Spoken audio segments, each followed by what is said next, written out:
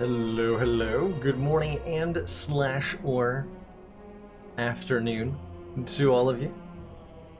Hope you're having a good one. How's it going? That's Oscar. Landis. Or thoroughly. I only loud bro. Whalerfish. Bobbert. And Adonis incarnate. Hope you're having a good one. Yeah, for those of you who missed it, yesterday was Frivolous Friday, and one of the things we did on Frivolous Friday was play this character, the Thornton, an investment banker who finds himself in the Spire, who is a very, very underpowered character that turns out has a few wacky things that he can do to break the game, and break the game we did successfully. It was a great time. Much money was had. We found ourselves a circlet, and I think that describes the run pretty well. We found ourselves a circlet.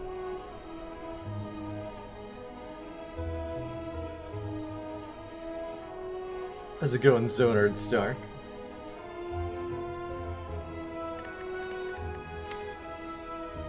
Oh yeah, our last defect run met an unfortunate Rumlanob-related end.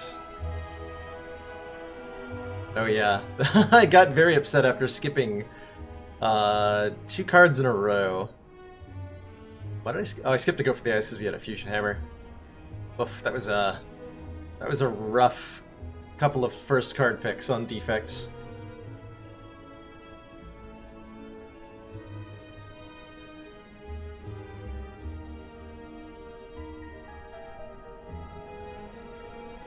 But the entire day moving, you're so tired. Moving is tough, Whalerfish, especially if you... it's important to take breaks, I've found. You just, like, I want deep in my heart to do the entire move all at once, but boy is it hard to do that, right? Moving furniture is a lot of work. Running back and forth is a lot of work. Yeah, like, ultimately we did break the game, but as compared to other mod characters, it wasn't even that silly. Ultimately. And that it did also take us 5 tries, I think, to get anywhere with Thornton, which says a lot about the character. Whereas every single other modded character I've tried has beaten the Ascension 15 hard on the first try. That's not true. We died with the poker player. Okay, most modded characters, I beat the A15 hard on the first try. Thornton took 5 tries. How many tries will the Ironclad take us? That is the question. Yeah, Dead Branch doing Dead Branch things, and the innate feel no pain was really, really important too.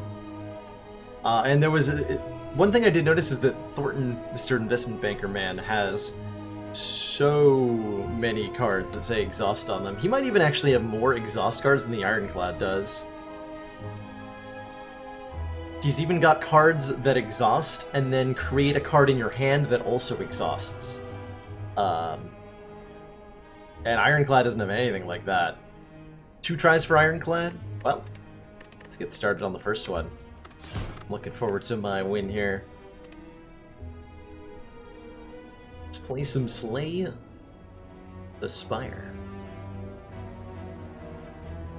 I'm immediately leaning towards 14 max health here.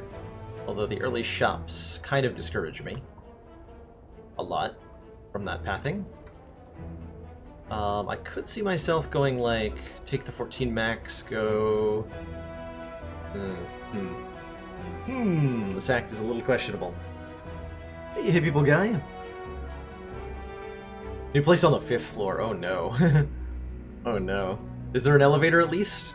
Or does every piece of furniture have to be hauled up the entire way?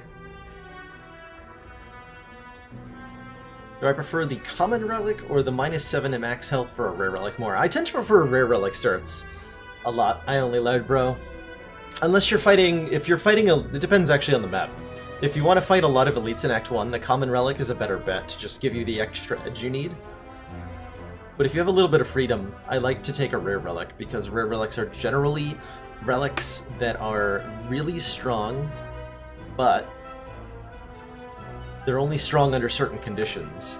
And the earlier you get them, the higher chance you can to set up those conditions. Like a bird-face turret, for example, healing you every time you play a power. Doesn't do anything on the first floor, but if you've been picking up lots and lots of powers along the way because you have it, then by the end of the game it's doing a tremendous amount. And that can be true of a lot of rare relics. Though notably not all of them. Maybe I could take the Burning Elite if I'm willing to fight this guy with very little cards added. And 14 max health would help with that. Not really a fan of the 3 potions or the colorless uncommon. The other option here is to take the boss relic. And I think the boss relic on Ironclad is a bit of an underrated option. Let's do it. Take a boss relic. Get an Astrolabe. I'm going to transform 2 strikes and 1 defend.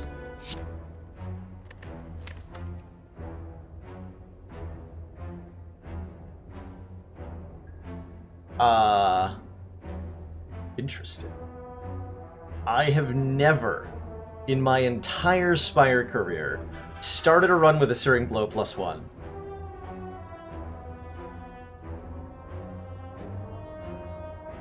Interesting. How many fires can I get? Only 3, huh? 3 is not a lot to work with.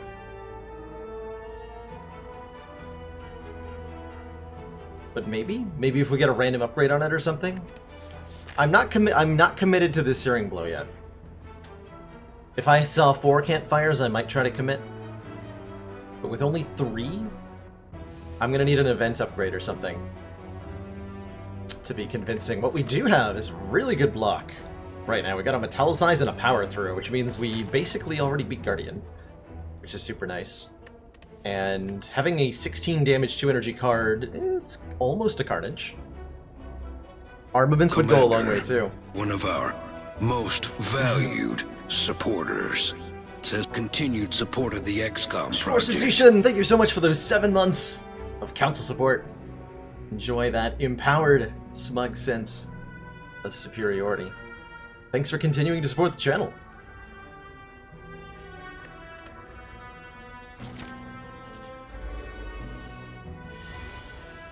I play this Metallicize? I think I play Bash, because we're likely to draw a Searing Blow.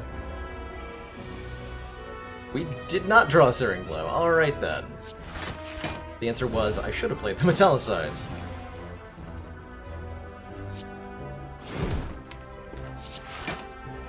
It's alright. Easy, perfect Cultist fight, despite rough draws. Warp Tongues will indeed upgrade the Searing Blow. We have a Headbutt. We have a Headbutt. Headbutt is a card that supports a Searing Blow really, really well. You can also take the Combust here. Although without the Burning Blood, it's a little bit, not too bad, but a little bit iffy, ultimately. I give ourselves a chance to do Searing Blow things. Whatever that exactly means.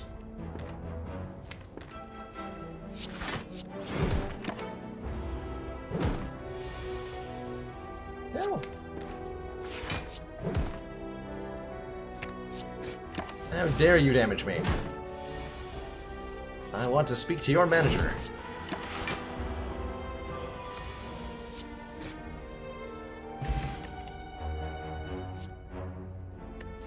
I'm down for an Anger. This deck would like to be able to play some more free attacks right now. And it's a card we can choose not to play later on. It also means I have the luxury of being able to remove a strike, if we want one. Blind is kind of interesting. Yeah, I think we would very much like an Evolve. Was there an Evolve with that card pick? I saw an Anger and I had to go for it.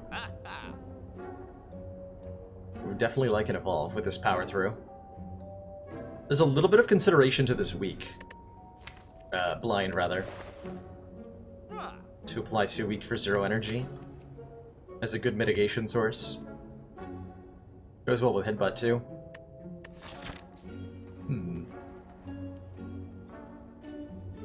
Yeah, True Grit would want an upgrade pretty badly. That much is certain.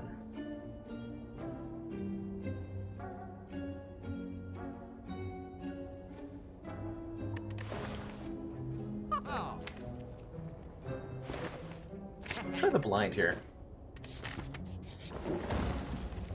Okay, there's the extra upgrade we needed to, like, think about the Searing Blow as being good. So I think I now upgrade Searing Blow. We head this way, upgrade Searing Blow one more time.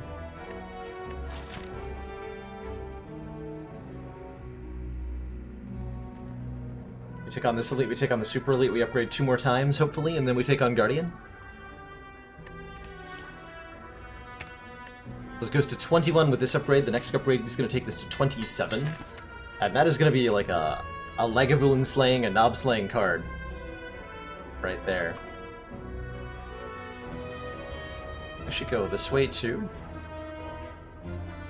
Yeah, that's probably better, huh? Stop. Face, let me touch. Maybe trade. So, good face could be really good. Bad face could be pretty bad. Being weakened on turn 1 is rough for this deck. But I'm gonna risk it. Face a cleric. At the end of combat, raise your max health by 1. That is what we call good face.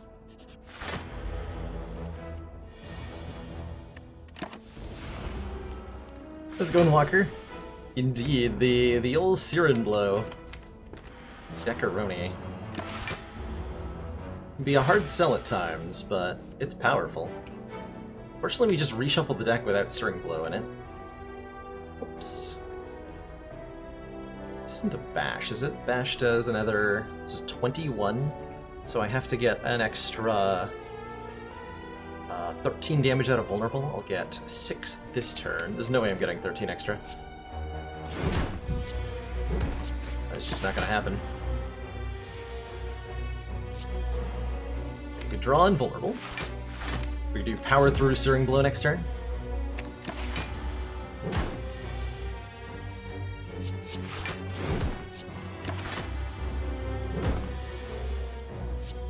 Oh, perfect. Perfect. Easy fight.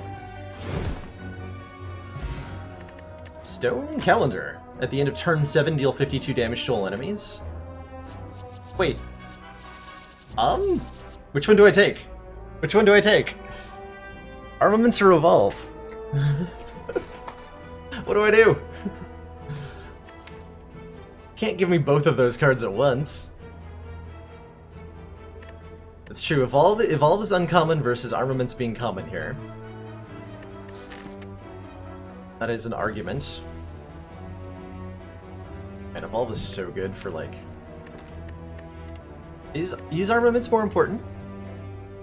I guess is an important question to ask. Is it actually? I think I want this Evolve. I think we actually need or care about our Armaments right now. We're ahead of the curve on the Searing Blow game. And that means we're just gonna demolish everything, pretty much.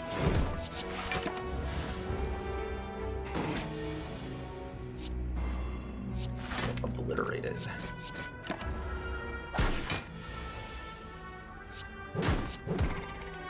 Easy fight. Gambler's Brew is good. Headbutt's pretty good. So is Warcry, actually. For manipulating some stuff. I think I don't yet need a second Headbutt. But I am willing to grab a Warcry here. And also a Frozen Egg. Oh man, we should have taken the Armaments. Whenever we add a power into this deck, it is upgraded. This is a hugely important relic because we can't afford to be giving upgrades to our powers when they have to go to the Searing Blow. Oh my. Max hit point Gremlin Knob. Fortunately, we get to Searing Blow Headbutt on turn 1. And then Metallicized Searing Blow on turn 2. I think we're losing a chunk of our health. This might also entail using the Gambler's Brew. But ultimately, we'll be alright.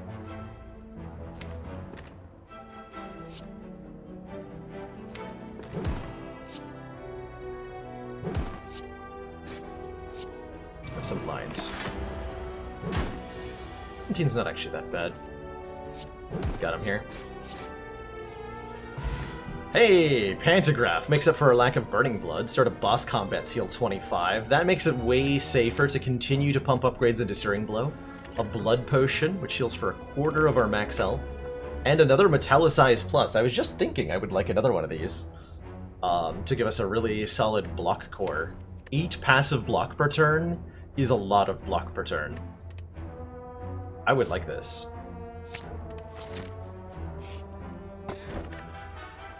Haha! Haha! Shovel, Searing Blow. Name a more iconic duo.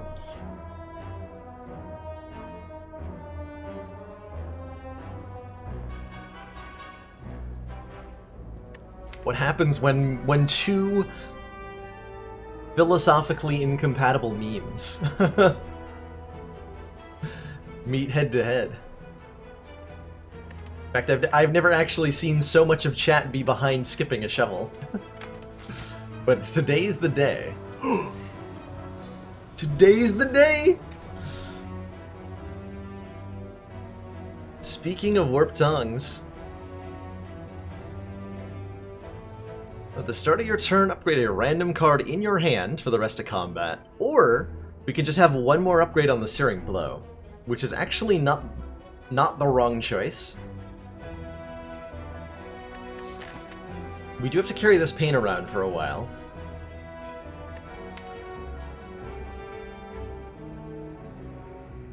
But I imagine upgrading other cards is going to be helpful.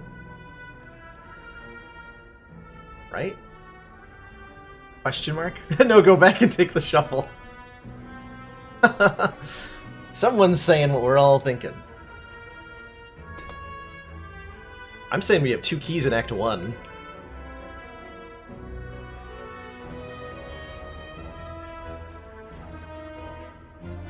How bad is that pain going to be? Maybe better than the last silly Searing Blow run. If this run gets a Runic Pyramid after the boss, it'll be as good.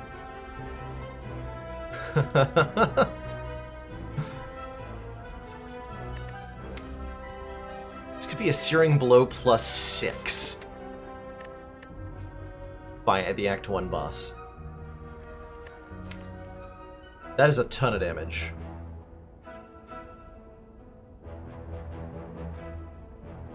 But I imagine we're going to want the tongues. Pain, though.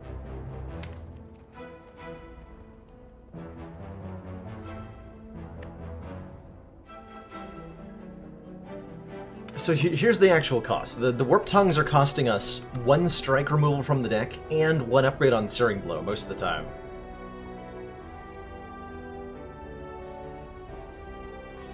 And we already have a frozen egg. Although, like, again, upgrading the miscellaneous stuff is always good. Take the singular upgrade. I don't know if that's the right pick. I can't say no to a...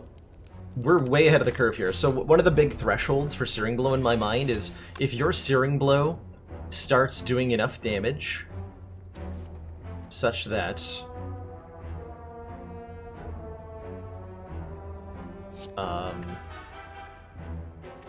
Tongues can hit the Searing Blow multiple times, yep, but fights are realistically not going to last long enough for it to do that.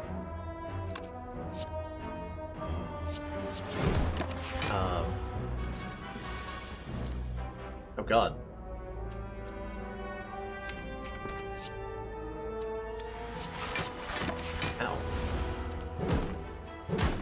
Ow. One of the big thresholds, what I was trying to say, for Searing Blow is if you hit the point where a Searing Blow one-shots one of the triple slavers, you're in really good shape. That is Act 2 winning material right there.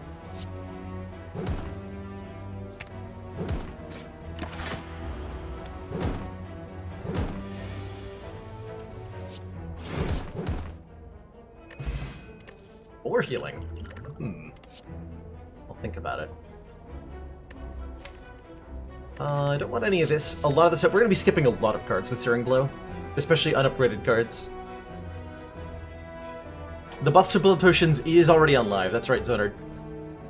I am on the live version. We had a... Oh, there was a new patch. As of yesterday. I should check the patch notes. The bot is not up to date, though.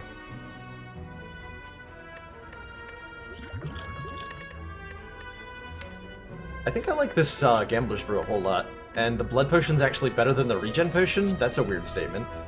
I'm not used to that one yet. Alright, I'm leaving the regen potion on the ground. 51 damage. This kills the Red Slaver in one hit. We're still in Act 1.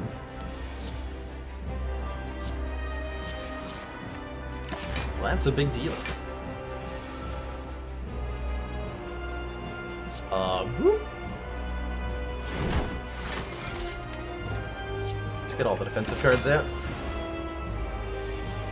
Get our powers in play. Have a good time. Okay, let's go back on top. Thanks.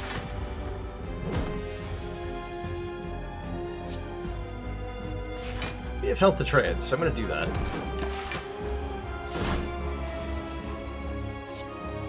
Deal 76 damage, you say? Don't mind if I do.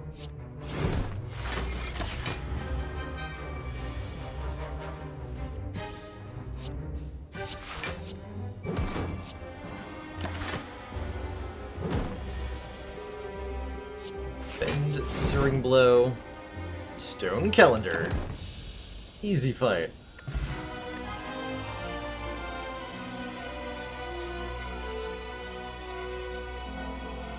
Oh, 3 upgraded powers.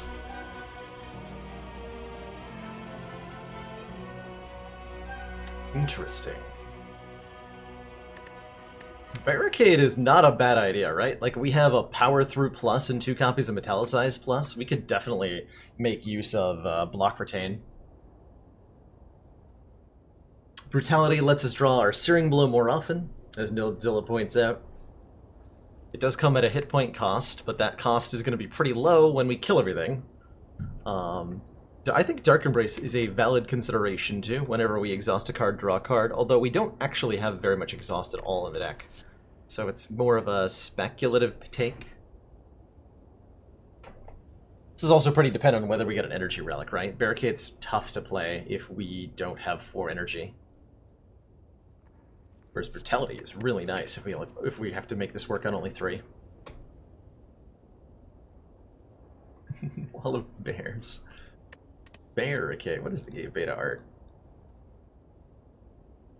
Crappier shields.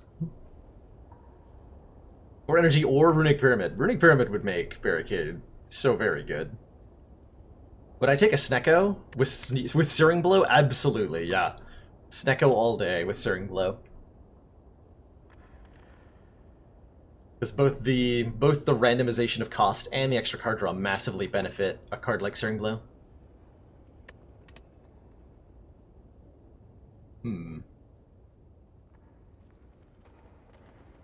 This is a legitimately tough call. I think I'm going to take the Barricade for the novelty of it. I mean, Runic Dome Barricade is the wombo combo, right? Ooh, autofocus. Autofocus? What are you doing? Why are you enabled?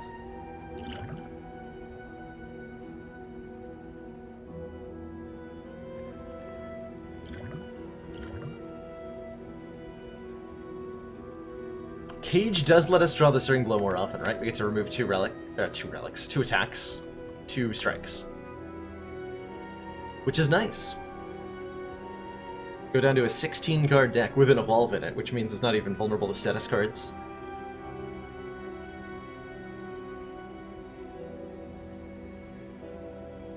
I think this deck wants the extra energy. I'm going to take the Runic Dome here. We can no longer see enemy intents is a lot less bad when we've got a Barricade.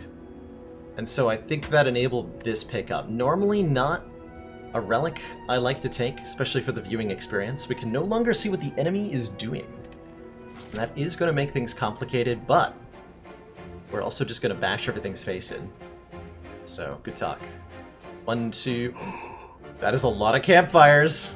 That is a lot of campfires. 1, 2, 3, 4, 5 campfires and 2 elites and a shop. I don't have anything to say other than that's awesome. Sign me up. Also, ow. You hurt. So we know what Mr. Shelled Parasite is doing. He's attacking us for 21 and inflicting Frail on turn 1. Because he is a giant jerk. Then on turn 2, he is dead.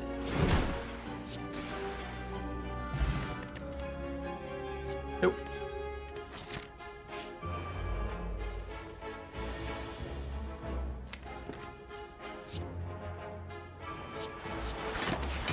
Block takes some damage.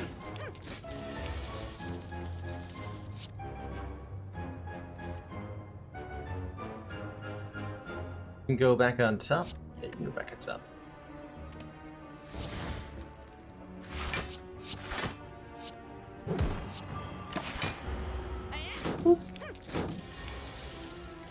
Hey. Can't do that. That's illegal.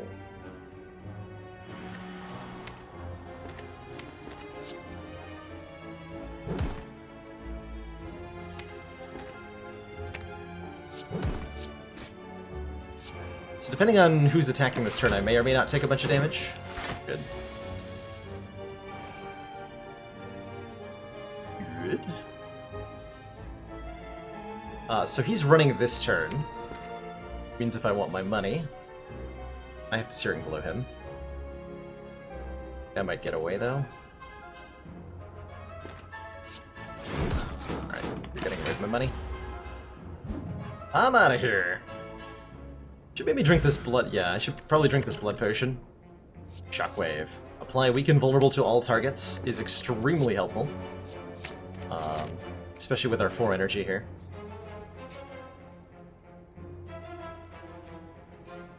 Upgrade 2 random cards? Question mark?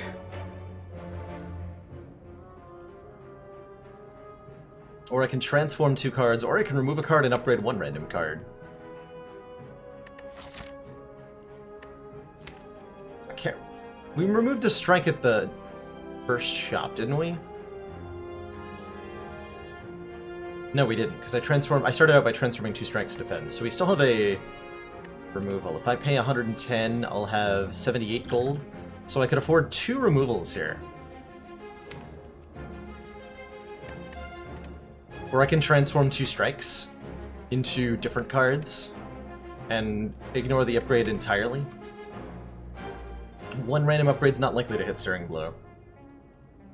But transforming 2 cards could result in more powers, could result in better stuff. And then we remove the last strike.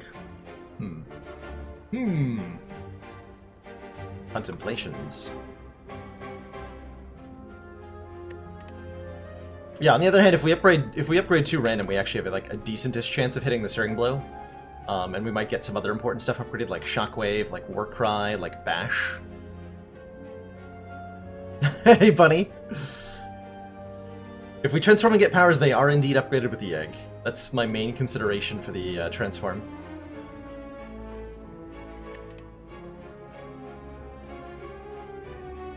You could also punch him. That is an option. Punching him is an option. It's true, we might hit 2 strikes, and that wouldn't be the worst thing in the world. They'd still be useful cards. Yeah, let's upgrade 2 random. Shockwave defend, I'll take it. I will happily take it.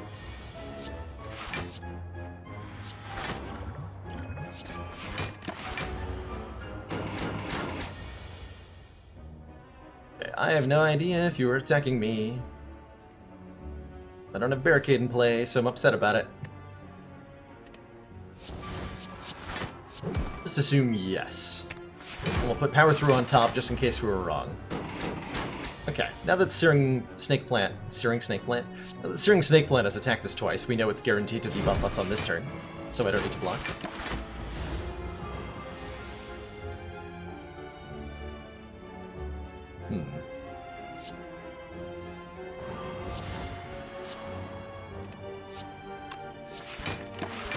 Doesn't quite kill. Only that strike had been upgraded. We would have been in such a better Such a better place there. Created a rupture? My god. There's an armaments if we want one. Upgrade a card in our hand for the rest of combat. I'm not sure how I feel about armaments. Honestly. Definitely do want to remove strike. Blood potion is indeed 25% now, Bunder. It's a big potion.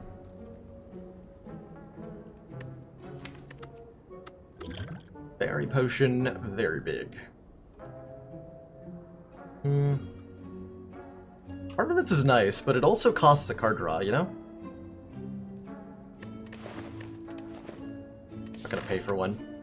So we're gonna upgrade, fight this elite, hopefully upgrade, and then hopefully upgrade, and then hopefully upgrade, and then fight an elite with a Searing Blow plus 80. And I pity Bronze Automaton, quite honestly. 61 damage. That is a lot of damage. Nice. That's a really good use of our draw potion. We get our barricade down and lots of luck.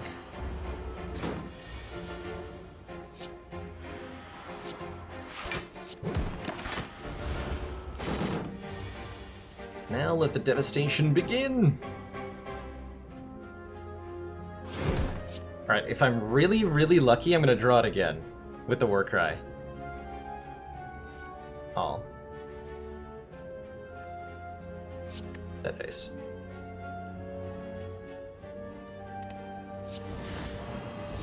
Take a little bit of damage here, not too much.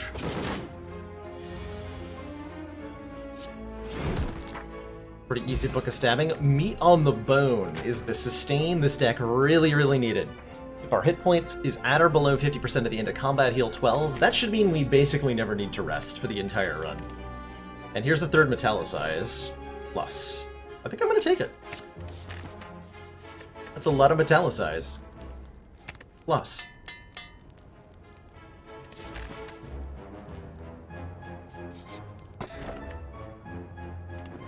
For each curse in our deck, start with 1 strength. Okay, our Searing Blow now does 1 entire damage more than it did before. 84. 84 is a lot of damage. 84 is a lot of damage. Oh my. Rest in pieces, Shelled Parasite.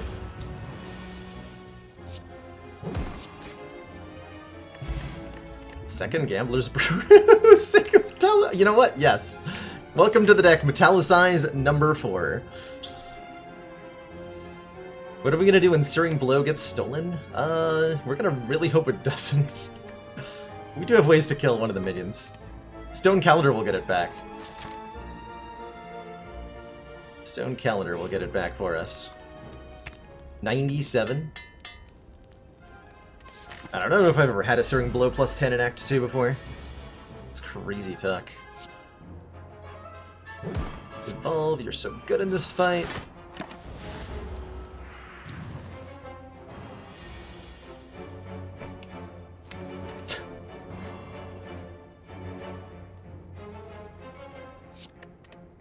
You're guaranteed attacking.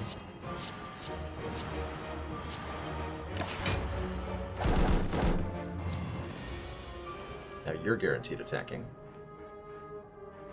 I can't block for enough? No! Well, I can delete bird.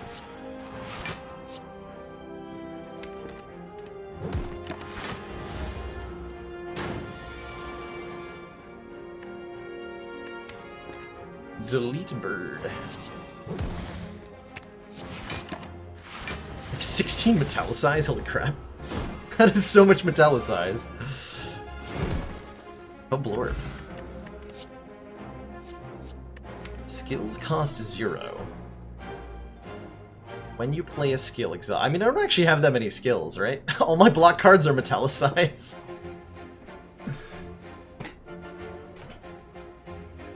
Let's go in Sparkle Crotch Thoughty. If you have both the Calipers and the Barricade, then you just keep your full luck. If the Barricade's in play. Yeah, Corruption Barricade seems okay until you think we only have 3 defends, and that is actually just it. And a power through, which we kind of want to keep playing over and over again. We pass on that. We don't have a Feel No Pain. If I had a Feel No Pain, this would be a take.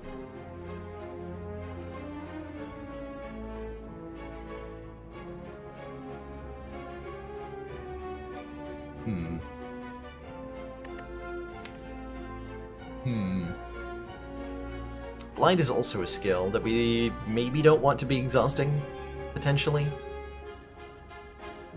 I'm gonna pass this one. It's my hot take. I'm sticking to it.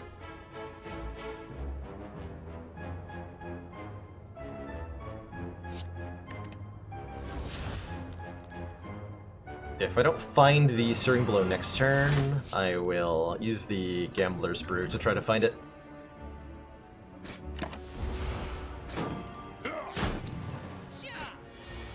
Okay, meat on the bone value. Oh, this is actually a really good hand. I can actually cycle these wounds to try to find the Searing Blow. Squints angrily at cards.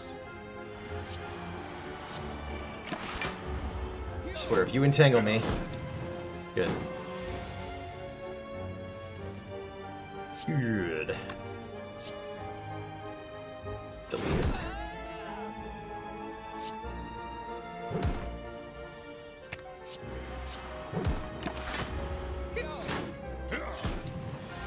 That was a little bit rough.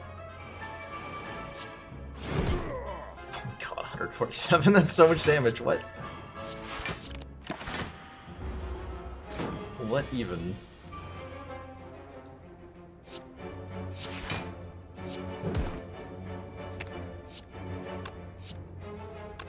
I could have killed him. I just chose not to. Whoop. Furia! We can now gain strength at rest sites, oh boy. Shrug It Off seems fine, Warcry Plus also seems fine. Dark Embrace we would have taken if we'd taken the Corruption. But we did not. So we will not. Take a Warcry, actually. And we're gonna upgrade Searing Blow to 111 damage. I have actually beaten the Heart with a Searing Blow less upgraded than this, by the way. That's a lot of upgrade.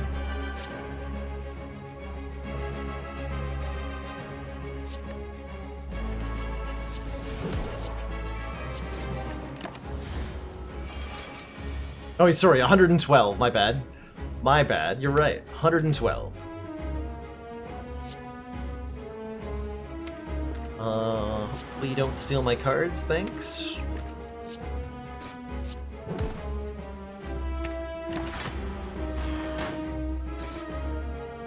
Okay, Barricade's gone. Searing Blow is here.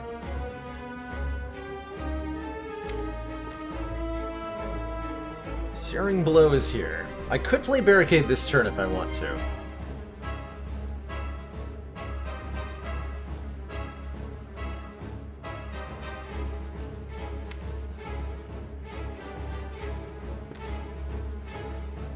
I mean, we realistically only need to play Searing Blow one more time. So I'm probably just going to go for the Automaton here.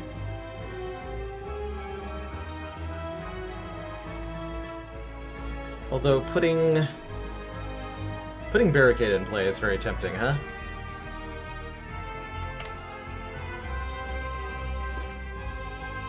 Alright, fine.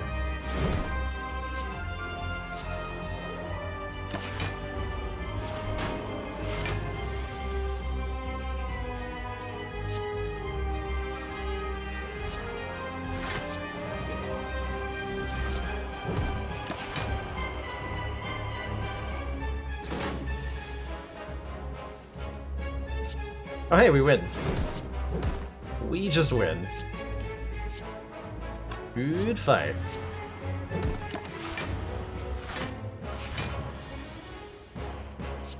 Boop.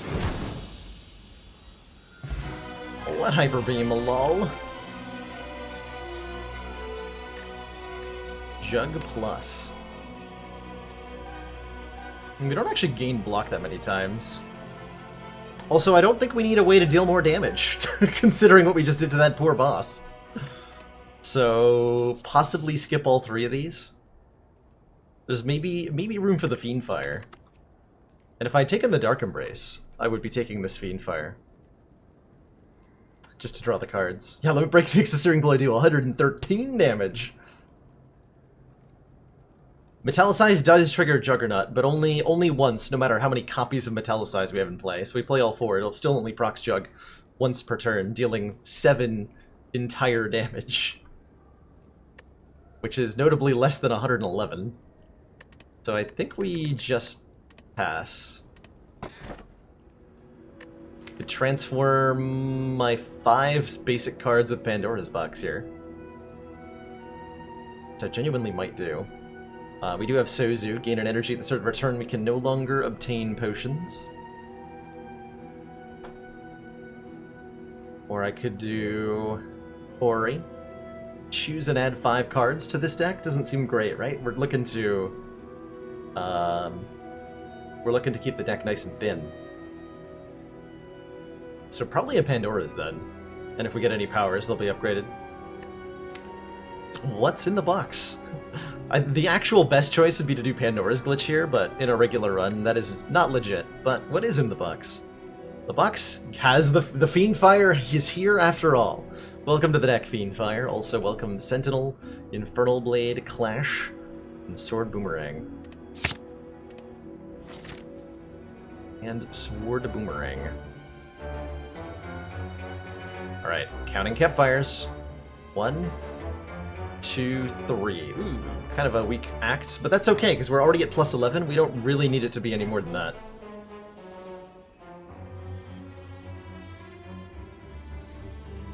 Searing Blow on 3 is awkward. We have 4, though, with the Runic Dome, so I figured that was probably enough.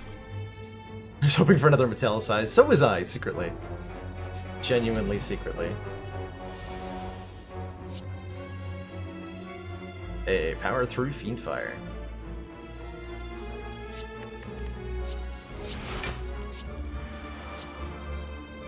Never has Clash been more satisfyingly used.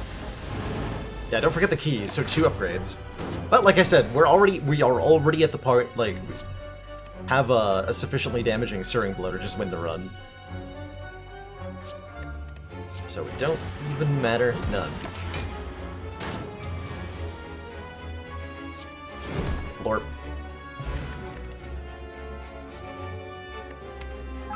If I had that Dark Embrace. It's the Corruption again, man. I keep getting offered these. We could upgrade 2 random skills with Warpaint, which would hit, at this point, Blind, Warcry, Infernal Blade, or Sentinel. I don't know how I feel about that.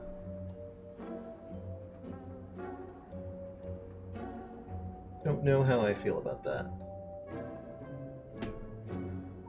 Yeah, buy armaments and try to upgrade it is possible. Is Mayhem like the worst idea ever? The start of our turn, play the top part of our draw pile? It might be. With a Fiendfire, it's probably a terrible idea. Second Headbutt's not bad. Mayhem seems innocuous. I don't believe you. I don't believe you when you say that. Yeah, what's the worst that could happen? What could possibly go wrong?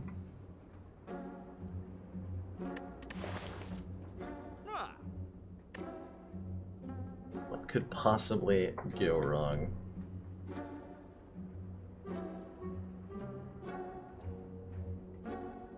We're gonna remove Clash, I'm pretty sure. Yeah, Clash. Clash you can leave in a deck that hasn't evolved. We're not exactly a big fan of you. And then... what do I want here?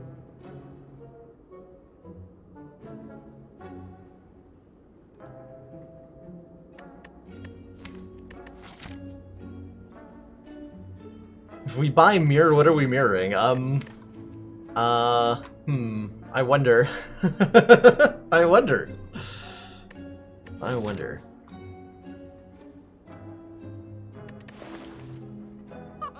Actually, are we guaranteed another shop? I mean, we're hitting a lot of question marks. Did I pass? I'm gonna choose to pass on the rest of all this. Get rid of Sword Ring. Not that good of an attack.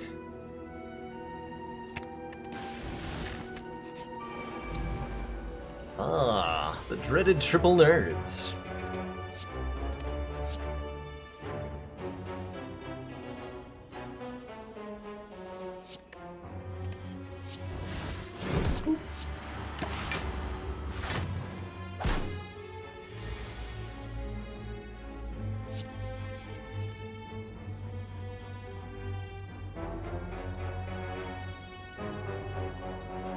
I'm not blocking this turn.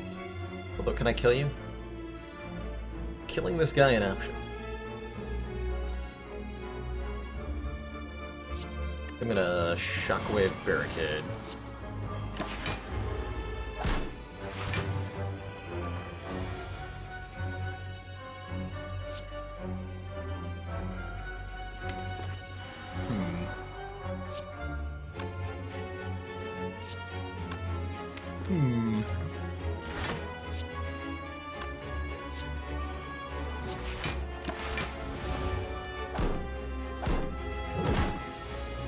Okay, we got full value out of our block potion there. So that's nice.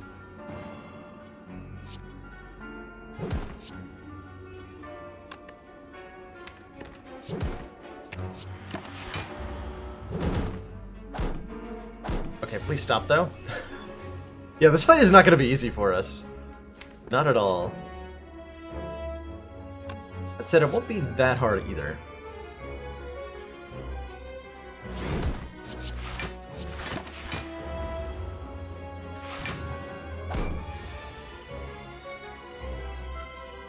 You should be okay.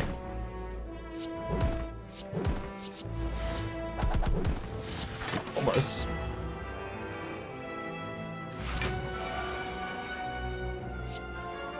Almost. What? Can I not? Dang it. Dang it. Wait! Stone Calendar! Ha ha ha! Get him! You show them, Stone Calendar.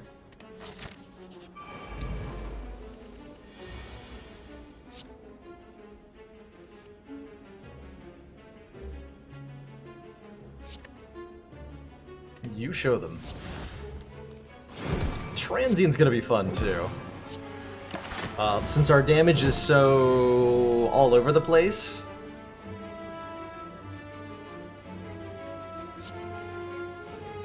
We're in a bit of a pickle.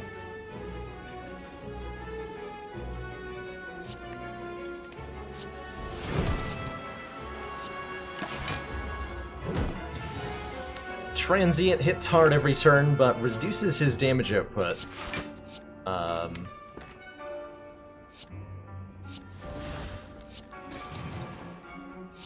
Reduces his damage output every time we damage him. Fortunately, there's only 9 cards remaining in the deck.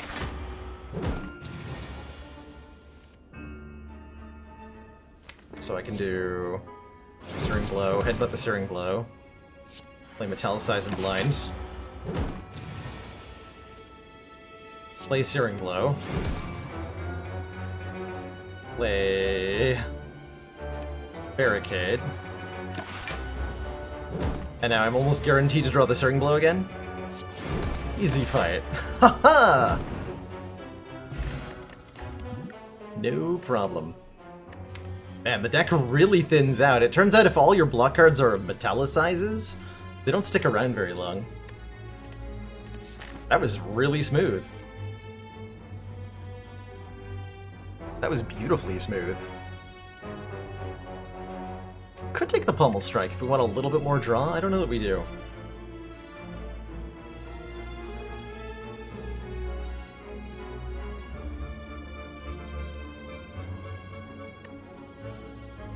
Don't die to Nemesis.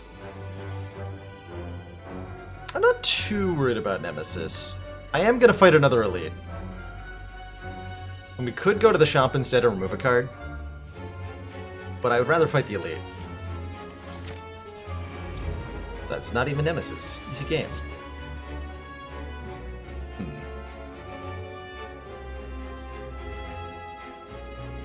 This is a little bit of a concerning turn. 1. Actually, Reptomancer's really bad for us.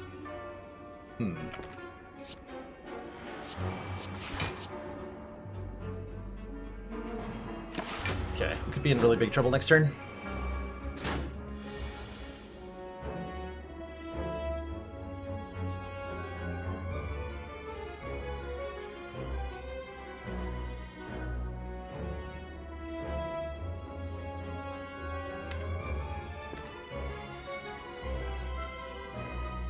How much damage do I have? We've got 9 plus 112 times 1.5 is not enough to kill Reptomancer here. Not even with the explosive potion, but it's close. But it's close! Is it really 196? What is the damage on that? Man, if only we'd lifted with the Guria. For the calculator. So 112 times 1.5 plus 9 plus 10. We have 187 damage in our hand. And we're looking at 199. Crap. That probably means we need to...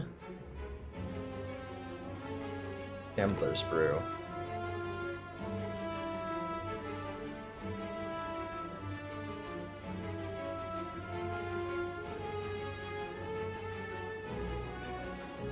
Got 1d7. So if we were to gamble into an Anger, that'd be another 10, which by my calculation is still short. By 2 damage. By 2 whole damage. So what we need to do is get Infernal Blade and have it give us like an uppercut. That would do it.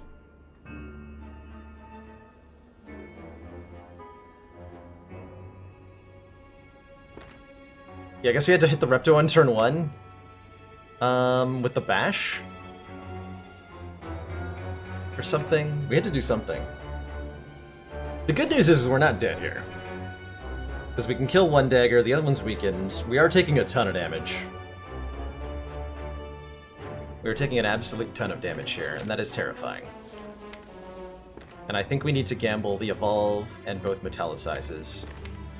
Even though we are adding 2 wounds to the deck.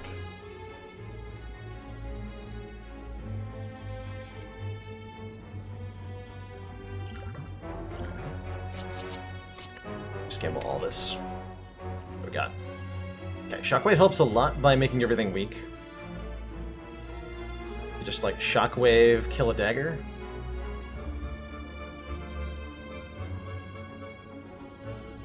It's better to Shockwave, Explosive Potion, Headbutt to kill a dagger, rather than using the Searing Blow. Then I can get a Metallicize down.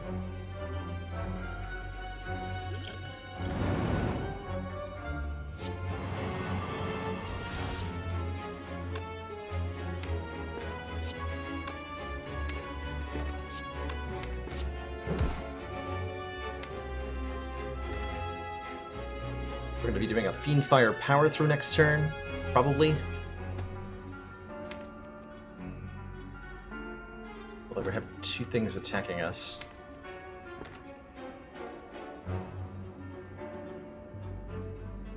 Yikes. Give me a wound then.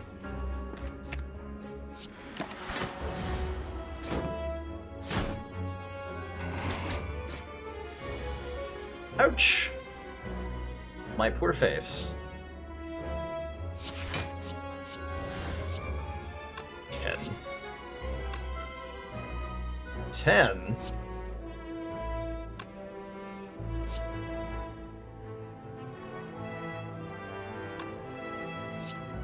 Doesn't matter which way we do this.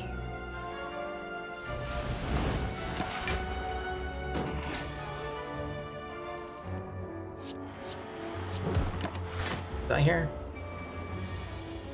don't kill me.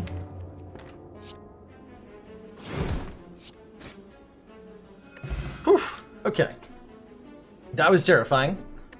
We are alive.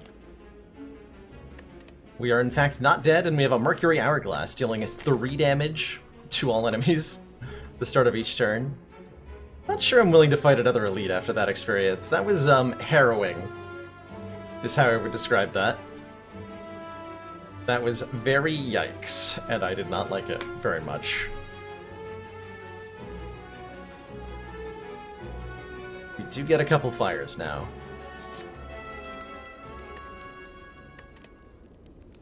It was really, really relevant that we had one less upgrade on the steering below that fight. I'm gonna go ahead and upgrade it one more time.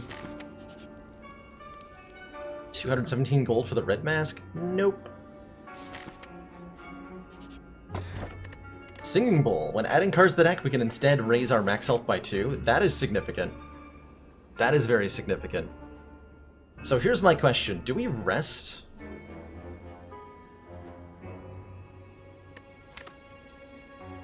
Well, we didn't have one less compared to like what we could have had, but like we had one less compared to what we now have. We do have meat value.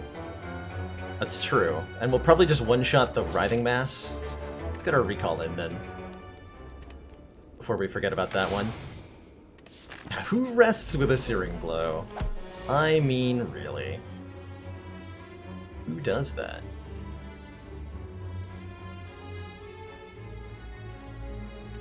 So how much does Searing Blow do with Vulnerable?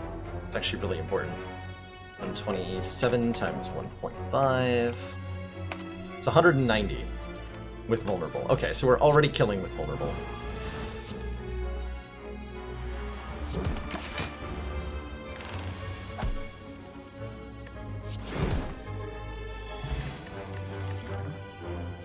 There it is, Feel No Pain Plus.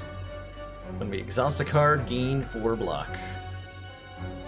I think we do want that. Coming in a little late, but I'll take it.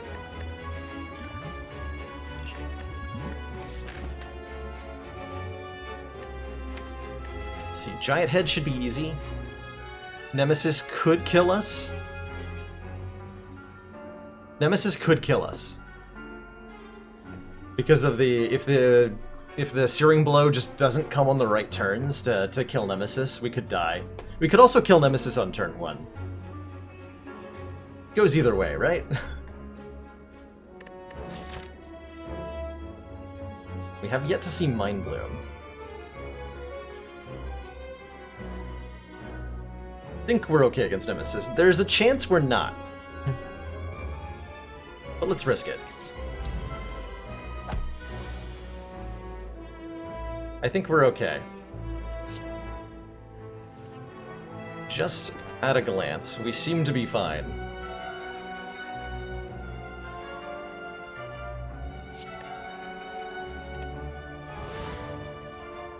Probably use the energy potion. Oh, never mind. We just won. Never mind, we just win. Got him. Alright, question card says basically do nothing. With a Feel No Pain in the deck, a Warcry Plus actually seems pretty nice. We are fighting Time Eater, but I don't think we care. Hey, Chronometrics! How is it going? Hope you're having a good one. An old-fashioned good one.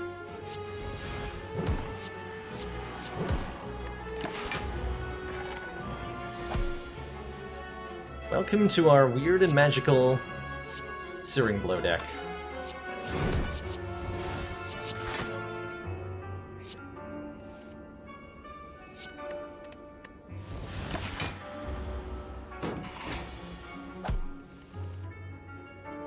That has a lot of copies of Metallicize in it.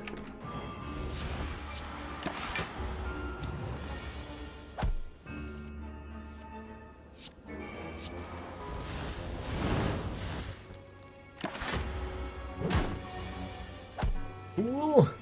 You've activated my trap card.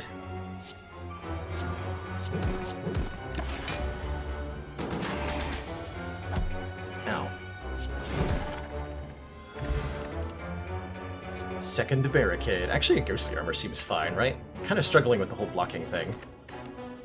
Sure. Welcome to the deck. And now for one final upgrade. 142 damage. How's it going, Darscorn? We are at plus 13. Searing Blow. Which is a lot of Searing Blow, as you may have noticed. Time Eater's really tough with a Runic Dome. Because we don't know how much it is attacking us for. Or if it's even attacking us. Hey Mick, we did indeed end up victorious with Thornton. Thornton defeated the Ascension 15 Heart of the Spire, mostly thanks to Dead Branch, doing very silly things. Dead Branch got real silly, and it was great.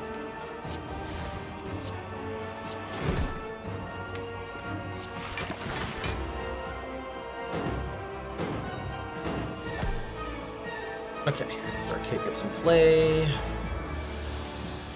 have to metallicize Headbutt here. As much as I want to play the Shockwave.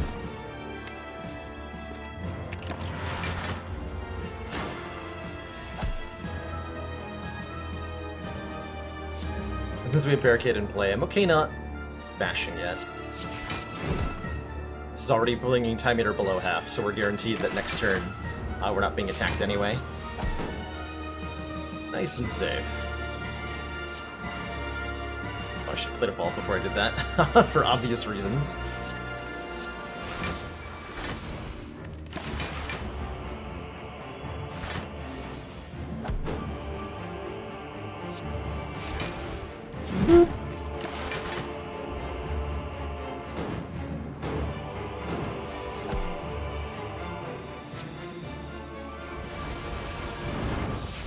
Boop. Didn't even let Stone Calendar go off. GG Time Eater, who's up next? Oh, it's the Awakened one. But I have so many powers! I have so many powers in this deck. And every time we play one, the Awakened one will gain 2 strength. I have 1, 2, 3, 4, 5, 6, 7 powers. That's a lot of powers. There's maybe too many powers. Just gonna put that out there. That is maybe 1 too many powers.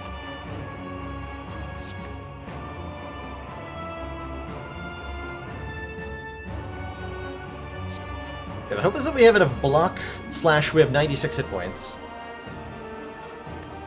It's gonna have to do. Just need to get rid of these birds immediately.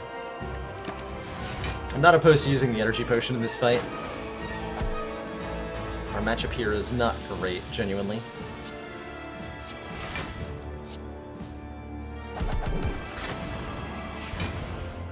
Telesize worth playing? I think it is.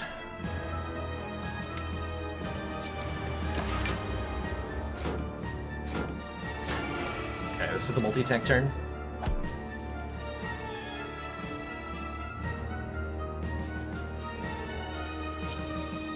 Or is it?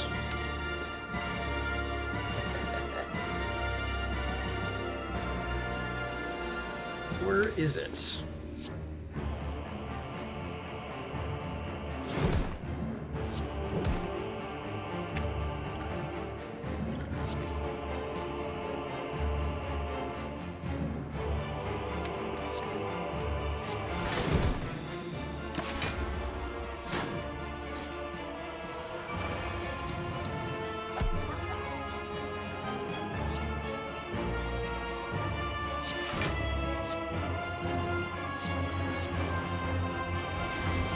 Oh, that didn't kill it? I shouldn't have played the weekend. That's fine. All is well and fine.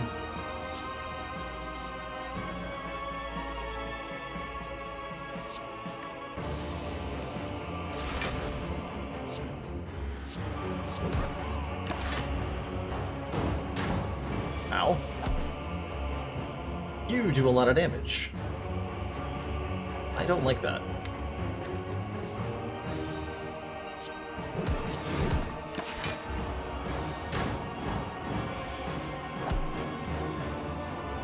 like that one bit.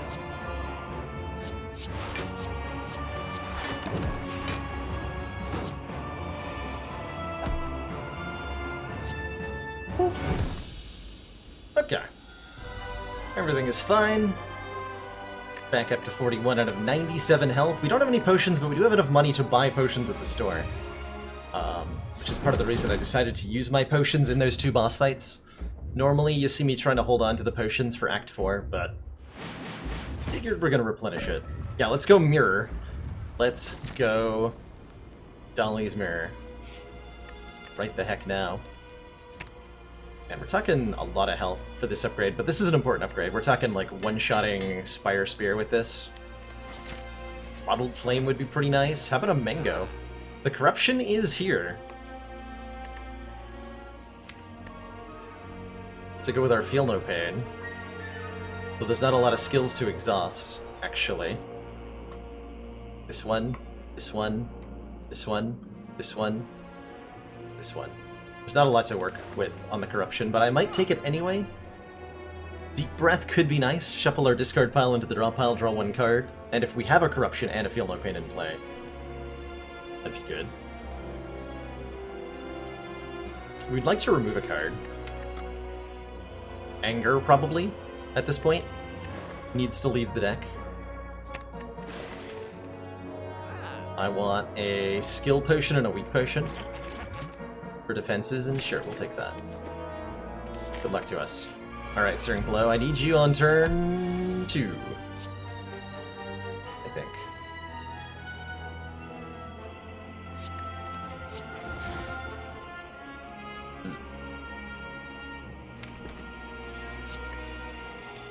Little bit of a rough turn 1. I'm going to skill potion here. I don't know if we're being attacked for a lot or a little.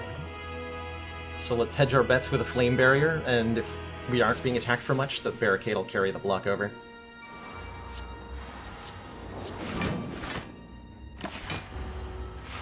Cool. Thanks. Well, that's a yikes from me.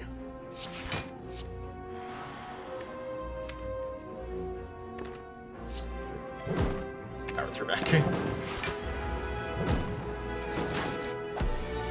Ouch. So you're attacking for a lot this turn. I'd like to weaken you.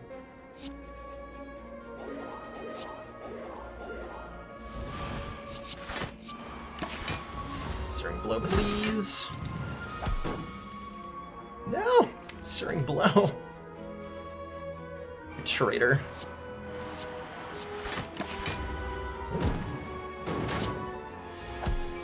Absolute traitor.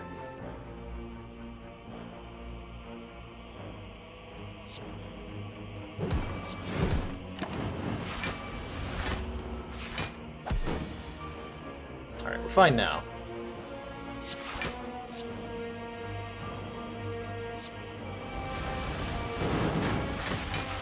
Thankfully we hit Pandagraph to heal for a lot. But that was definitely a rough outcome.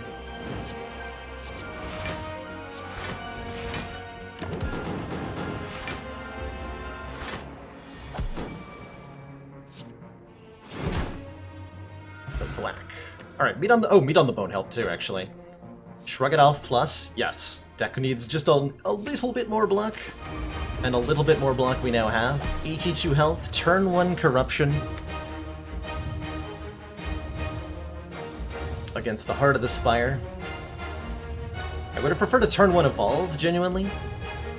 With only 18 cards in the draw pile, the 5 statuses we're about to have are terrifying. So good luck to us.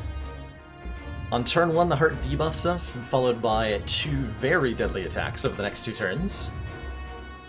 Just gonna have to hope. Take 6 damage from Beat of Death here on turn 1, which is... Not gonna lie, this is a little bit spooky. Okay, Shockwave is nice.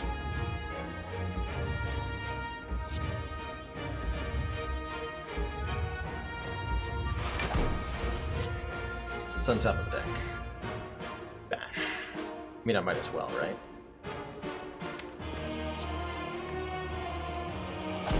Apply Weaken to the Heart. That. This is the big attack for like 50 damage this turn.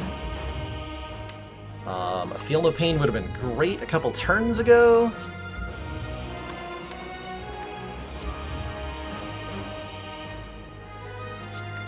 Genuinely.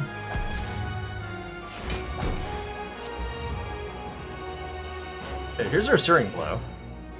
So at the very least we can start doing damage, which is great.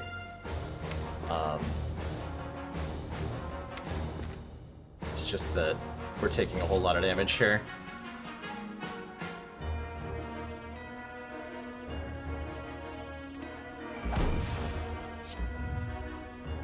So we want to play the Searing Blow, put it back on top. And then we're going to go very low on health here. More than 3 to kill, unfortunately. Beat Barricade yesterday. God damn it.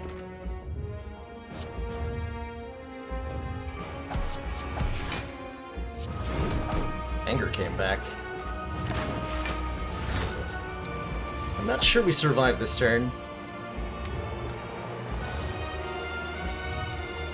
Genuinely. Depends on if this is the big hit or not. If this is the multi-attack, I just die.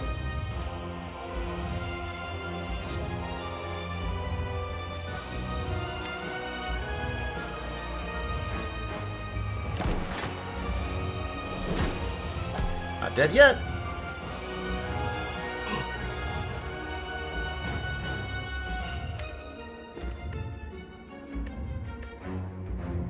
Hilarious. The void killed me?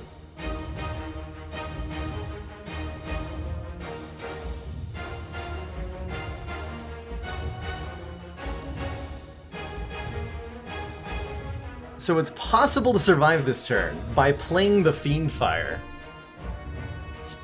which gives us enough block with Feel No Pain that we live. And then we have Bash and Wound as the remaining cards in the deck. Genuinely, if I could afford to play Searing Blow on this turn, I would win the fight.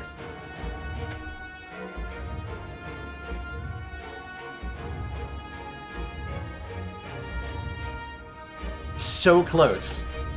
We are so close to winning this one. Dang. What a run. Heart is attacking this turn for 15 times 3. So we have to block for that much. We have 16 already. If we play the Anger, is that going to be enough to, like, somehow kill it? There's no way, right? There's just no way. We died a beat of death, probably. Try, though? Is there any other way we can survive? Hold on. Let's see, we got 1, 2, 3, 4, 5, 6, 7, 8, 9 exhausts. Is 36... 36 block.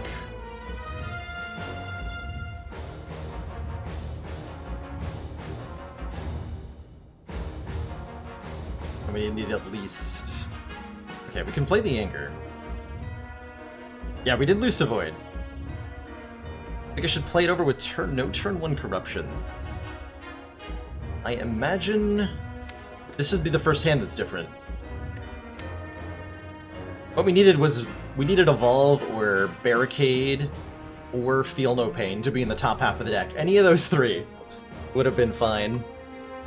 It wasn't the order. What we needed was a Gambler's Brew. Genuinely. There's no way that we survive with Anger Fiend Fire, right? There's just no way. Let's try it.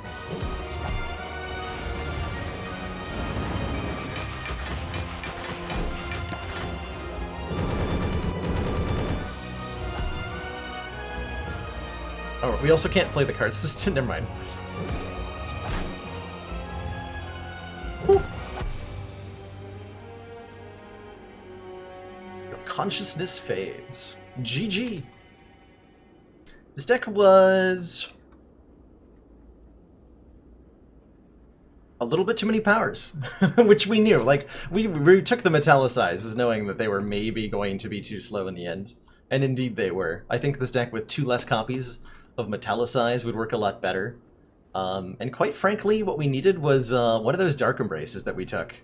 Had we had a single copy of Dark Embrace, we would have been fine. So, noted to self, next time I see a Dark Embrace, I should just take it. Especially if it's a Dark Embrace Plus. GG. GG. Really good run. Not upset about that one at all, ultimately. Hard to be. With how it ended up coming out. Yeah, Pandora's was... all it needed to be was turning our strikes into defense into anything else, and that's what it was. I don't blame the Pandora's roll for anything on that one. I fight a lot of elites this act. A lot of elites this act. I'm feeling brave. This is an interesting Act 1. I like the idea of upgrading Neutralize and trying to fight several elites. I think that's usually a good approach early on Silent. Gives us the guaranteed power that we might need.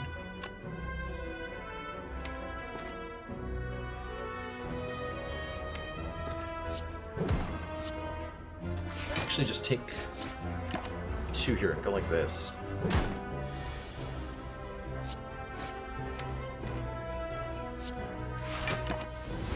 Let's spike slime down first. Dang it.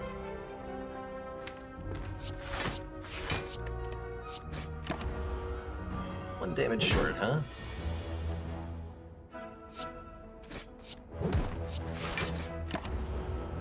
Not sure we ended up needing to take 3 there. 3 we did take.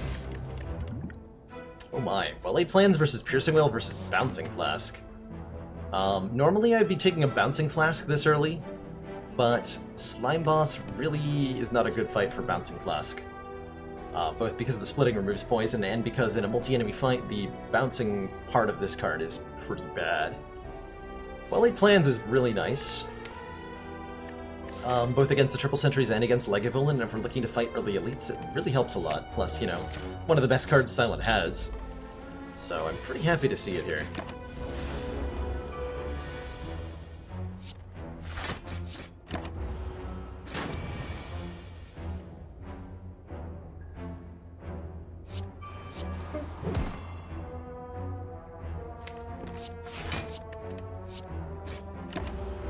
Right, hopefully 3 strikes here.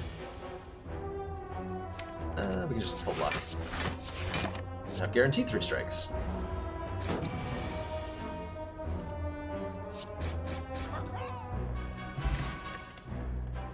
Now Noxious Fumes, on the other hand, is very, very good against Slime Boss, applying AoE poison every single turn. He is consistent damage output, and is one of Silent's, you know, best cards. Heck yeah. Welcome to the deck, Noxious Fumes. I appreciate your presence here. And a Catalyst to go with it, with already having the well-laid plans. Contemplative. This is actually a pretty bad Catalyst right now. Like, at this exact moment, the Catalyst is... until we get both the Catalyst and the Fumes upgraded, it's going to be a little bit slow and bad.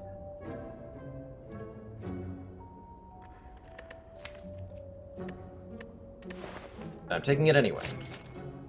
Do I also take the Choke? I do actually take the Choke. We need some immediate power to be able to get past a Gremlin Knob, and Choke is the way to do that.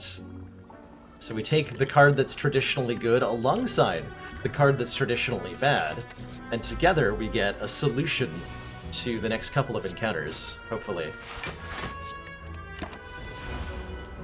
I would have taken a Power Potion over the,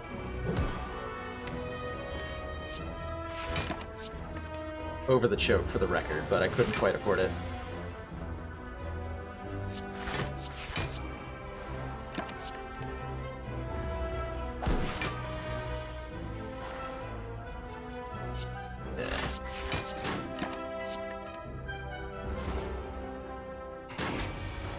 Please stop attacking me.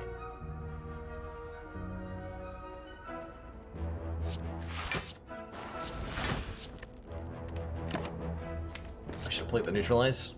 What am I doing? My brain was like, you can retain 2 cards, right?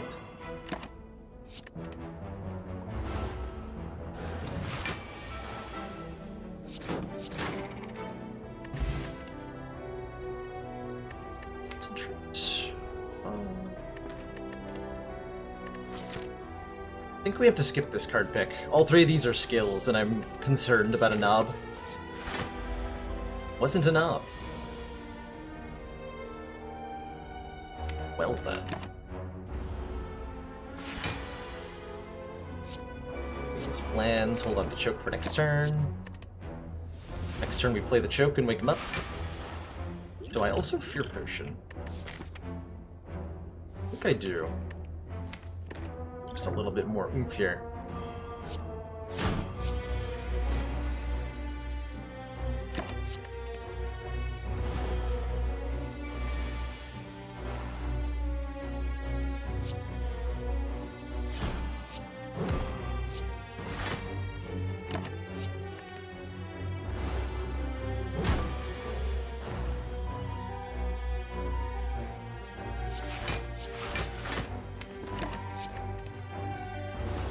Catalyst Blade next turn, alongside a couple strikes.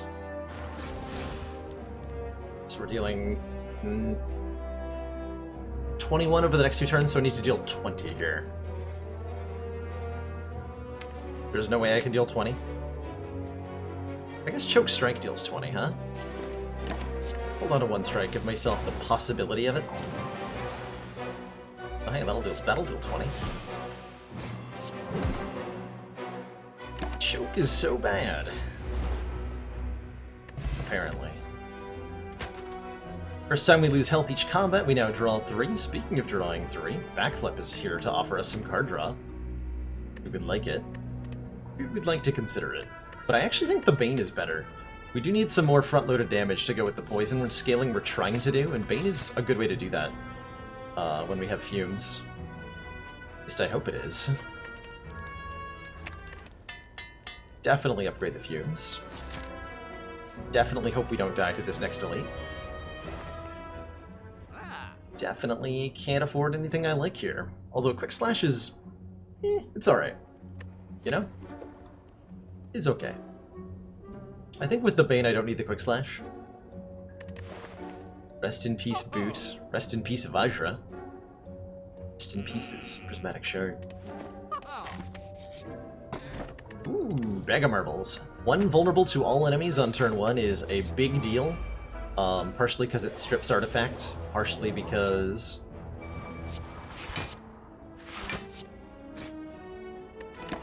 it gives us ways to deal damage. Should have actually taken the 5 to draw 3 here. No, we draw the fumes anyway. Game.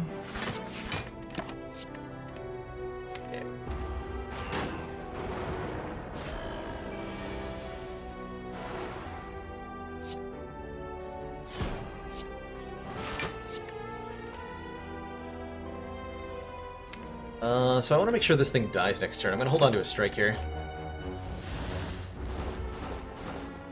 Which will improve the odds. Doesn't actually guarantee it, though. Hey, we got there.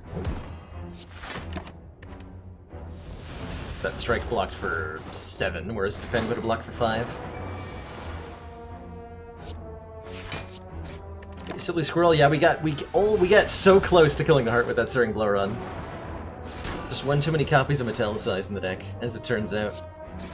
There is in fact a limit on how many is reasonable. 4 is too many. 4 is too many.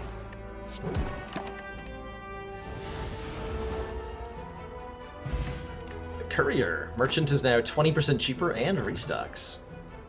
We're offered an Envenom. Envenom Bane's like kind of okay. I think I like a Dagger Spray for a little bit more front-loaded and a little bit more AoE. Both of which are greatly appreciated. Wondering if I just upgrade a bunch of times before Slime Boss. Getting Catalyst upgraded is really important.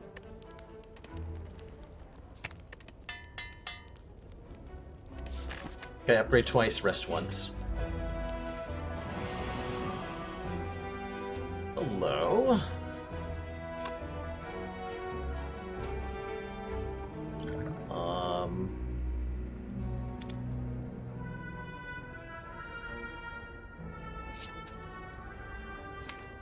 Seriously contemplating just using the explosive potion here. The potion will be very helpful against the slime boss, though. Could do Bane Neutralize to kill one. Then defend. I'll only take 2 damage this turn. I'll draw 3 cards. Meaning I'm really likely to draw Dagger Spray next turn. Dagger Spray won't kill anything next turn. That doesn't get Fumes into play.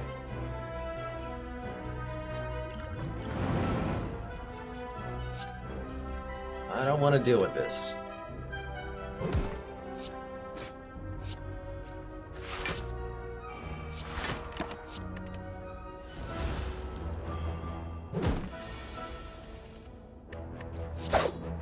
Get out of here.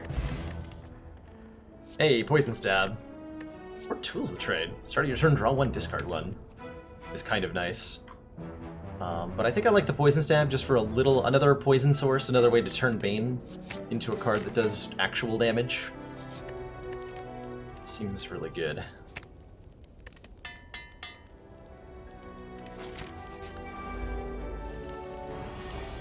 Might even say exceptionally good.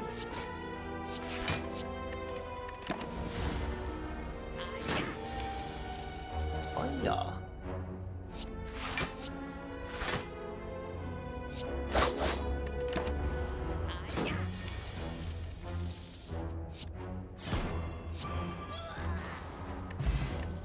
Yeah, Block Potion helps a lot. I don't think that's enough to be able to...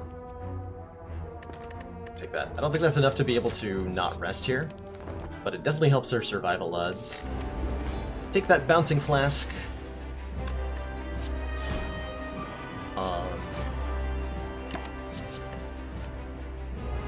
Not for this fight, but for future ones.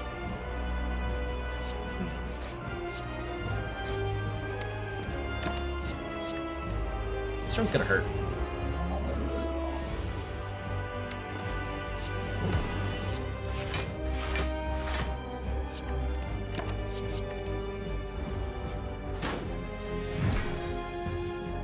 Here's a bottom card of deck. Just what I wanted.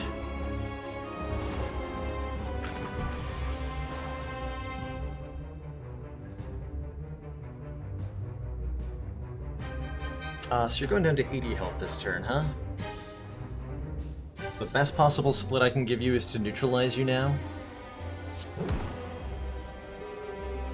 Brings you to 76 health. We hold on to Poison Stab Catalyst.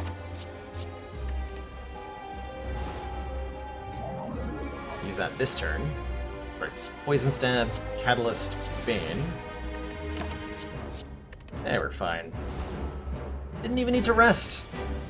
Not even need to rest.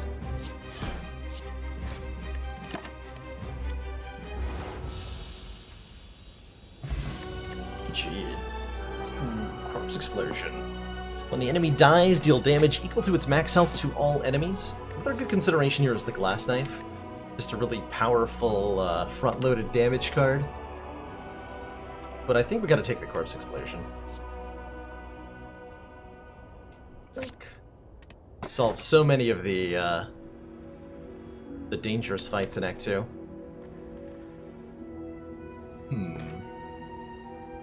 Fusion Hammer versus Curse Key. I think the deck definitely wants an additional energy. We have a lot of 2-cost cards in the deck right now. So a 4th energy will go a long way towards making this more successful. Do we want a Fusion Hammer? Yeah, Curse Key versus Pandora. You don't consider the Fusion Hammer an option here, Chrono? I consider the Fusion Hammer an option here. I've been liking the Act 2 Cursed Key less and less.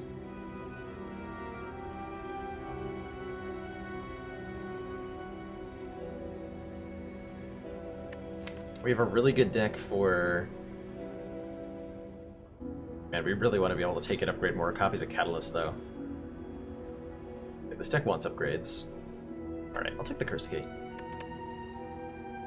So now when we open a non-boss chest, we gain a curse. Champ. Champ versus Catalyst deck. Who will win?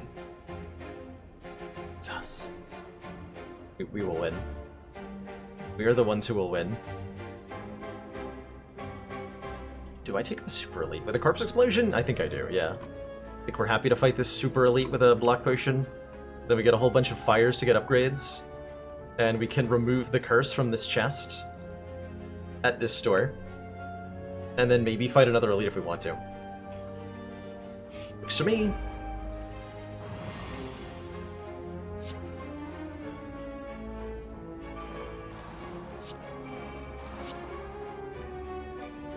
Plus hit point 1.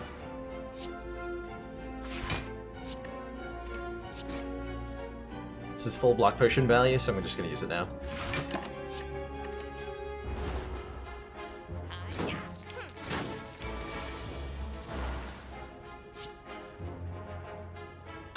Six plus 14 plus 12. That's enough.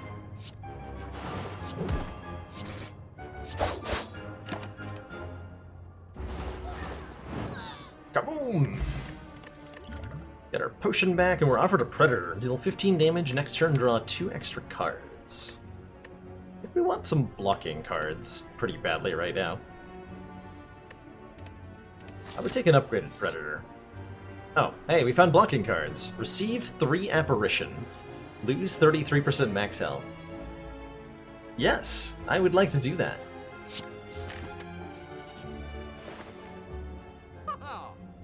I would also like to remove a strike.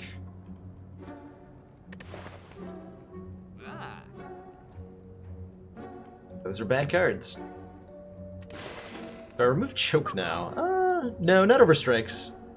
I don't think. I'm wondering if I buy this Cloak and Dagger because I have the choke.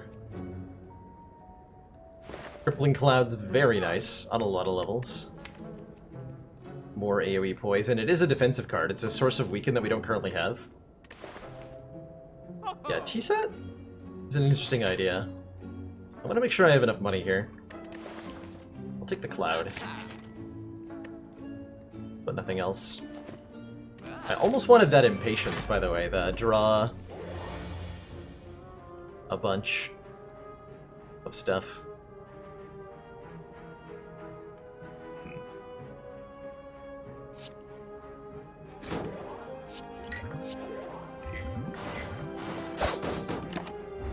Usually a good sign if we inflict poison on turn 1 against this enemy.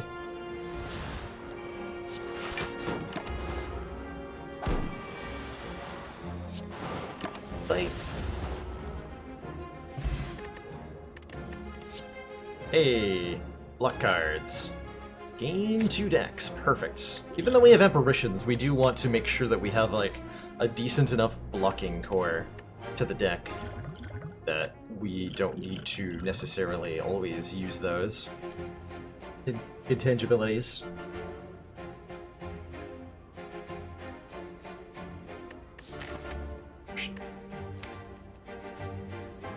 No. Halt! Today is the day I must settle the score with the murderer of my beloved pet Noodles. Why, you had me a noodle, sir. I will bet on you. Give me strength! Hey, we win the bet! 250 gold into our coffers. And 1 upgraded apparition, I think, is what we're doing. As a priority, we need to get these upgraded. And we're hoping this elite fight doesn't go too poorly. This is definitely not the turn... Huh, man, Ancient T-set would have been really nice. Damn it, Chrono! Why you gotta be right all the time? Dang it, Chrono.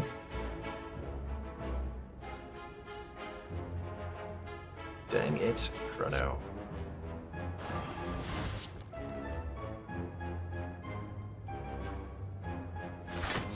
Let's put it to 30 poison on turn 1 and wait patiently.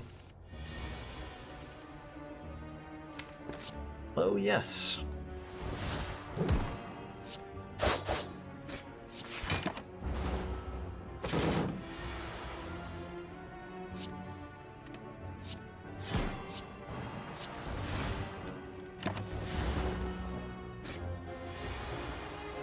do not murder me.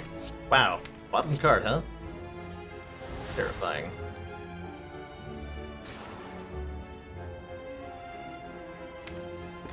Genuinely debating how much I need to play this strike right now.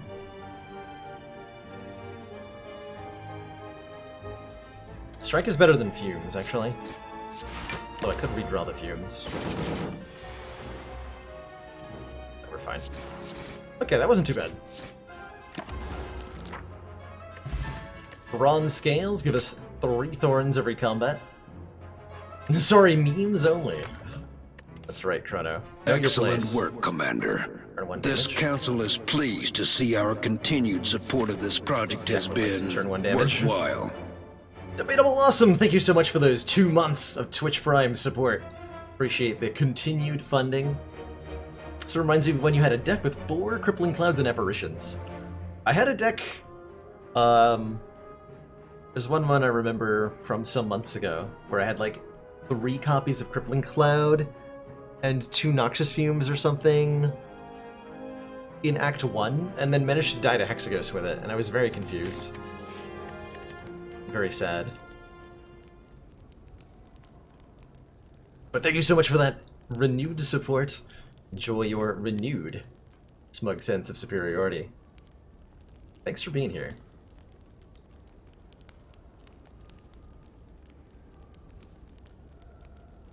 We upgrade a second apparition and then we start upgrading other stuff.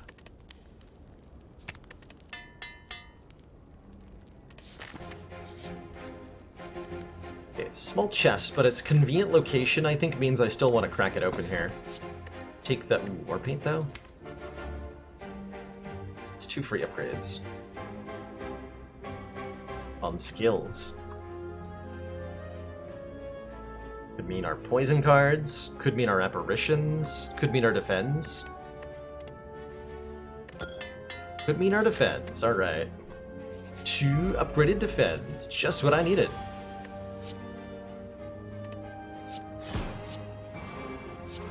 Just what I need in life.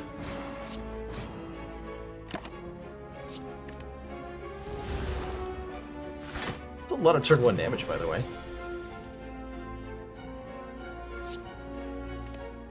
Can you just... yeah, you can just die. Works out pretty well.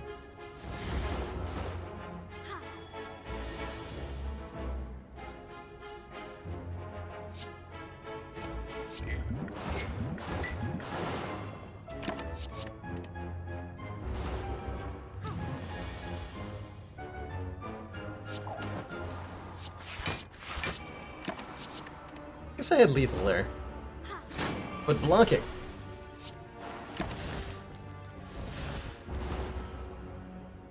But blocking. Escape Plan. Draw a card if you draw a skill, gain 3 block. I mean, that's just a little bit of free block sometimes. Why not? There are fights where Escape Plan is a downside, but by the time you're in the back half of Act 2, most of them are gone. Chosen's one of the big ones, Knob is one of the big ones. These are already behind us. There's still Time Eater to worry about, but quite frankly, this deck is not concerned with Time Eater very much. What am I upgrading? Should upgrade one of our poison cards, probably this one. And let's get rid of some stuff. Upon pickup, obtain an additional copy of a card in your deck. Well now.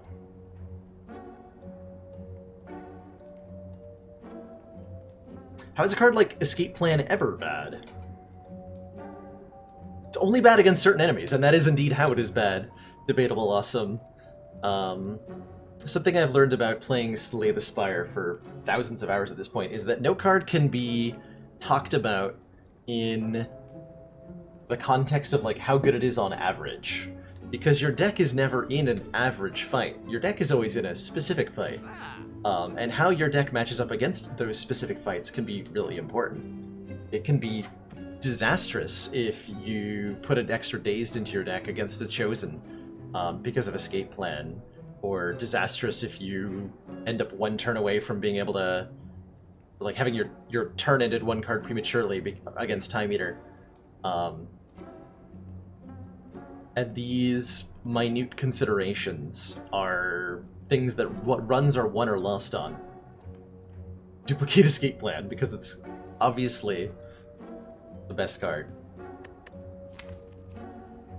So we've got two really good candidates here. We can duplicate an Apparition Plus and have 4 apparitions. Or we can duplicate Catalyst and have 2 of them.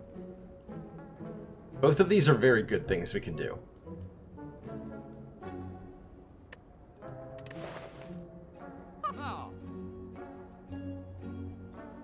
Those are both very good things we can do. I think we take the Apparition.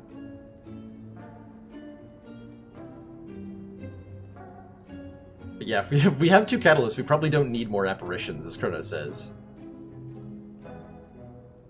More about making sure we draw them on the right turns. So I'm thinking, like, for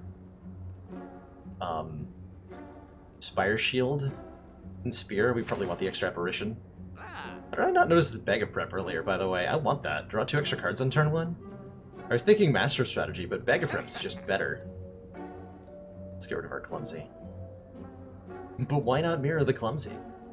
Oh, it was under the mirror. Gotcha. I understand. Thanks, Courier. You sure did a good job. Go to 23 max hit points. No.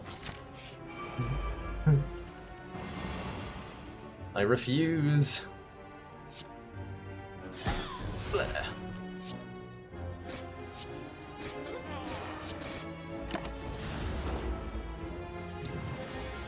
Blah.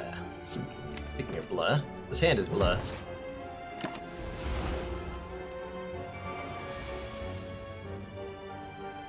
I'm not blah, you're blah.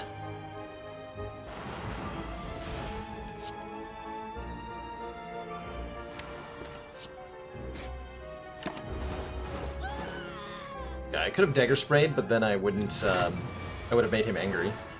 So angry.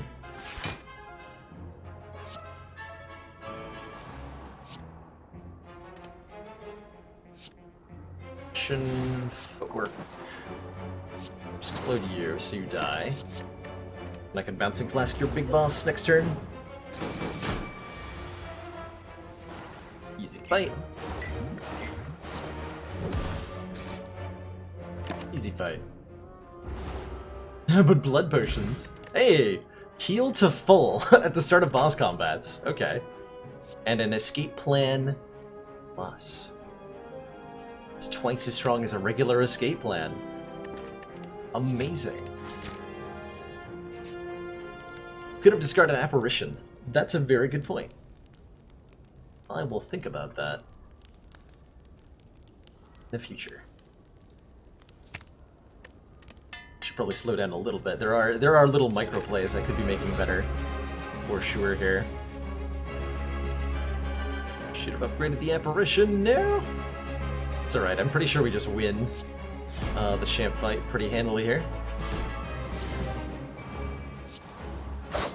So this fight is very much going to be a game of stacking poison as high as we can, and then winning.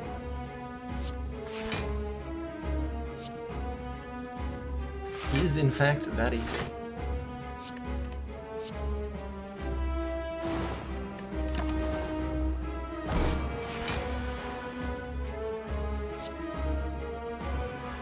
Laid plans. That's way too much damage.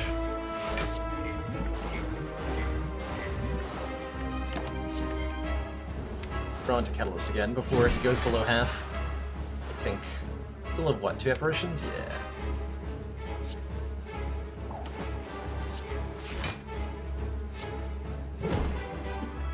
So I don't want to be doing physical damage here. We're just looking to draw back into our Catalyst.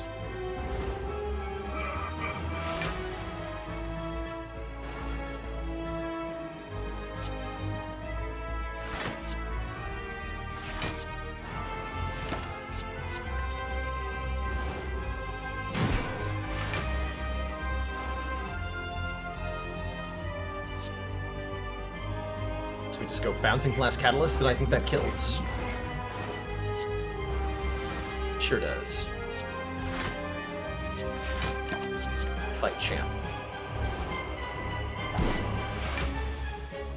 Champ would normally purge all the poison from himself this turn, but chokes to death before he can get there.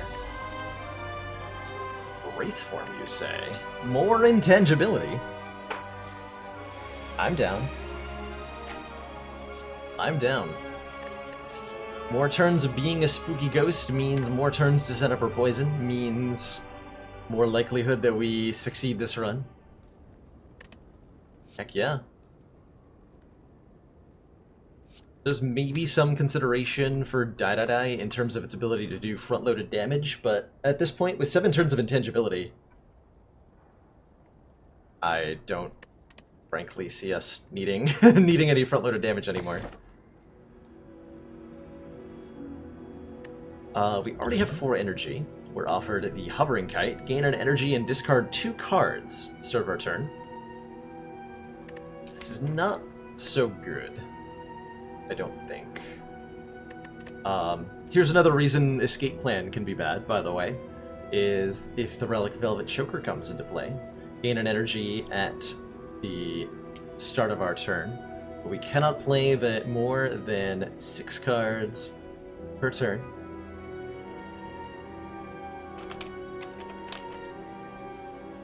Or the Calling Bell, which gives us 3 curses and 3 relics. Do here.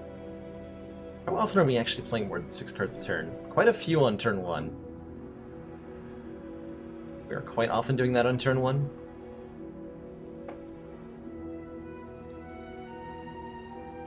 Wraithform is tough to play with the 3 energy cost. Do we have a lot of 2 cost stuff? I think I would like a 5th energy.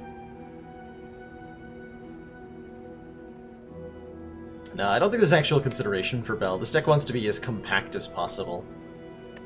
Take the Choker. And we're gonna have to just be mindful of that 6-card limit. Donu Indeka is a great boss to be fighting with, Yeah,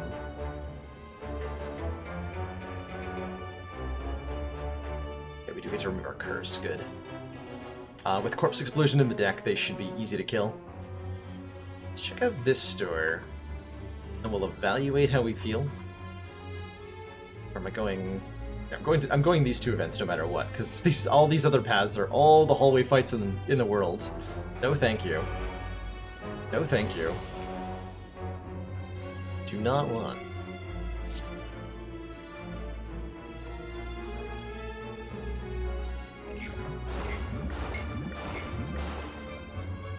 See a lot of turn 1 poison I can do.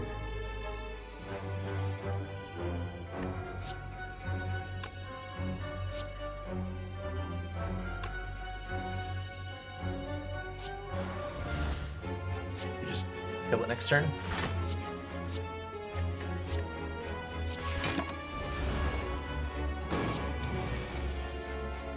Yep.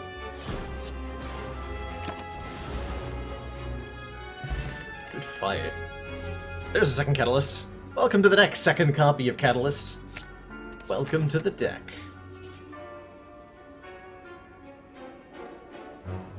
Who's Ancient Potion? Huh? We're about to go to a store. So this 84 gold has a lot of value, especially with the courier. Ancient Potion could be life or death against the Heart of the Spire. Though I imagine we're just intangible.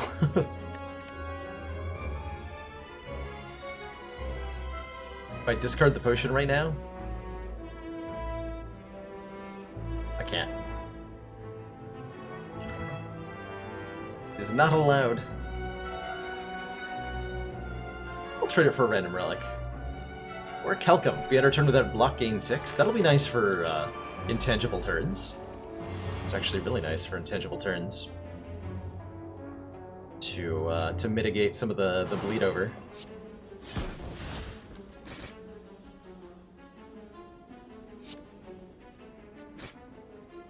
So we just Corpse Explosion the one with the most health, and then patiently wait for it to die. Right. Oh, they actually changed the name. It is literally a flex potion now. I didn't notice that. Strong potion. Hurrah. Gain 5 strength. At the end of your turn, lose 5 strength. I dig it. I dig it. Yeah, you used to be able to drink a fruit juice and then also give it to Ranwid. Was the trick. Indeed a flex potion. Ooh, I could buy an Omamori and that'll block the curse. That's a preemptive curse removal, which we know we're getting use out of, and might block a second curse, maybe? That's actually just better than removing a strike, right? Prevents the curse that we have to take to get the blue key. Yeah, we just do that.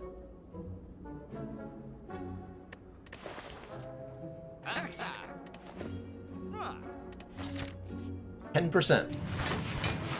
10% worth. Oh my god, what? Excuse me, Jawworms? You heckin' what? I think I found the use for our flex potion. It's this turn.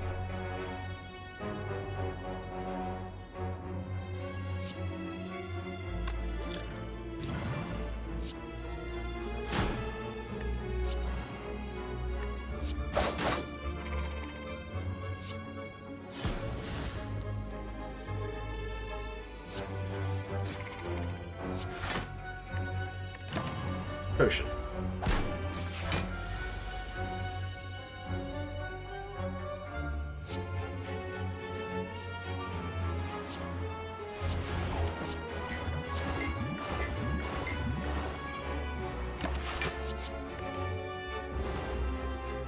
Yeah, that was a good potion. Thank you, Flex Potion, for being my hero.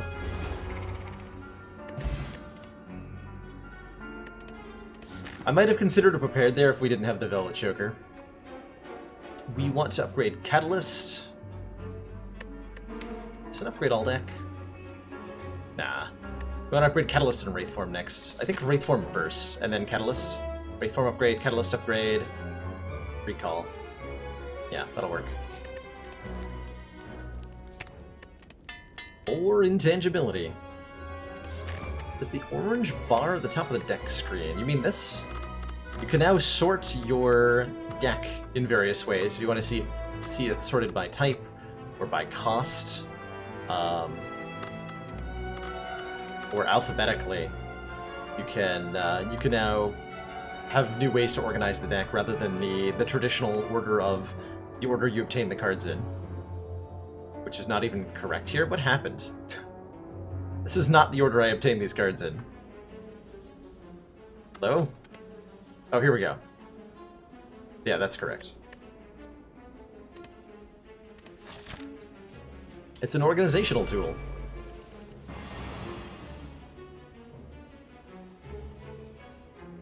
So we can set up a Corpse Explosion next turn.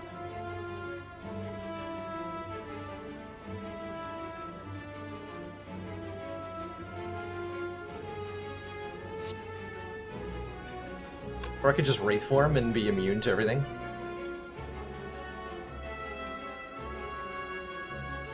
I think I just Wraith Form and be immune to all of this, so we don't even worry about the daggers.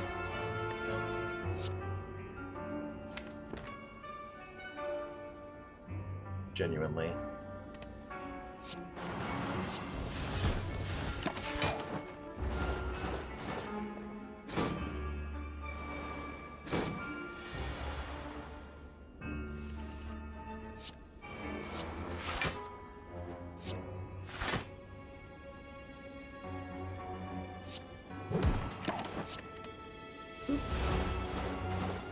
Have fun.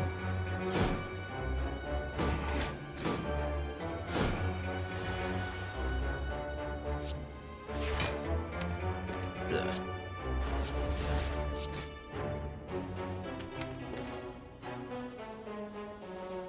I need to be intangible next turn.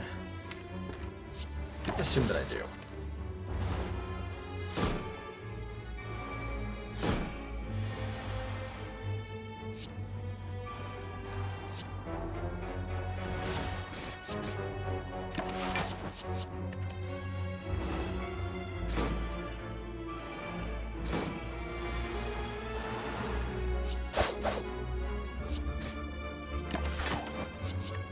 There, we still have 2 turns of intangibility left. 1 for next turn. She might not even need it next turn. You don't need it this turn. Like, boop. Bop. Bounce.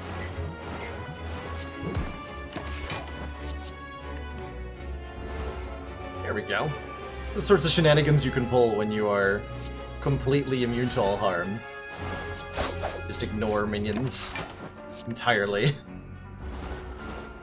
But I take an Impervious that was uncommon, didn't exhaust, but gave minus dex on use. So, basically power through? Yes, I would take it sometimes. Singing Bowl. Hey, we can get more max health now, which is really convenient right about now, because we have very little of that. I think we have enough poison now. So we just take health at most opportunities. Especially right here. I'm happy to look at 3 cards to get all the max health in the world. Dark Shackles, maybe. Definitely not any of these with the Velvet Choker. I'd be happy to take a Finesse normally, but not with a Choker. But Dark Shackles? It's like a whole another turn of Intangible against the heart. I'll take it. No curses for me.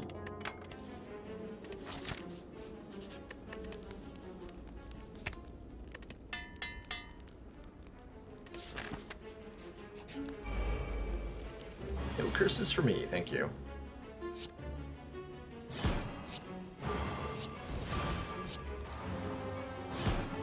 That. Yeah, rip Runic Dodecahedron. We could have had 6 entire energy for our 6 card plays. Look up the value. If this had been the big attack, I would have just reformed. Well.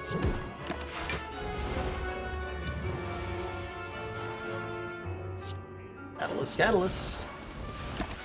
Fight. Very good fight. Ooh, draw 4. Yes, extremely yes. About the only thing that this deck could use in order to get a bit more consistency is a ton of card draw. Especially if that card draw lets us discard the unupgraded Apparition.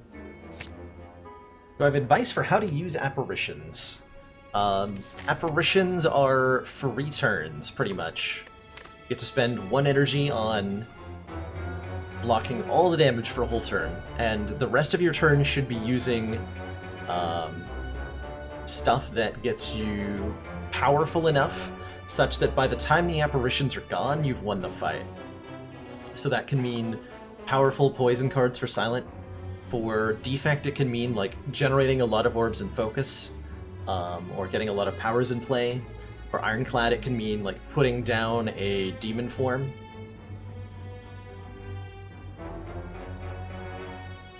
Basically, combine them with powerful scaling offensive options, and you'll find that they work really well against stuff like bosses. We haven't seen Mind Bloom yet. Maybe I want an event over an Elite.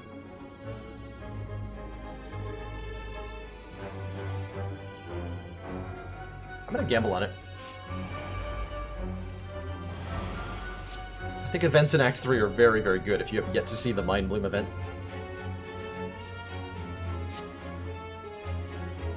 The greatest event in all the land, they called it.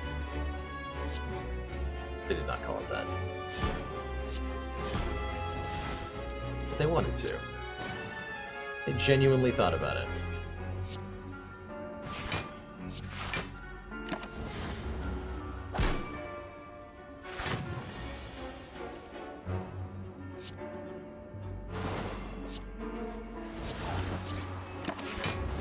How's it going, Jin?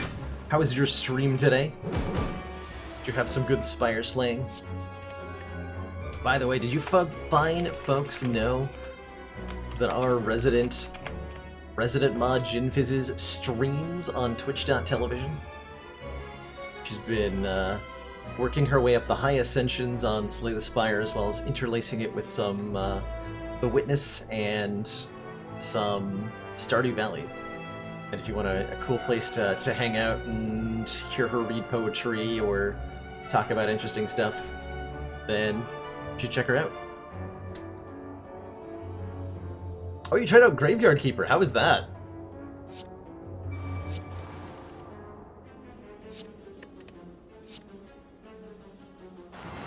How indeed was that?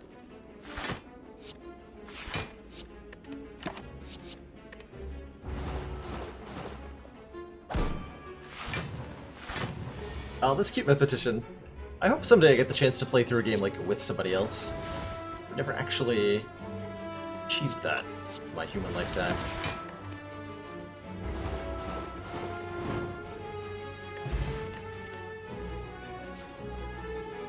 Is the third one just excessive? I feel like it is. Let's take it. You're not Mind Bloom, but you are an opportunity to use our Omamori. So I'll take it.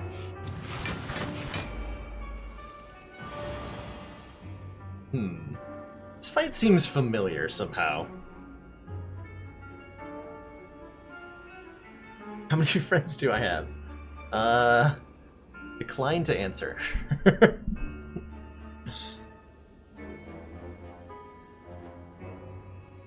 I plead the fifth.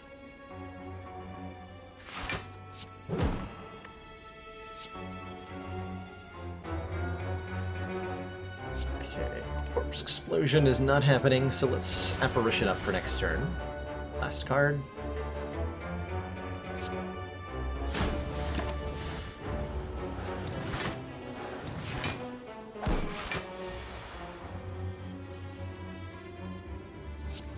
I made good decisions playing that Apparition, huh?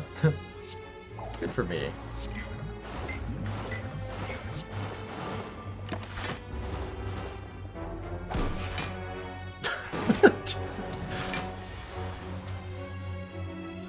Truer words have never been spoken, Jin. Have I ever played FTL? I have, Nock. One of the first games I ever streamed on Twitch was FTL. And to this day I have, like, about 500 hours in FTL. I've been thinking about, since SteamWorld Quest finished up, I've been considering revisiting FTL a little bit, just for some funsies. Landscape Plan, you're so bad right now. Why are you so bad? I don't play Wraithform. Actually, you know what? I do play Wraithform on turn 1. Because I am that good at this fight.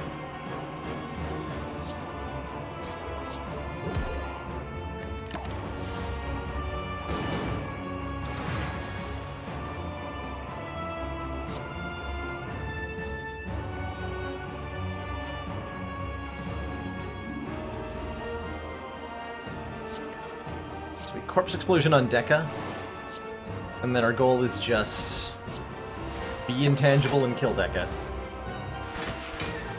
How often do I get all 3 keys on Act 1? I cannot remember the last time I got the red key in Act 1, the one that requires you to give up a campfire.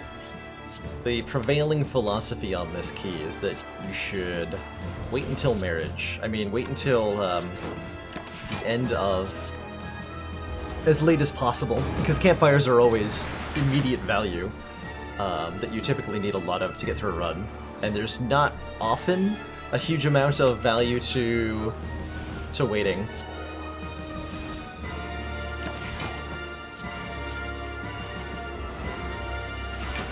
Do I ever think I'll be done with the Spire?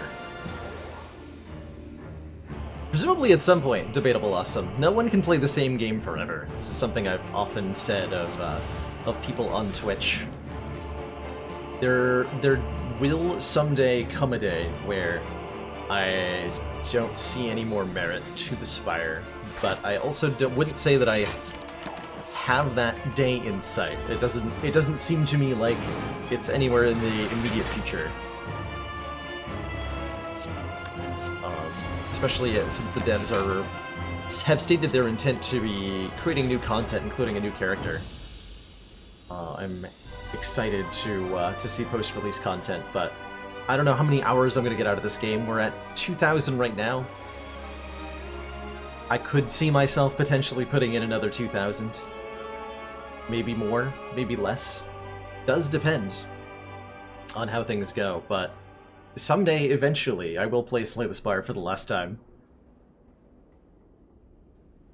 The day will come when I have indeed slain Spire, or maybe the Spire will have slain me. Perhaps one day the heart will get the better of me, and I will actually just die on stream.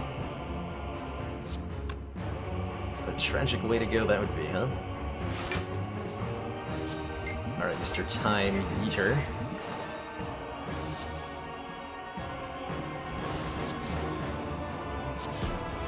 Hope you enjoy your doom!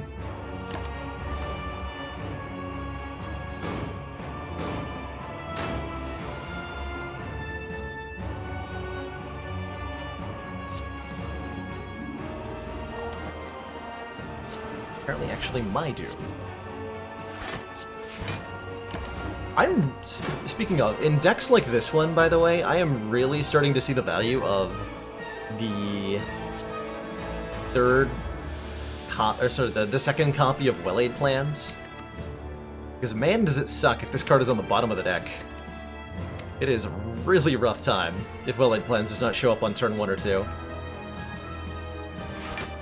So I'm seeing a ton of value in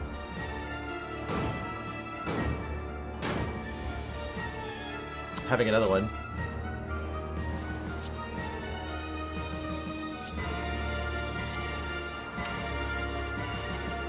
I'm destroying all the Catalyst next turn. Is that going to kill?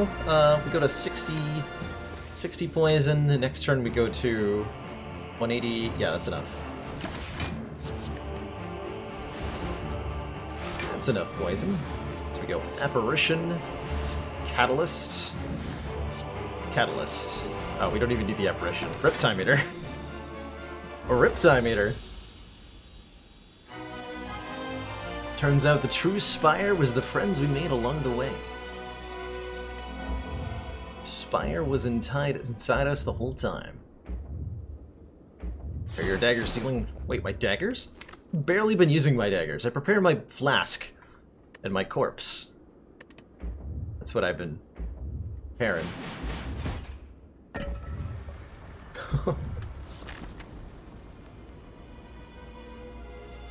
Like an entire brownie platter? Did you eat a... Raise your hand if you've ever made... I'm raising my hand. If you've ever made an entire tray of brownies and then eaten it all in one evening. I'm guilty of that. It was great, but I also felt terrible.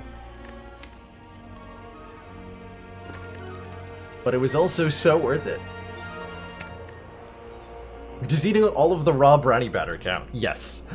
If you never even got to make the brownies because you just ate that, I think that counts.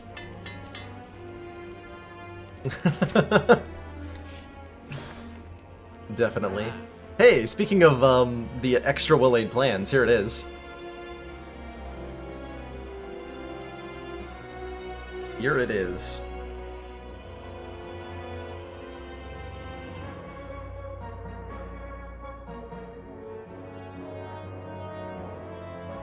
It depends on what you mean by an entire tray of brownies, too. Like, for reference, I'm talking about, like, one Betty Crocker box brownie package.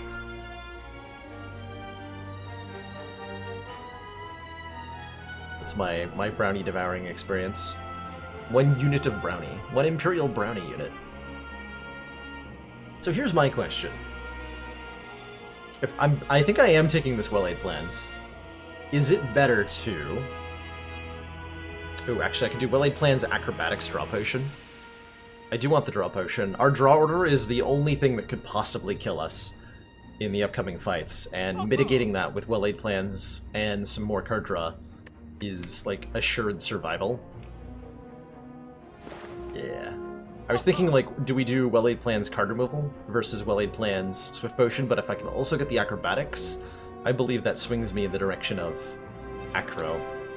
Better question. What order do I buy these in? Because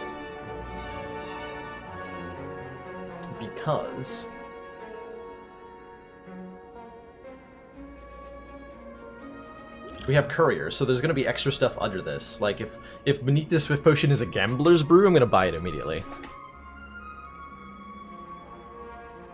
Yeah, making sure that your munchy food is not going to get you more high, Jin, sounds like a great safe way to be stoned. You don't want to be looking for food and then, like, also accidentally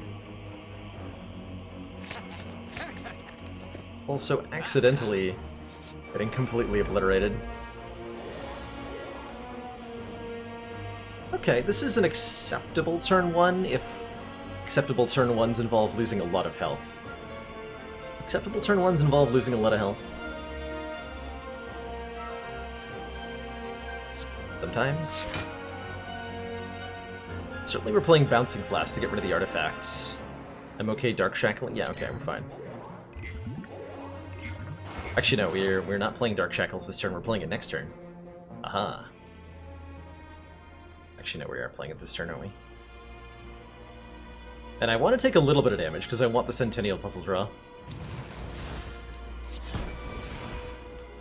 So this is perfect. I take 1. Beautiful.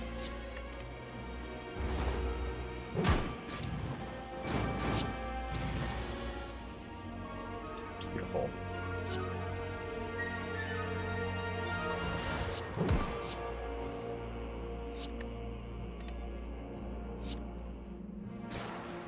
Okay, our goal is to kill Spire Spear with a Corpse Explosion. We're going to manage that just fine.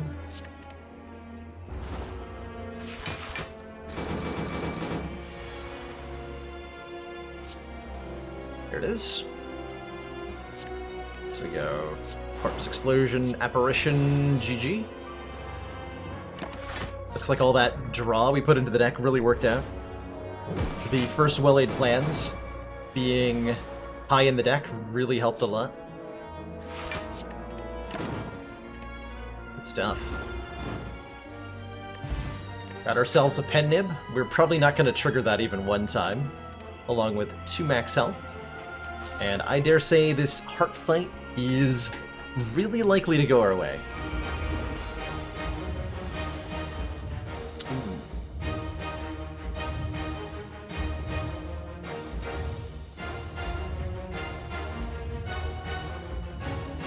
Spoke too soon.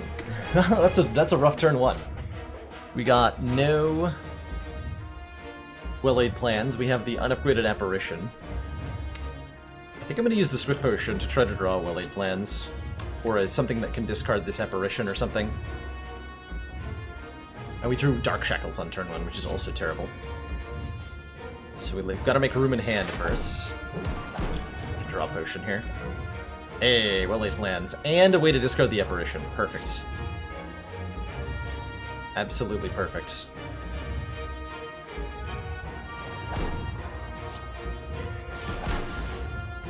Done. I'll draw 3 more if I allow myself to take damage here. Damn it. Oh. Guess that's fine. Fumes down on turn 1 is pretty important. I wish I could hold on to both the Dark Shackles and the Apparition. How safe am I to just hold Dark Shackles?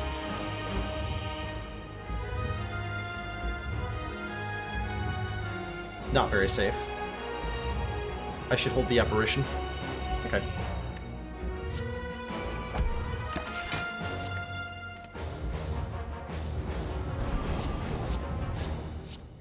It's absolutely imperative that if this had been the big hit, that we had a way to survive it. As it stands, we can just block.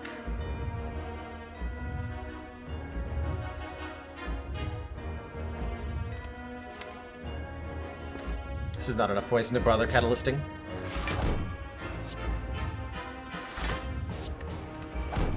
Take a whole bunch here. That is fine.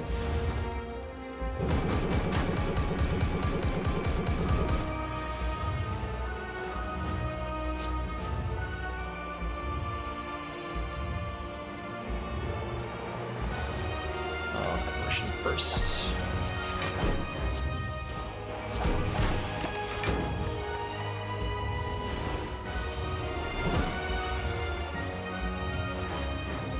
Second well-laid plans, hello?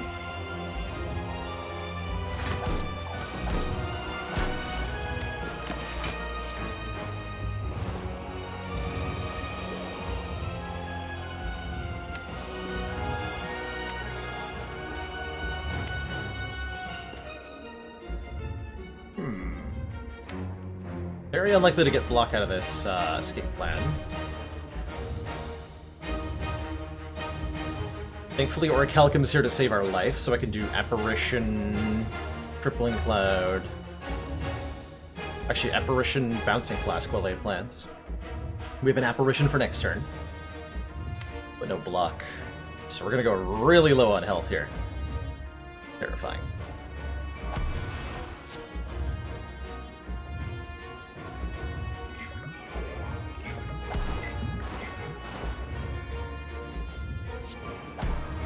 So we go to 3.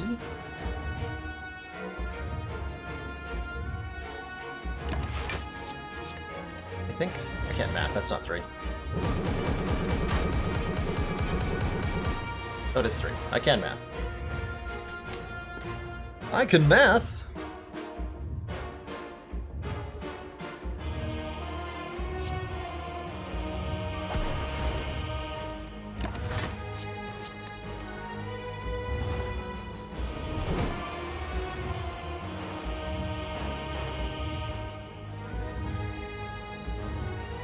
Block cards? Hello? Hello, block cards?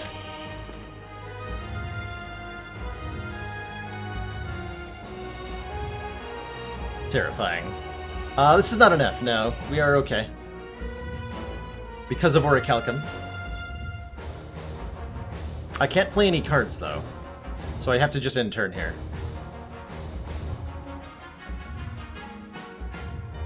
Yeah, literally my only option is end turn. Okay. Thank you, Orichalcum, for blocking burn.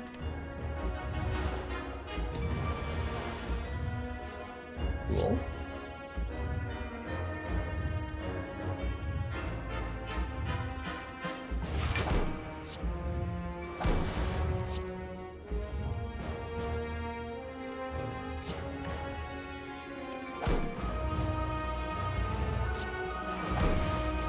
Yeah, we're fine. We win. Everything's A-okay. Not even scary.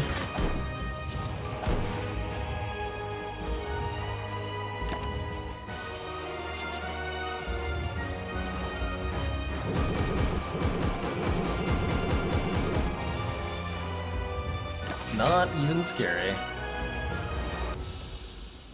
GG. Hubris? Hubris? My dear, whatever you're talking about. We were never in danger. There was no risk whatsoever. GG.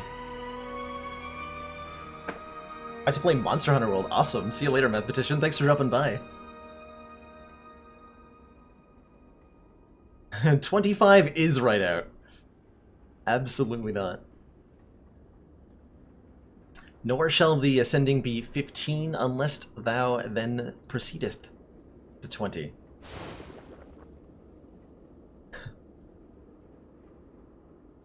Just preemptively update that. Cheers, Jen. Thanks for the hubris bits. The hubits. If you will. Which you shouldn't, so don't. GG. 2 out of 2 runs today made it to the heart. That's feeling pretty good.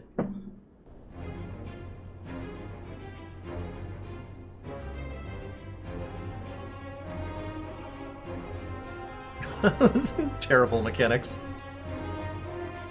That is actually horrible. I'm not mad, I'm just disappointed.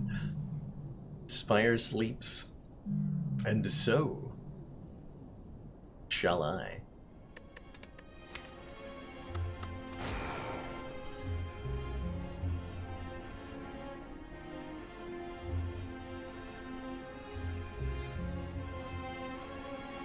is the uptime? 2 hours, 23 minutes. Got plenty of time left today to slay the Spire. Oh, we can change the. We can look at the patch notes. What was the patch? Well, the potions pop-up is open. The potions tip is now displayed. Couple of localization updates. No mention of the flex potion change.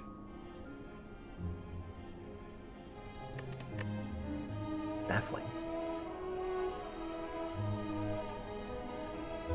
Change steroid potion for say no to drugs, but they left in Jax. I don't know. I find that line of reasoning questionable, because we are still heavily encouraged to drugs.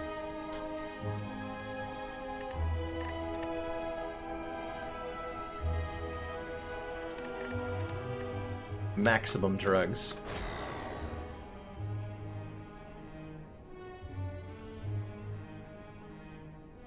Shall we defect? Shall. At least confront the first boss. You know what? I don't need to take this from you, Whale. Also, I literally cannot snipe anything. I guess I'm taking 7 max alpha. Well, fine. You win this time, giant whale creature.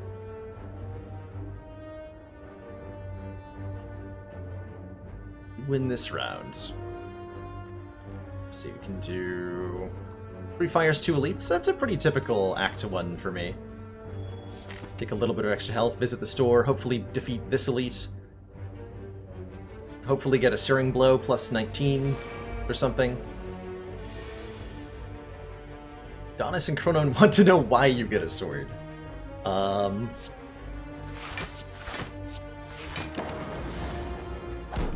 them to ask their mother.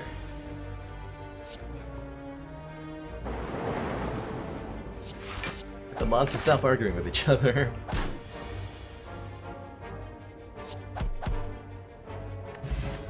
The kids contain... Ooh. I like Tempest a lot as an early damage card for Defect, and interestingly, it's very powerful with our Energy Potion. As a way to do, like, a lot of damage to Nob or Lagavulin or something. Yeah. We could also, by the way, actually, like, Hello World is a legitimate take here. I think Floor 1 Hello World is a good card for A, defeating Act 1 Elites, and B, defeating Act 1 Slime Boss. Because this enemy makes it hard for you to draw a bunch of playable cards, and Hello World always puts a playable card into your hand. But I like the Tempest more. I think. I hope. Item?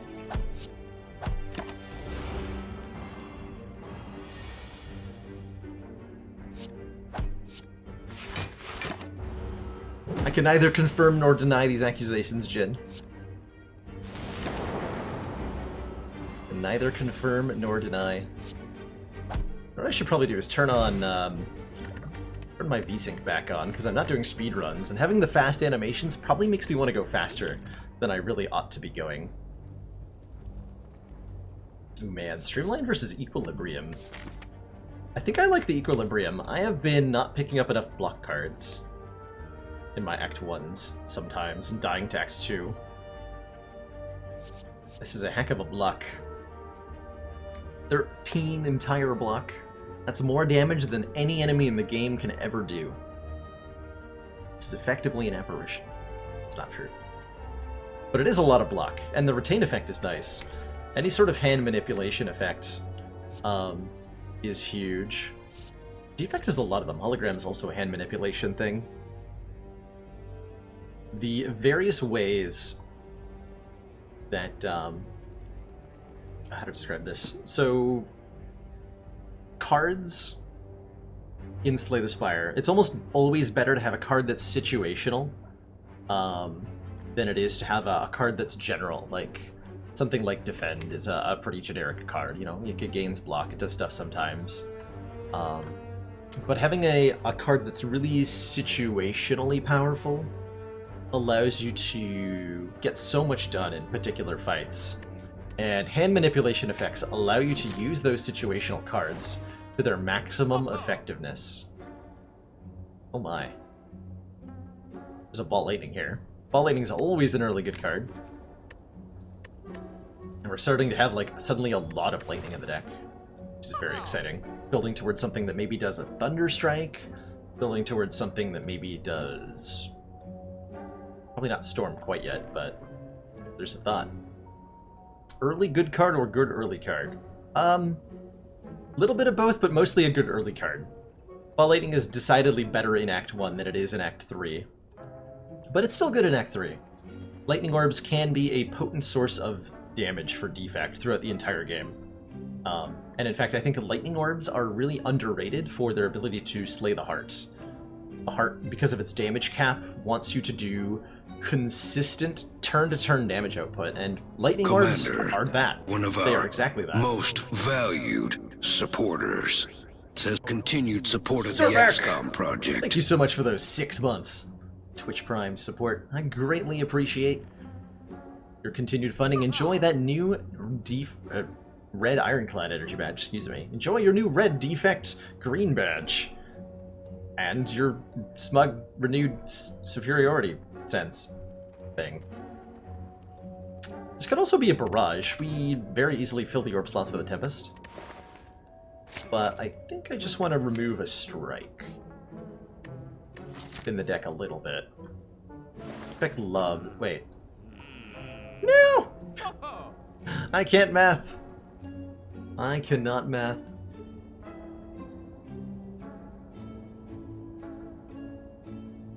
Do I then take the barrage? It's a good damage card.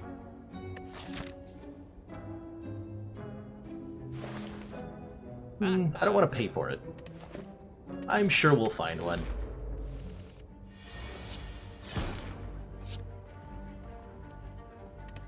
Leave the Tempest in the deck. So I can draw it again, potentially. Although I'm basically just going to win. Look at that. The sheer damage the Lightning Orbs can put out. That Bird Evaporate. Ooh. Speaking of block cards, an early Genetic Algorithm is nice. A card that gains very little block right now, but every time we play it, gets permanently stronger. What I call a good card right now. You're on 4th floor. Yes, please. And plenty of health? I would like a relic.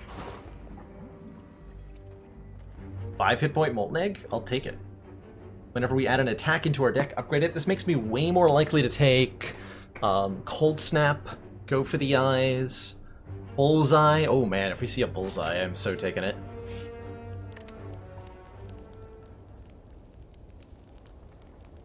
And as far as upgrades go, we're about to fight an elite, so I would like to upgrade. Maybe Zap?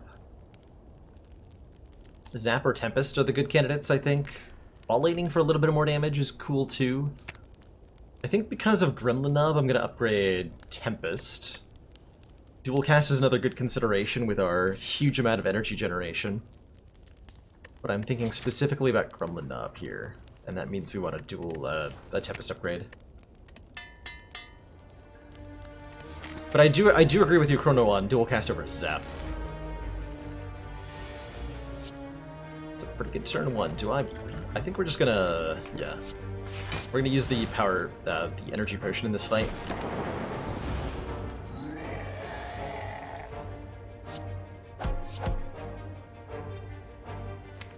How much was this?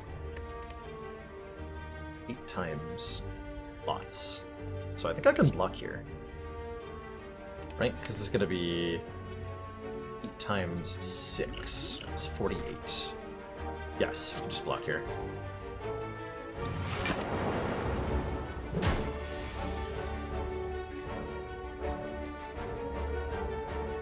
Verify that I need this. This would be 32 immediate damage. It's not enough. Bzorp? Oh my. Okay.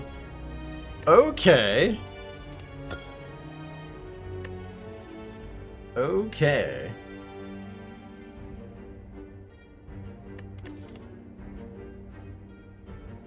Wow.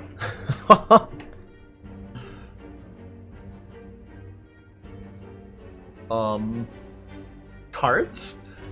Exclamation point cheat. How about a Sunder Plus? That card does so much damage. 32 damage. Almost always a card I'm happy to have on defects. Sunder Funder. Also really good against Slime Boss. The Beam Cell's not terrible either. Either? Either. Alright, frozen egg in that chest. I think we're sufficiently ahead that I'm going to upgrade the genetic algorithm now. So that we just have this as a full block card earlier. Maybe that's not a wise choice, but it's the choice I'm... Ooh, baby. Start combat with 10 block. I can't remember the last time I got the first 3 relics that are that good. My lord. My lord. Matching keep with upgraded Thunderstrike? Excuse me?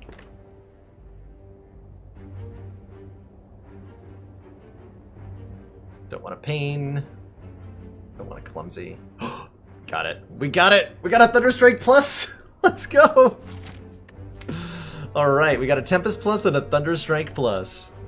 This is about all the damage we need now. Time for blocking cards.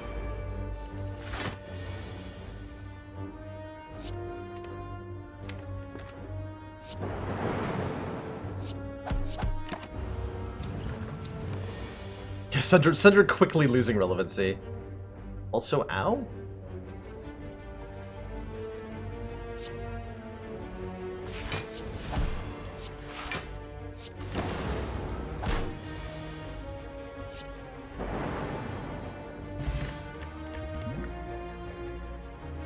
Hey, Sunder has relevancy again.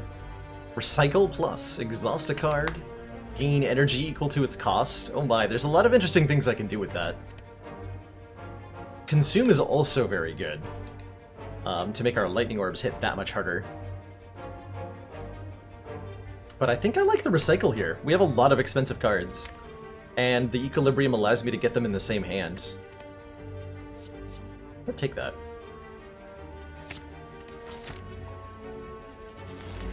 I will take that. A boop?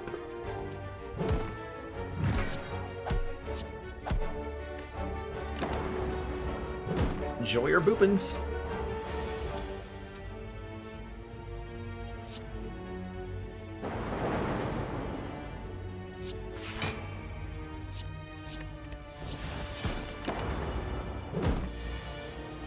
The boops.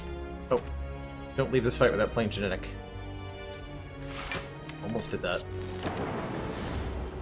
Glad I checked my draw pile. It's always a good habit to check your draw pile whenever you're in a fight to, like... Ooh, yeah, give me another one. 2 genetic algorithms? I should probably be taking a little bit longer time on card picks.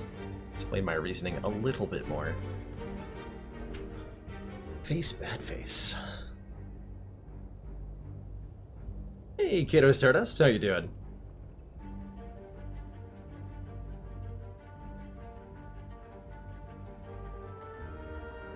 I could just take 50 gold here. Could try to get the face of Cleric or the Serpent face by trading here. There's a 40% chance we miss out on a relic.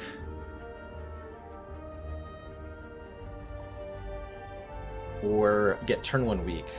50 gold is objectively wrong. Objectively wrong, Chrono says? Is this where you convinced me that I'm supposed to leave? Or do I gotta touch the face?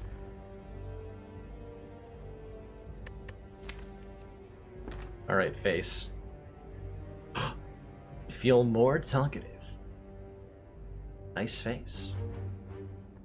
Nice face. Caca!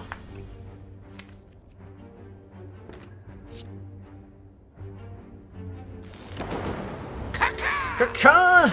Cheers, Jen! Caca.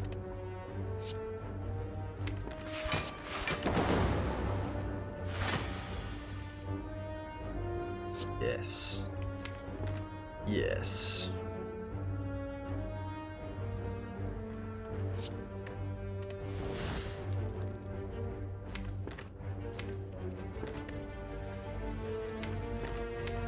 This might not get played.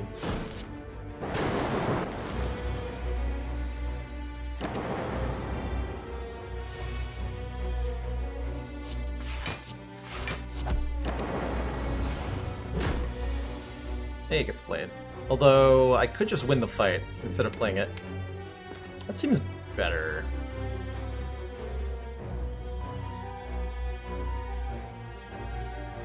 Does seem better. Calipers. Start of our turn, lose 15 block rather than all of our... Oh my. Calipers with double upgraded genetics means that there's no such thing as too much block now. And these are going to be an excellent mitigation source for the entire run. We take a third one, right? We do in fact take a third one? To go with the calipers? Right? Yeah, we just do that. Okay. I like it. I like it. What even is this deck? Yeah, we just need an Echo form, basically, and we win. That said, Slime Boss is a little bit troublesome, and I think we should rest before we fight Slime Boss. Not like we need the upgrades, right? Every card we add is going to be upgraded.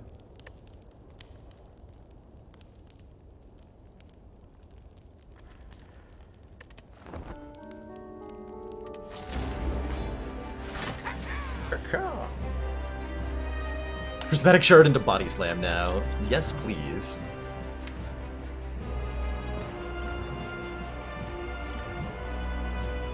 That'll help.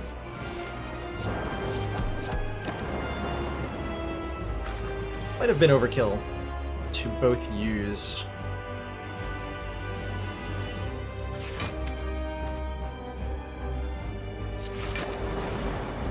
the Power Potion and to rest. It's my choice, dang it.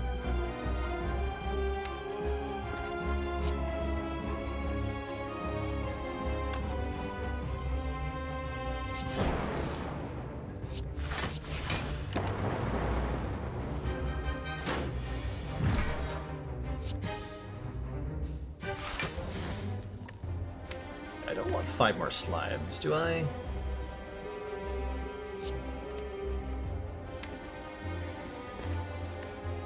No.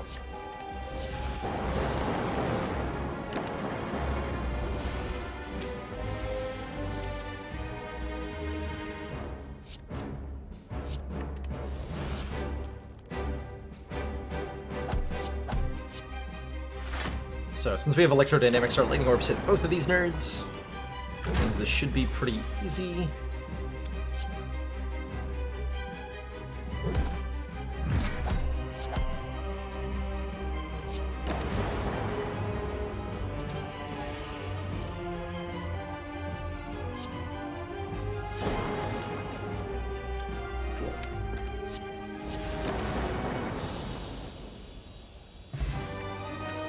Feel okay about the rest that we decided to do. And I definitely feel good about the Power Potion use. Oh my. An actual copy of Electrodynamics, or a Seek Plus. Or a Creative AI, but I'm pretty sure one of these two is better than the middle choice. Man, Seek Plus lets me do some very scary things with, like, Recycle Tempest. It helps me make sure the algorithms get played.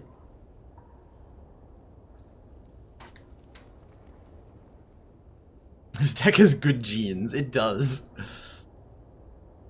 Been through a selective breeding program. Does double Electrodynamics do double damage? No, Mr. Gulu. If you play multiple copies of Electrodynamics, you only get more Lightning Orbs, and the Lightning Now Hits All Enemies effect. It does not stack. There was once a time, way back in the beta days, where it did stack, and it was very powerful, but That hasn't been true in over a year or something. If we recycle Tempest, we double our energy. It gives us energy equal to our current energy.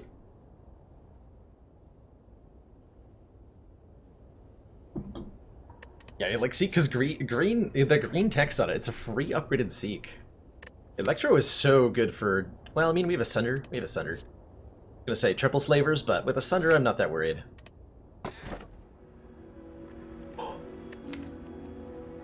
Okay. Oh my god. Whoa, these options. So, 2 considerations. There is an inserter here. Every 2 turns, gain 1 arm slot. Sure, that's fine and good.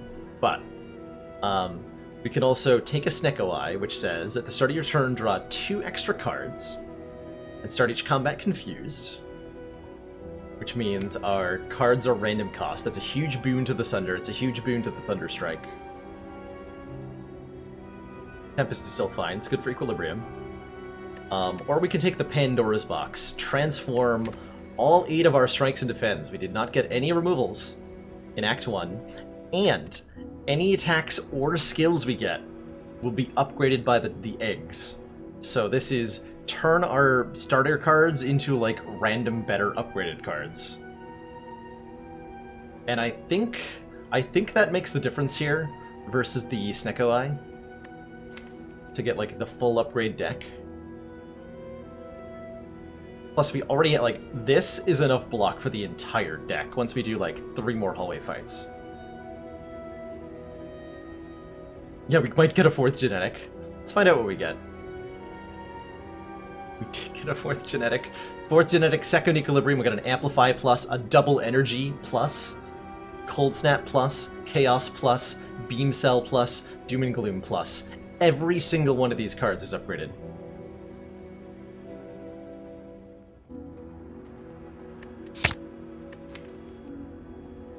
Wow. Wow. There's that Beam Cell we wanted. 4 genetic algorithms. It's gonna be such a pain in the ass to play all these. And we have no powers for Amplify for now, but because we have a Seek in the deck, as soon as we get one, it'll be good. Yeah, where's the Echo form that we're supposed to get? This act is a little scary.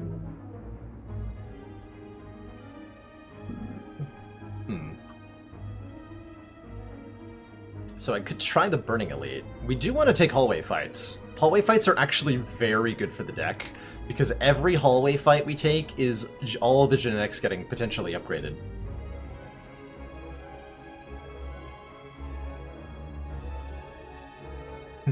Hey, you want to write the seed down? Here it is, 4JG, We4D, 7MIQAN.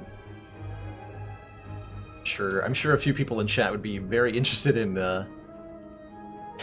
This is a hell of a hell. Man, we even got the Anchor Caliper synergy. My god.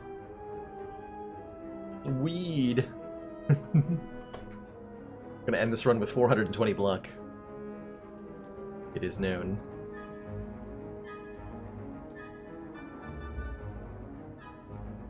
Oh man, what if I get Apparitions though? I would take Apparitions in this deck because it gives us a chance to build up Caliper's block.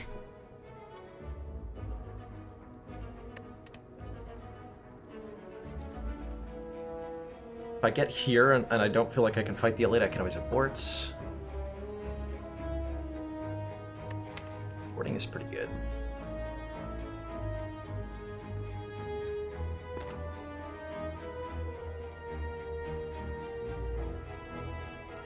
Did you actually buy a Barbie tech? Because awesome if so. Awesome if so. I'd like to get the Burning Elite out of the way so that our pathing is not restricted in Act 2. This is, like, not that inconvenient to get. And I just want to do fights, you know? Fights are good. This is a particularly good fight.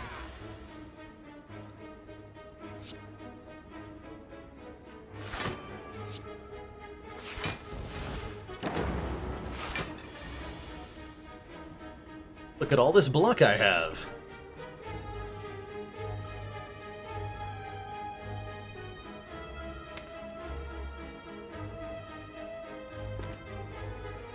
Behold!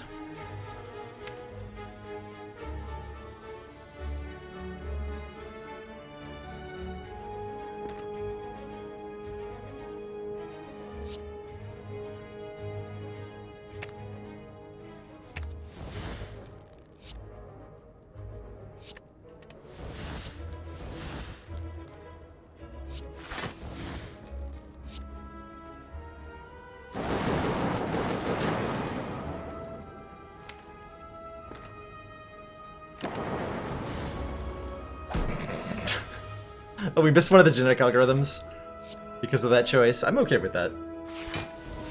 We're probably not going to get them all upgraded every fight, right? Not when we do things like that. I mean, all the cards are upgraded, but, like, so is our deck already. So is our deck already. Bag of Preparation. Start of each combat, draw 2 extra cards. I cannot envision a better relic for this deck right now than just making our turn 1 a little bit better. I think we buy that. Hologram's also extremely good. For pulling back Recycle, for pulling back Beam Cell, for getting, like, an algorithm that we somehow didn't play. There's a lot of reasons to want Hologram here.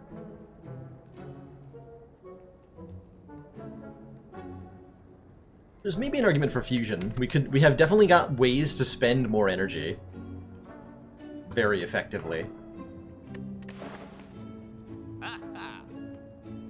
But I could also remove a card of Zap. Zap's a pretty mediocre card in this deck.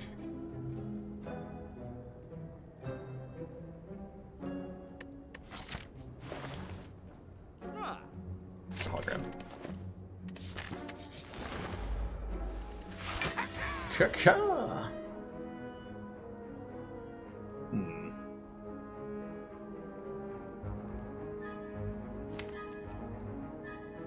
This is a bit of a tough call. I think I need to play this Doom and Gloom, just to do some AoE here. Which means the algorithms are struggling to get played. Play that one. I think it's time to upgrade Zap. I think it's time to upgrade Dual Cast for sure.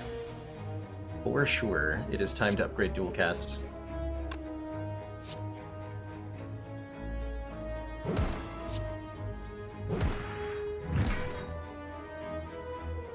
Good thing we're only fighting 2 birds.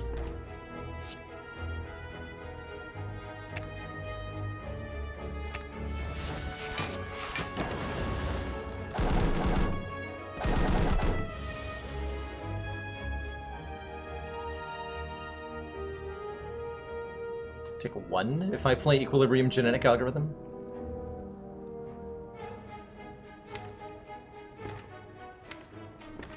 If I kill them too quickly, I don't get to play this algorithm. Take 1. 1 is fine.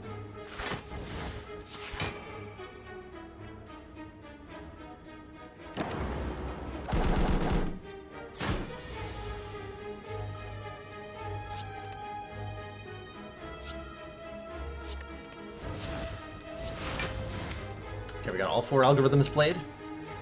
And this is a pain in the butt to keep track of. All 4 freaking algorithms. But why? Why does it have to be like this? This deck got a Thunderstrike from the Match and Keep event in Act 1 Landers.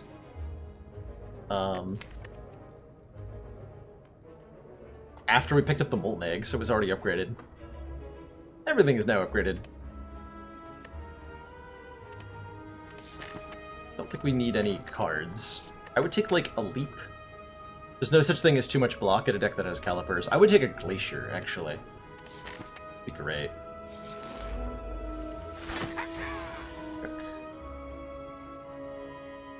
Kaka.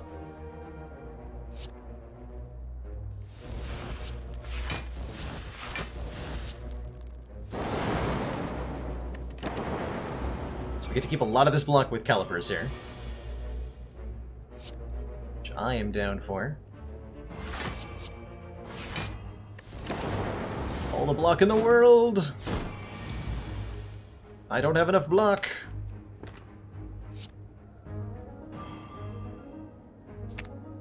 Sunder and Hologram?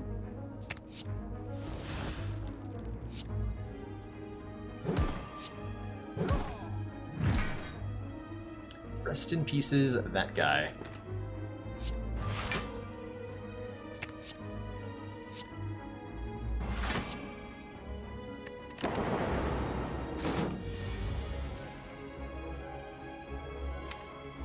Damage, I have no way to block. I'm sorry, algorithm number 4. You just weren't good enough. You just weren't. Thunderstrike does work with Perfected. Ooh, Chill Plus. Channel 1 Frost for each enemy in combat. I like that. I like that a lot. Especially with the Bag of Prep, so our opening hand isn't even, like, that cluttered. I know we have the Anchor, but this is like a next turn block. And let's take a Fire Pot over a Strength Pot. Better against the Burning Elite. I'm feeling very comfortable against the Burning Elite now. We took way less damage in the opening hallway fights than I thought we were gonna. Way less damage.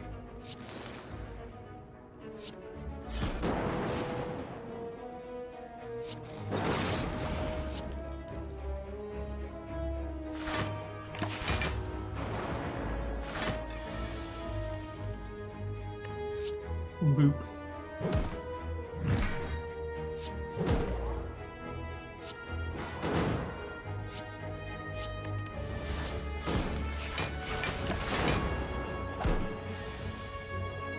Boop.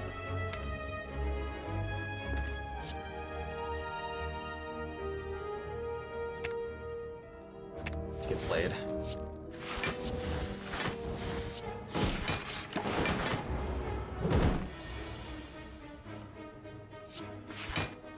Oops. I was meaning to get double energy back, but I'm bad at video games. Hey, Hellraiser Cat, the new character has not been announced in any fashion other than its baseline existence. So we know nothing about any new character at the moment. Hey, card draw. But hey, capacitor? No, hey, card draw. Skim Plus, draw 4 cards is, I think a must-have right now. Oh yeah, definitely a must-have. Plus Strength Slayers. That's not terrifying. That's not terrifying at all. So we know that there is a 4th character coming, but we do not know when or what it looks like or anything about it. Which isn't a lot to work with, I know. So I'm looking to draw into... No, not Sunder, because it's too late for Sunder.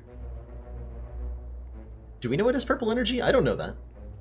I think it'd be... I think that's a pretty good guess to the color. It's a businessman type character. Indeed. Some say the Spire has already been slain. With this businessman. Okay, so I'm gonna go to Beam Cell, Seek for, Recycle, and Sunder. Or is it Double Energy Sunder? I think it's Double Energy Sunder. The Double Energy Sunder does exactly 48. Kills that guy dead. I should have played Chill first. I'm bad at video games. Dang me.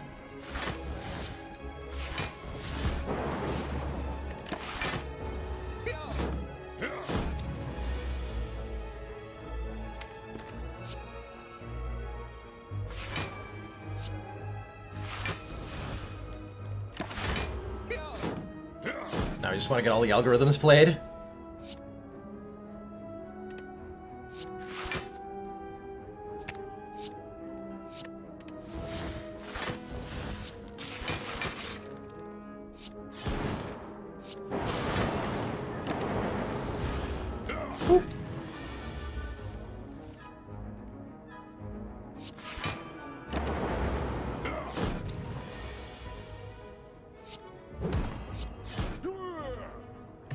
Okay, that was what? Perfect Tri-Slavers fight on 3 energy.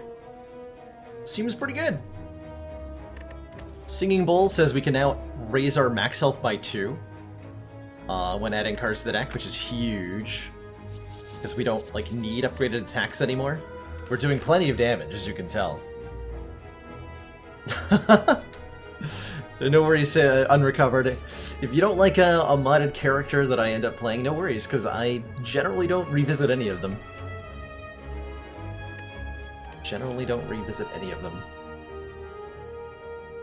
Significance of the whale-like creature, Niao, that resides at the bottom of the Spire. The one that grants you your choice of blessing at the start of the run. Is what we're referring to when we say the whale.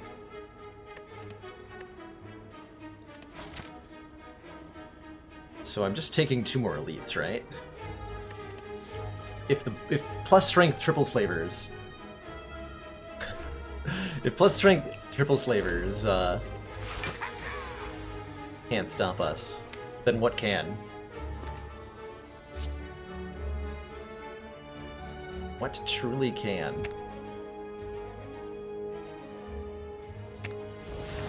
So Snecko's fun, and by fun I mean we're going to murder it.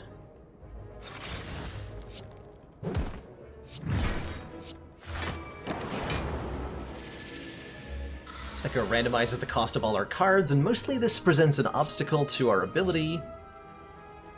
I guess I could just kill it right now with Tempest Thunderstrike, but then I can't get the algorithms played. And what is the point of living in a world where algorithms don't get played?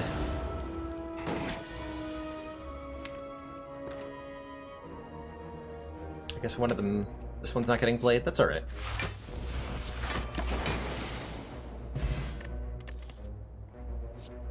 Turbo? With the Skim Plus, I think we have use for a turbo. Gain 3 energy, add a void to our discard pile. There's also maybe an argument for another Equilibrium, just more turn-to-turn retain. But give me that turbo. Kaka.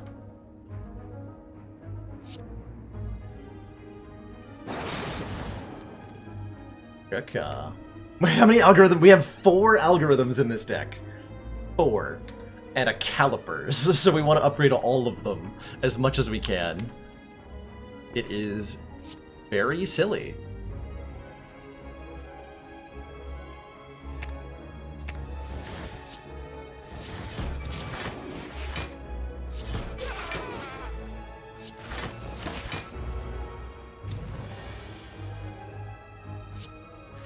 This is very silly.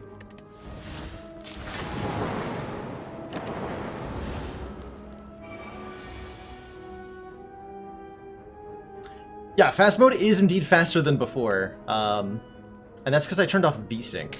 If you want animations that are this fast, I disabled VSync and particle effects, and I found that my animations, and set your max frame rate to 240, and I found that the animations on stuff like lightning orms in particular are way faster.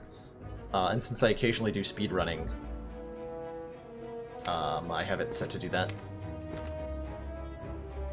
Make sure I kill one of these this turn. Good. Good.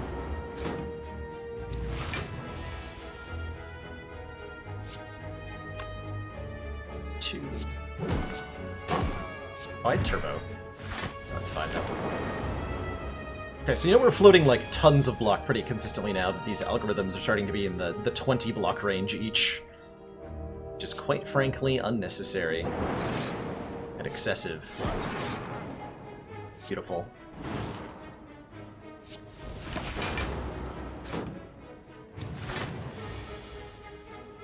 Nine times 9. Vents the jiggling. Ooh, Doodle gives us 1 point of strength to make the jiggling that much better. We have a Go for the Eyes available to us if we want to be able to inflict a weaken. I'm not sure we care. Do we care? Or is the algorithms so much stronger? Why am I on a low resolution? I should be broadcasting in... Oh, you mean my actual game resolution? Why am I in 1600 by 1900? I get weird flickering. Ever since I installed my new GPU and motherboard, I get weird flickering in the game when I'm in full screen mode, and to avoid having that broadcasted to the stream, I have to do windowed mode. And windowed at my native resolution looks weird. So, this is the compromise. I play on a window that I can drag around the screen. I think the 2 max health tilts this in favor of not taking go for the eyes. Bottled flame.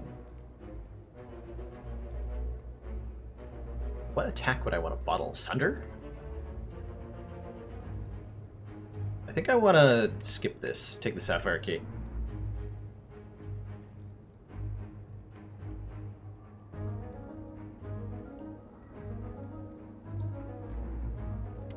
Doom and Gloom is not a bad bottle, actually.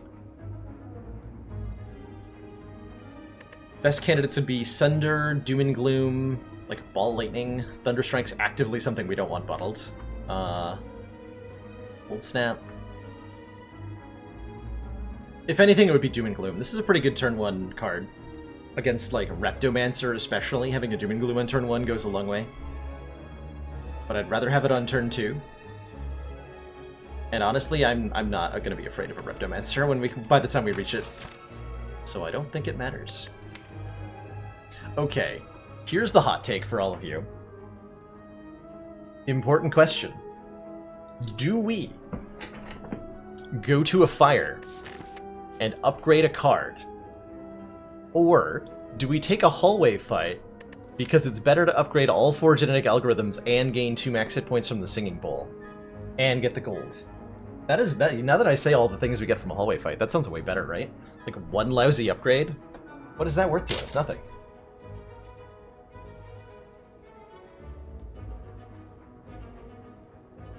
More fights, more smork. I think we should rest. We should rest. We should fight Snack Plant. Caca to you, Snack Plant. Caca to you.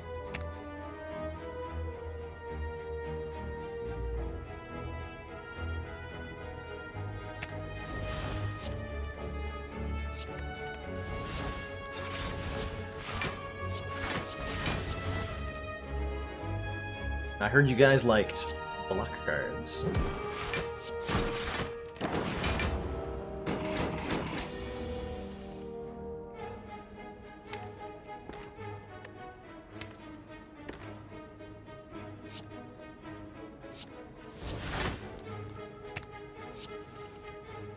That's all the algorithms? That's all the algorithms. Get obliterated, son.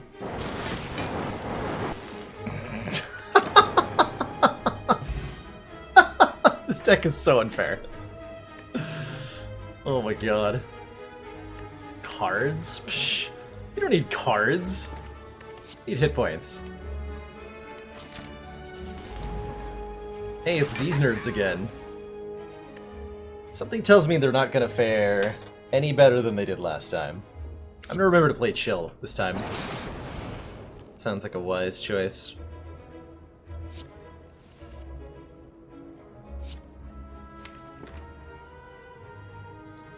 Double your energy.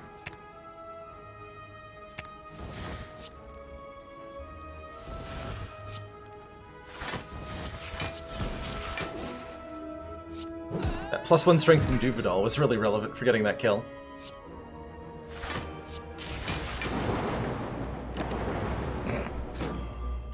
Casual 96 block. Now we just patiently wait for the other algorithm to show up.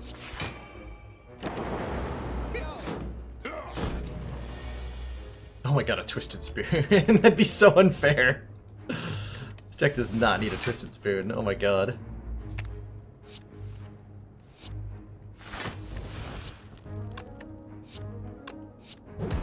Wow. More. Letter Opener. When we play 3 skills in a single turn, deal 5 damage to all enemies. We're offered another Amplify Plus. Yeah, let's do it. An early... It doesn't even have to be a Toxic Egg, but any early egg can have a huge impact on a run.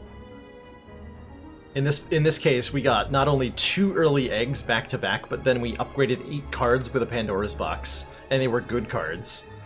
Pandora's Box gave us Doom, Beam Cell, Double Energy, Chaos, Cold Snap, Equilibrium, Genetic Algorithm, and then, well, this is not helpful right now, but maybe it'll be helpful later.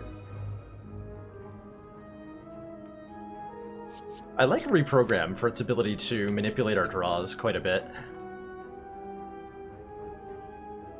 I'm gonna grab that. Program is solid.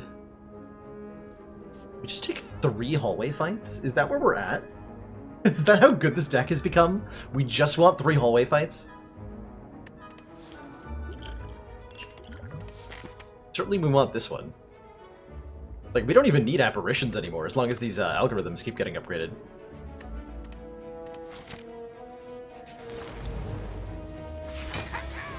Okay. Like, we can decide not to draw that, or that, or that, or that.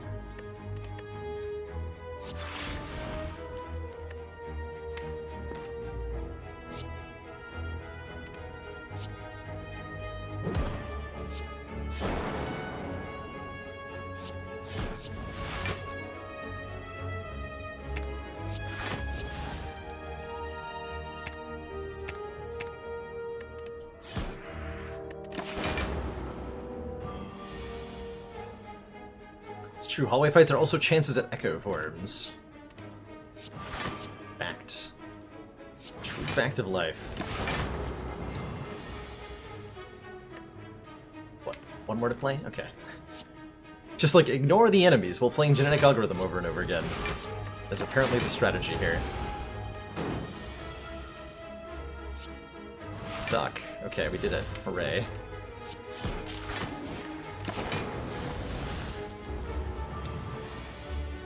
Okay.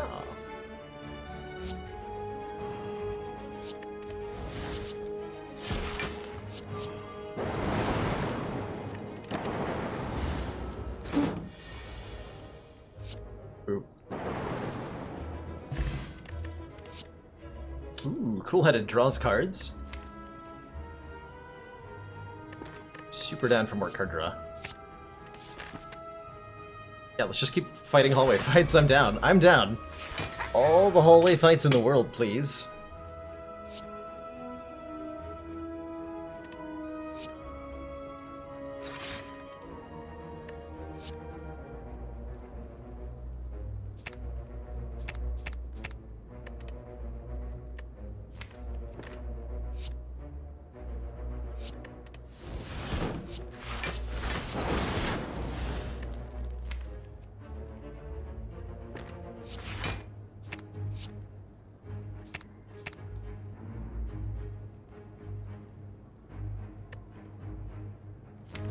Want to get to the... This also helps me get to the algorithms much quicker to have that reprogram, which is really nice. Really, really nice.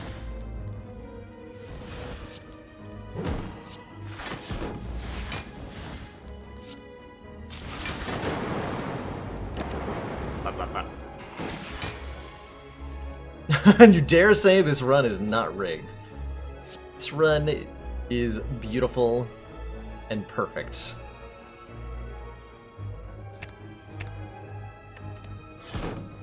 How dare you imply otherwise?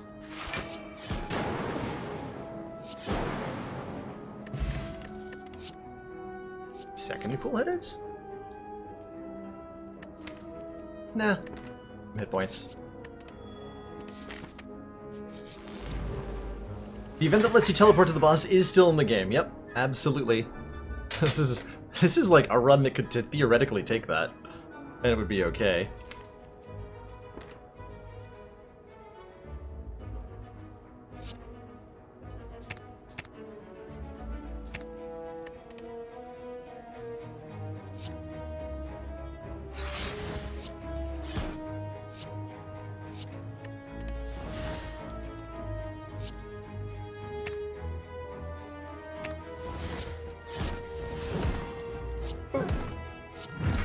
Normally I advise against killing a one of Mystic our first, but... most valued supporters. What push? Says continued support of the XCOM Carney project. Magic! Thank you for those 7 hacking months. Tier 1 support. Greatly appreciate the continued council funding, and glad you're still enjoying the show. It's great to have you here. Enjoy that renewed sense of superiority, and you're well on your way towards the amazing 1-year badge. Now, we'll see, how broken can the deck get? Just how bad could it be? Could have over 100 max health is what it could have. Okay, you know what? I'm gonna recall, because that's where we're at now. We're gonna recall.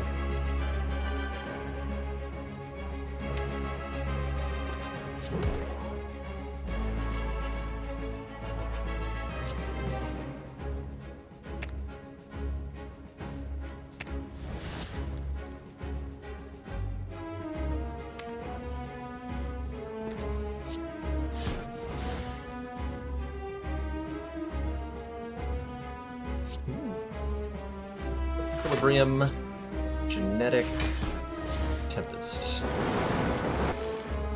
So this is now doing... Wait, what do you mean Channel 1 Lightning? What? Oh, there we go. Channel 10 Lightning. Okay. It's like, you dare lie to me? Game? How dare you?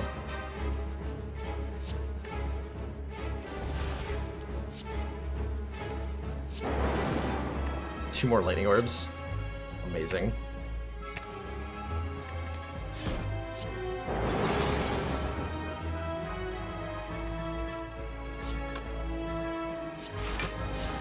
Zoop.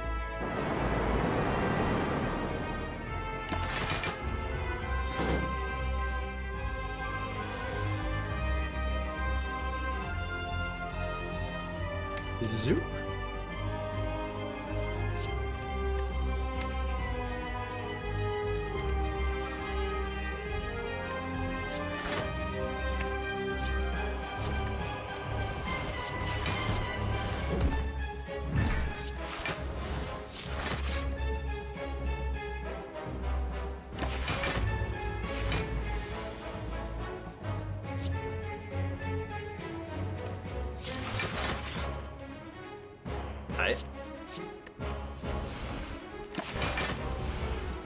I mean, we just... Literally, if we just end turn twice, we block the Hyper Beam. Oh, man. You're telling me this isn't even kill?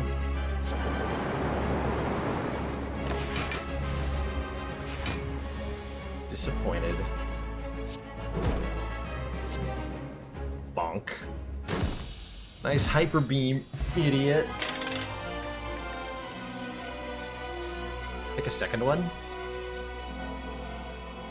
We take a second copy of Thunderstrike if we want to.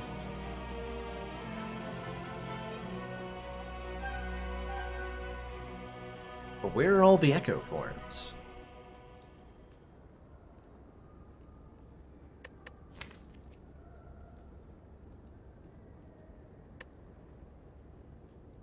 Meteor Strike just for recycle fuel is actually, like, not the wrong answer. We might even play it sometimes. Sure, let's have fun with it. And we could start with a Plasma Orb in play, which gives us an extra energy on turn 1, and 2 more energy when we... evoke it. Could also take the Runic Dome, gain energy at the start of our turn, but we can no longer see the enemy intents. Mostly feels unnecessary, quite frankly. Your strike for the Ice Cream. Oh my, Ice Cream? This deck with Ice Cream would be so broken, I love it! I love it. Or Potions from Combats. We don't actually need potions to do anything, so that makes the White Beast statue pretty bad. Right? This is a... Whatever the opposite of a Widmore relic is, this is a White Beast statue. White Beast statue is a great relic for when you're struggling every fight, and you need those potions. I'm totally okay with a nuclear battery here. It just gives us one really good turn. That's all we need. Yeah, imagine needing more than 3 energy. Lol. Lol. Awakened One's here. The Awakened One is here. And I can fight 3 elites this act, but... And I can actively avoid the fires because the fires are bad. The fires are useless to me. We even got our recall done. Get those fires out of here. Bonk.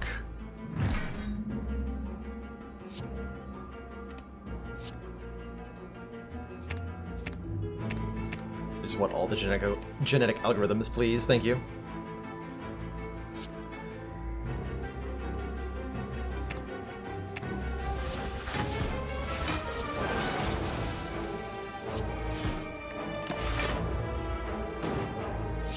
Our first Act 3 boss is the Awakened One.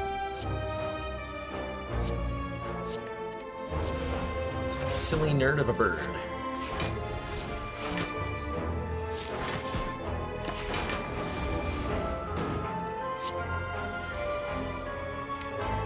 This algorithm.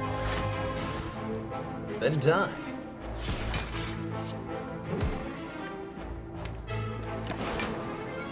Got him.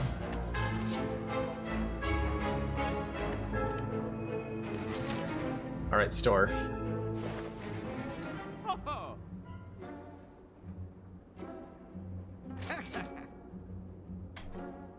I mean, you gotta, right?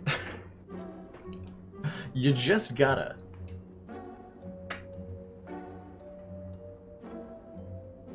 Prismatic Shard says, combat reward screens now contain colorless cards and cards from other colors. Remove Amplify. I have a hope that one day Amplify will do something for this deck. I'm gonna remove Zap.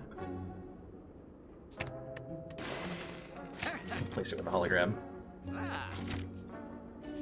And we want hallway fights, because the hallway fights are really good for this deck. And they give us card picks that could mean differently colored cards. It's amazing. Have a Meteor Strike.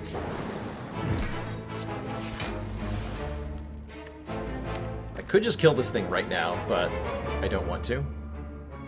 I've got algorithms to level, you know.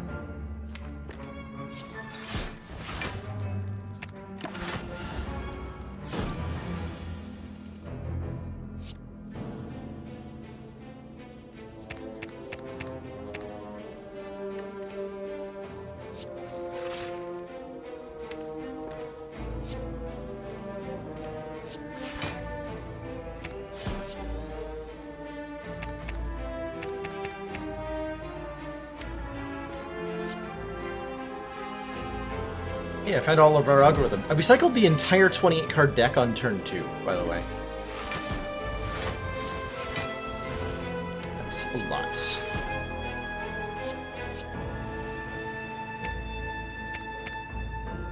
Alright, I'm just clicking on cards now. I don't know what I'm doing.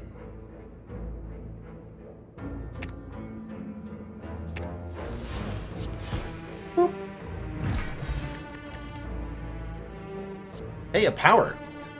Alternately, more card draw in the form of Acrobatics Plus. Draw 4 cards, discard 1 card.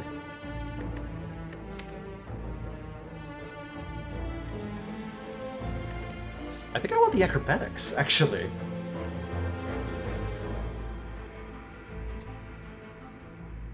Yeah, I want it. Welcome to the deck, Acrobatics. It's so nice to have you here.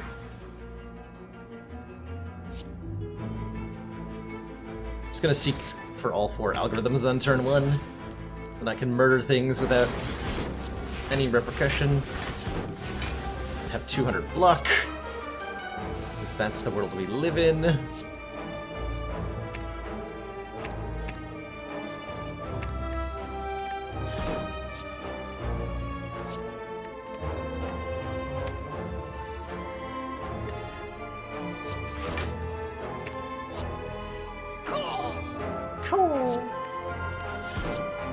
Cheers, K-Man! What's the story behind this one? Molten egg into toxic egg into calipers, and 4 copies of genetic algorithm has resulted in a deck that can do anything it wants. Pretty much. Just about anything in the world. And it is glorious.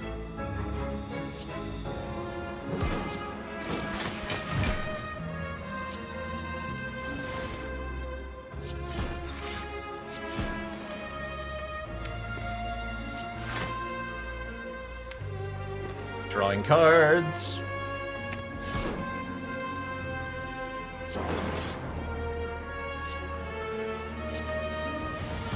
I just killed them all on turn 1 and played all 4 genetics. Oh my god. Do we mirror genetic? We would, yeah. Flex?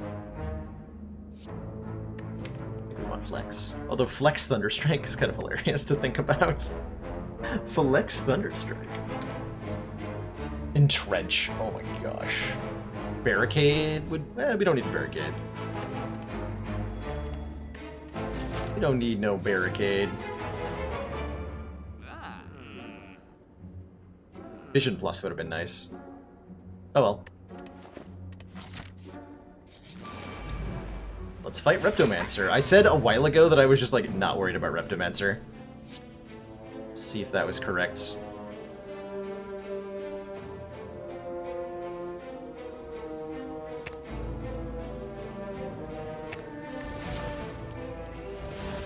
Boop.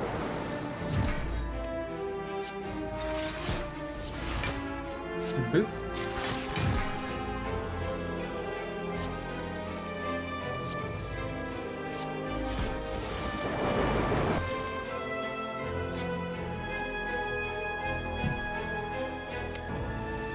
I could actually kill Reptomancer right now with Beam Cell Thunderstrike, but I gotta play the genetics. Turn 1 Repto kill. Okay.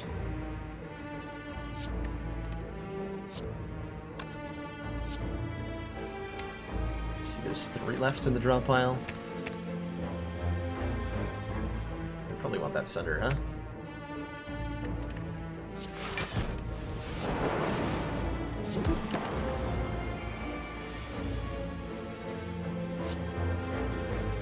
Boop.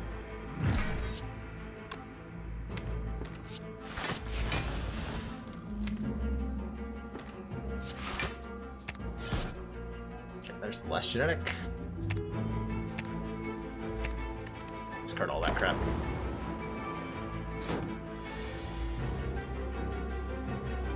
Hear me? All of it.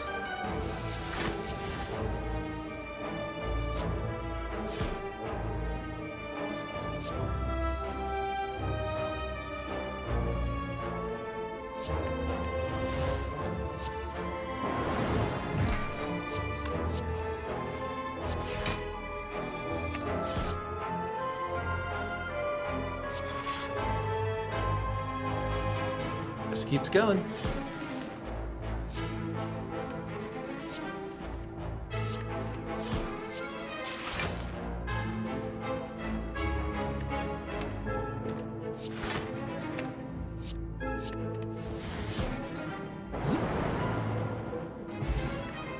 Yeah, there is a bug with reprogramming a cancel button, K-Man. Reprogram creates a cancel button for some reason. Evolve Turbo? Is that a thing? I don't think that's a thing, right? It's not a thing. We do have a way to put status cards into our deck, which makes Evolve interesting. Maybe not good, but kind of interesting.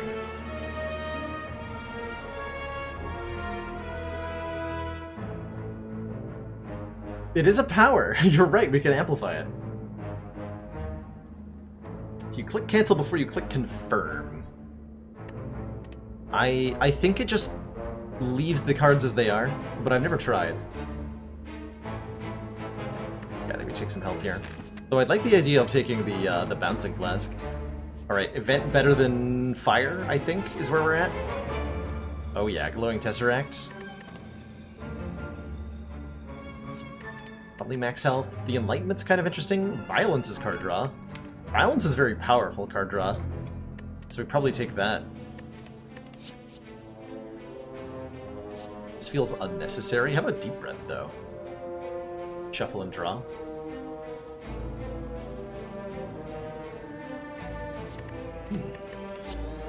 Violence. It's an upgraded rare card. Those are usually pretty good, huh? Some health. Take either a Dark Shackles or just some health.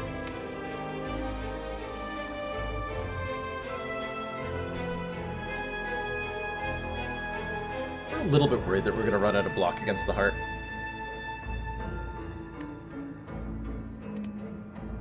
Deep Breath is Seek Synergy. It's true. Give it a chance. Got a chance to be good. Hey Bekshi, it is going amazing. We are on an incredible defect run right now. This is about the only way I can describe this experience that we're collectively having. Absolutely monstrously incredible.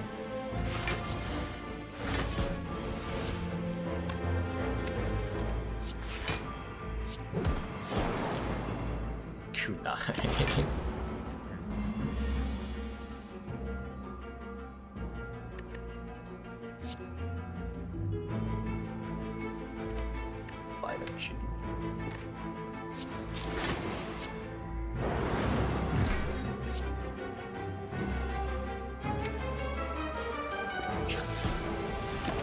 Put those in the discard pile. Two.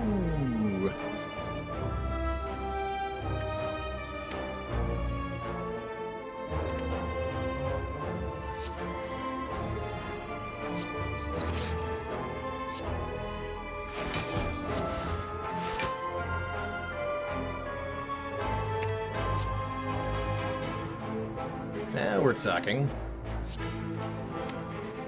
Seek for Meteor Strike. Oh yeah, now we're talking. So we recycle Meteor Strike, double our energy to 20, get that played. Like discard. This crap.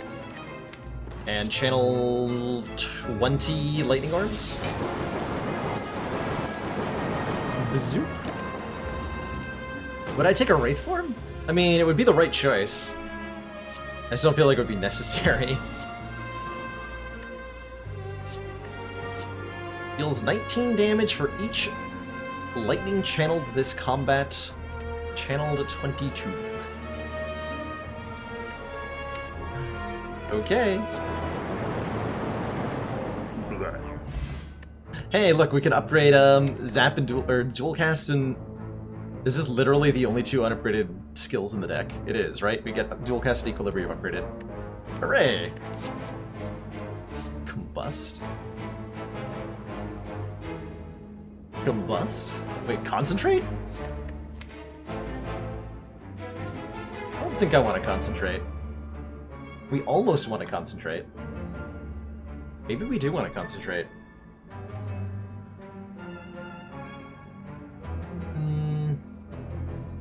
I think what Concentrate does is already occupied by Recycle. That's where I might land on that one. More max health, 105 hit points. And again, avoiding campfires because they're bad for us. Alright, Ball Lightning, you're getting transformed, not because I don't like you, but because you're the only unupgraded card in the deck, and I'm discriminating against you because of it. Welcome to the deck Hologram Plus. All aboard. Fully upgraded deck. Which means we have nothing to do with the fire. We have nothing to do with the fire.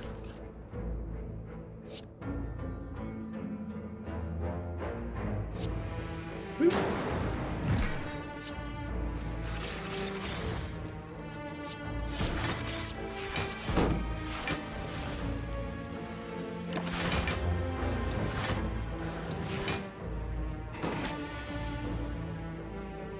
Can I just say I'm actually kind of glad that we never found an Echo form, because min-maxing all of these genetic algorithms would be a giant pain in the butt.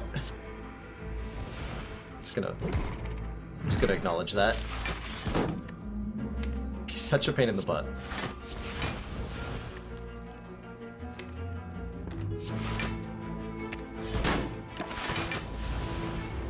Fun fact, if you've got a void in your discard pile, hologram can fetch it without costing you energy. And that's good.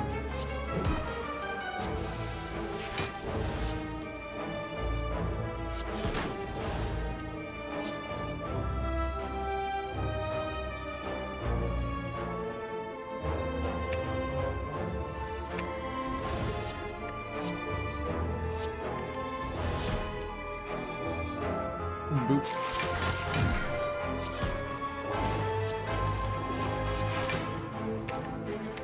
All four. Boop. What a reinforced body. I'll take that one. That one seems fair. And by fair, I mean completely unfair.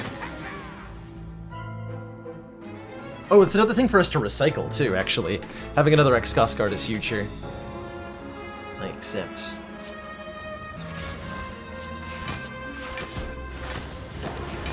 Thoroughly underwhelming, turn one, I know. Recycle double turbo. It's a good set of cards to be drawing. Perfect.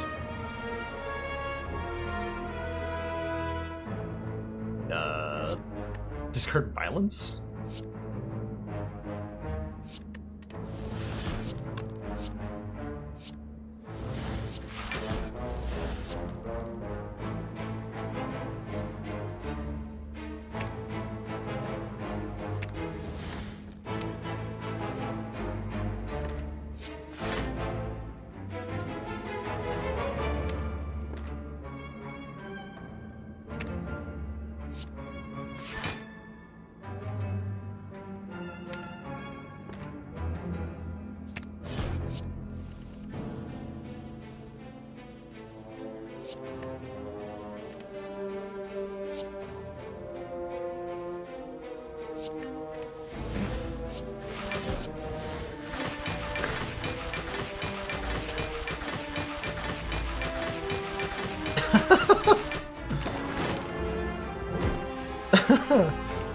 Yeah.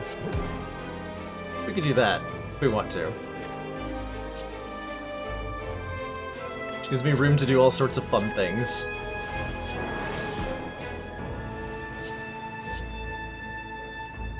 Just all the fun things. Just every fun thing that has ever been. I am now capable of doing. Boop.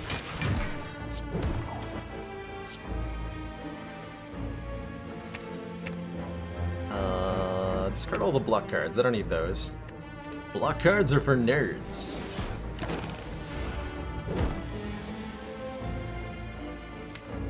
I wonder if... I bet with the cards we have, we can go infinite somehow.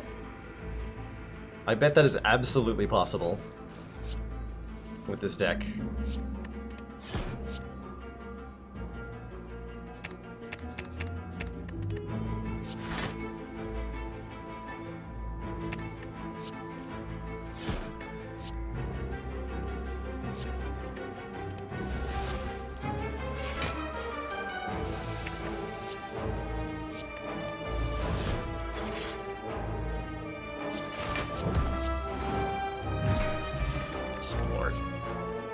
Oh boy, Masterful Stab, Dagger Throw, or Pummel.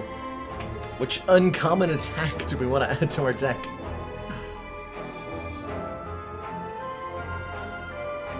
That poor Amplify. When will it ever be good? No one knows. Not today. There's not very many... not a whole lot of room left for it to be good. But we gotta believe, right? Gotta believe that someday, somehow, some way.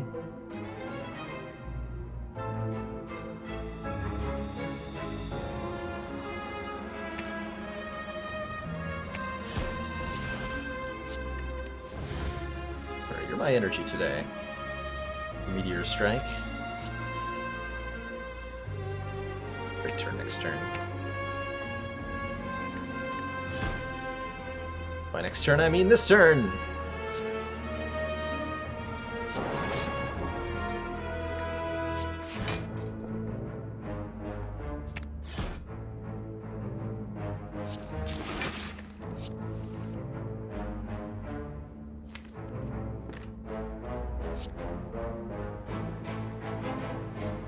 Double energy. Hologram for Skim. He's played. Continue to do silly things. Hologram recycle. Get rid of reinforce. Just need to draw the last algorithm. There's a very high chance we do it successfully. There it is.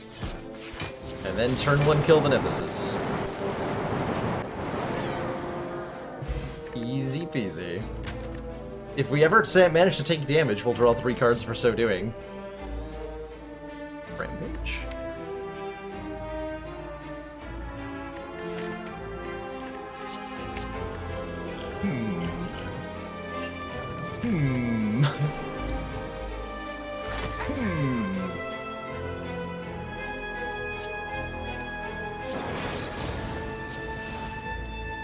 We found a power!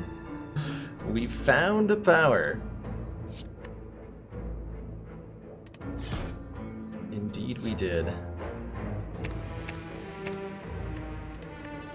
Found something I intend to have fun with. Yeah, these holograms are stupid good.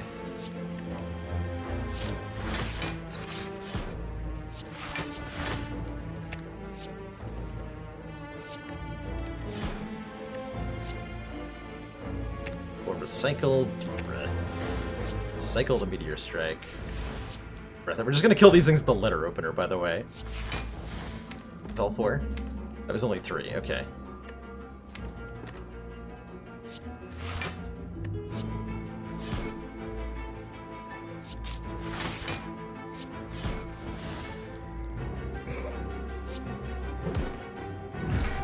Let's make room for my hand.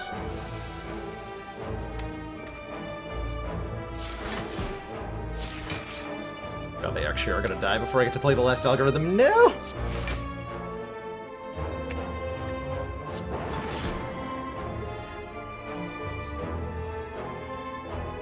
I guess I just end turn. Why yeah, exactly. Why Rampage? Why not Rampage? Why the heck not?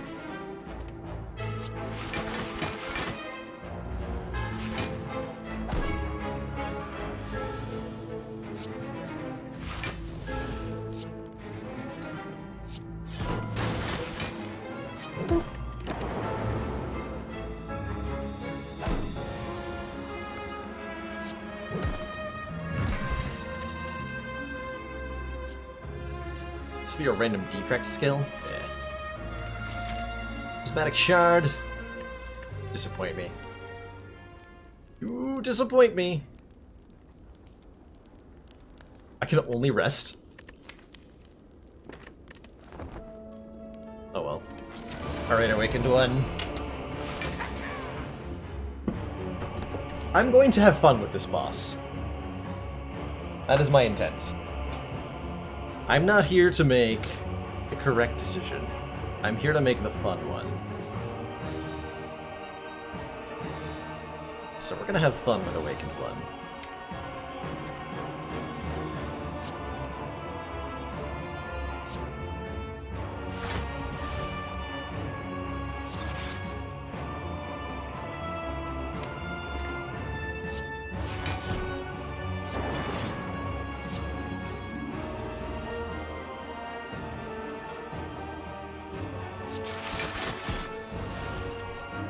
Sure when I'm using this double energy. I don't think it's this turn.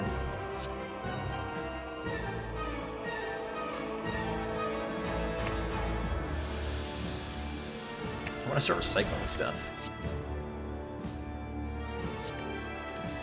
Alright, what are you drawing me, Skim? Another genetics, great. Card draws, great. Yeah, let's do it.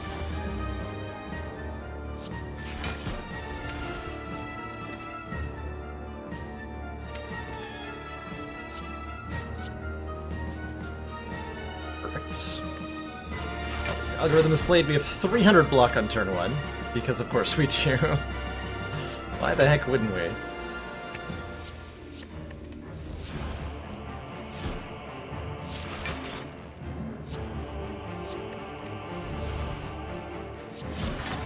Cool.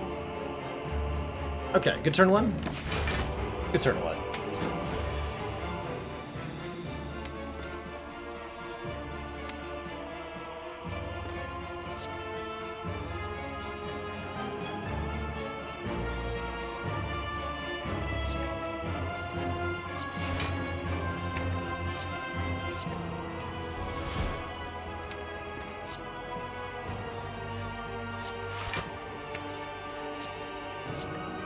So I'm using Recycle here to aggressively thin the deck.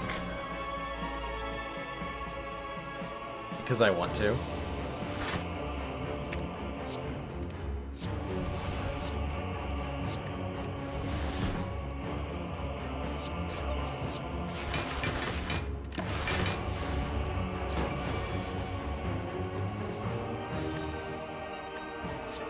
Got the reprogram hologram combo.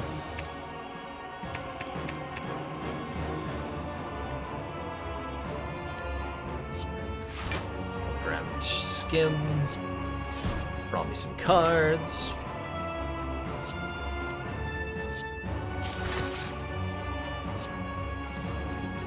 See you later, Meteor Strike. And Amplify.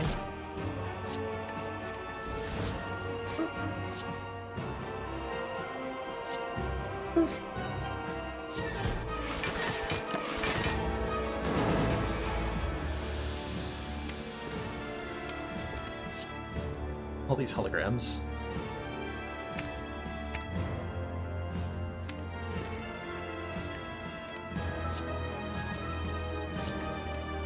Chaos. Hologram. Get rid of one of these holograms. Draw some more cards.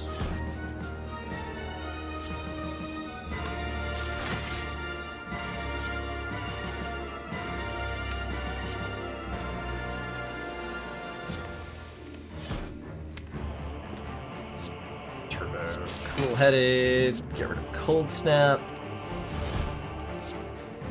Hologram, get rid of Dual Cast, play Rampage, draw some more cards, draw some more cards, destroy Hologram, draw some more cards, get some more energy, draw some more cards,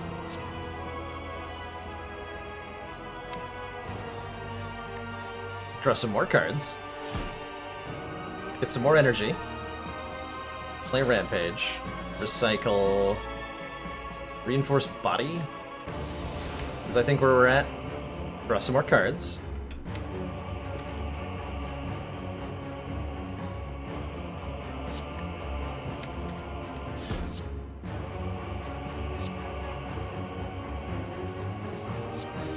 yeah, we need to start getting rid of voids, I'm pretty sure. We're gonna have a bad time.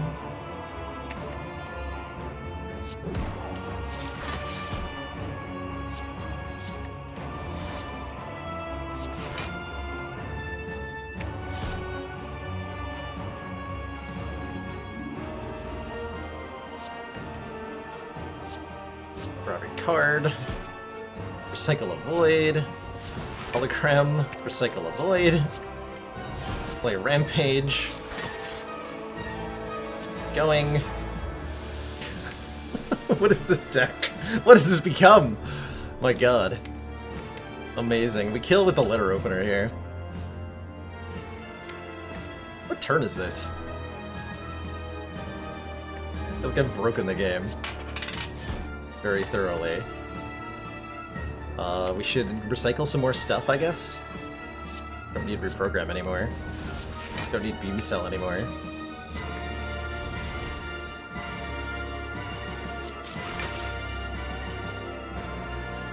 I don't need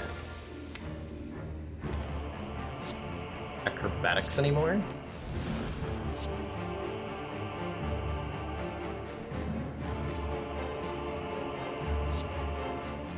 Or cool-headed. Okay.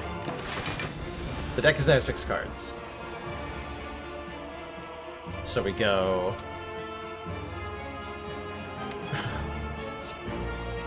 Rampage, Turbo, Skim to draw everything. Rampage, Turbo, Hologram, Skim, play Skim again. Rampage, Deep Breath. Turbo, Rampage, Hologram, Rampage. For 97 damage. GG! GG.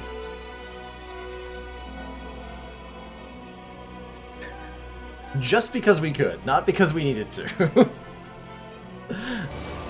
And now I'm gonna beat Donu Deka in a completely different way. Also because I can.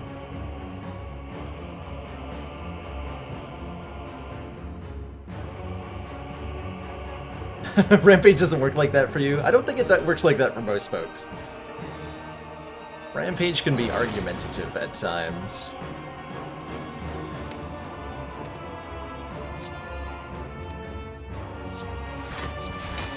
A rough turn 1, but I have all the time in the world here. I want my Plasma Orb. Totally not pre-recorded. I promise.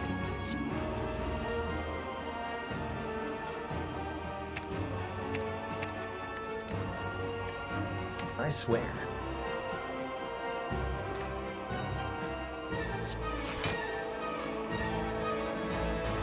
I'm just gonna take a Dazed. That out of the draw pile. Or get that out of the discard pile. It's a pretty mediocre turn 1 and 2, huh? Slow. Here we go. There's only 1 attack in the draw pile? Wow. That's telling, actually. It's really telling. Gosh darn millennials!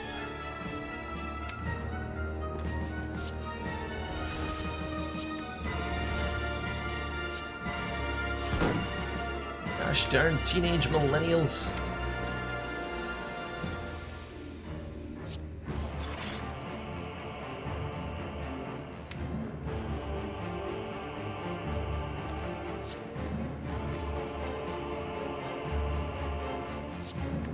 So we Turbo, Double Energy, Hologram for Recycle, Recycle Reinforced Body.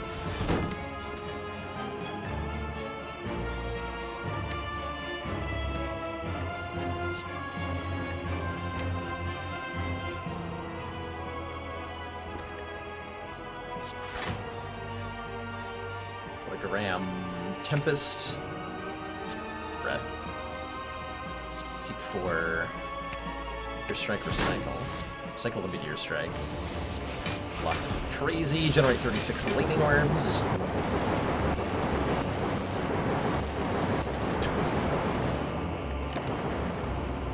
Because we can. Oh no, I can't play Thunderstrike! Acrobatics, save me! Acrobatics, no!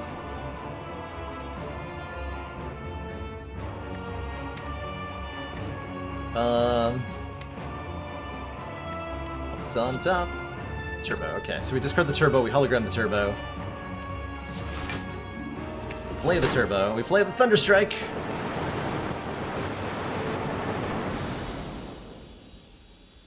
And the fight is over. GG! GG. To thump or not to thump?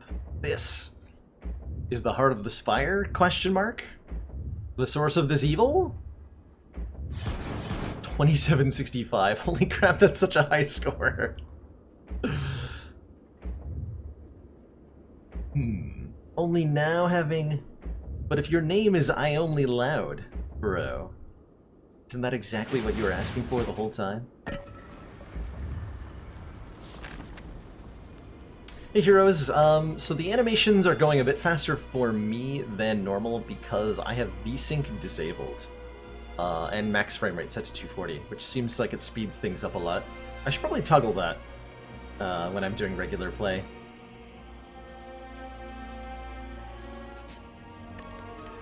We have nothing to do here.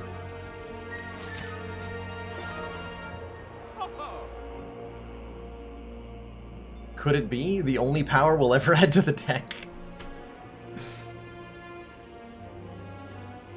Could it be?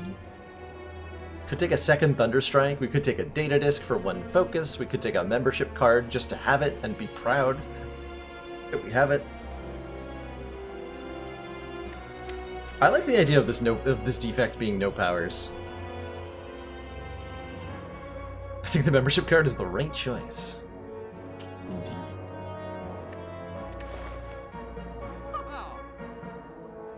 Oh man, the clickbait YouTube titles. That's what I'm in this business to do. Yeah, we could remove Amplify, but then I can't get a data disk. And what kind of world is that? Pretty good world, actually.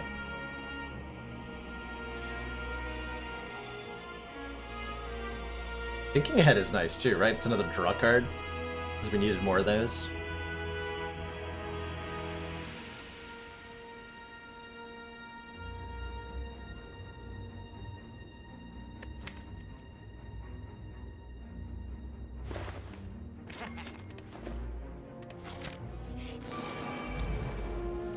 For next run.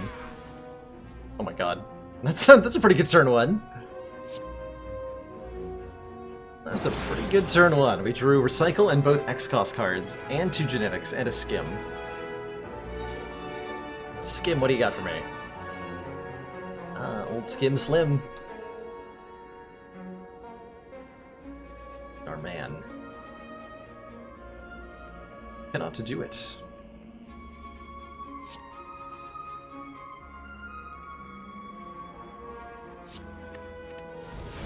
Then who can?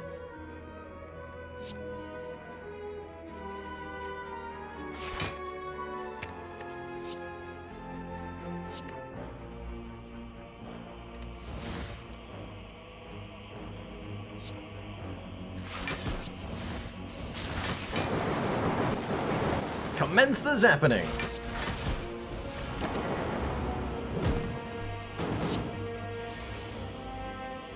Cease the zappening!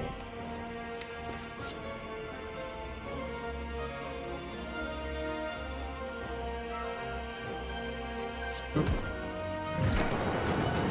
I guess I could have played Beam Seller. What does it truly matter?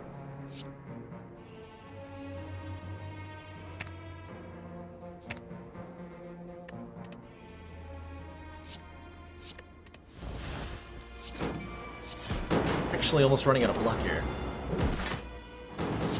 Away, foul beasts! Away!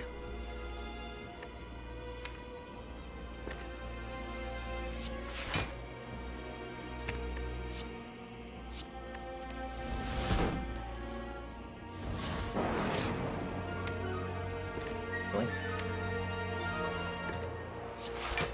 Gonna be like that? There's our last genetic. Got a hologram for Recycle again. Recycle Librium. Play the genetic algorithm. It's very important that that gets boosted. And then play the Thunderstrike.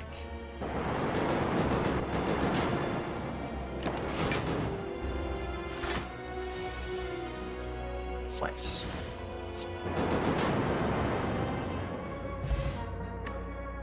If your hit points are full, gain an energy at the start of your turn. Burning Pact? Burning Pact? Exhaust a card, draw 3? Hell yeah. Welcome to my deck. It's certainly better than an Armaments. Although I could have used the Armaments to upgrade the power from the Powder Potion. Big brain plays.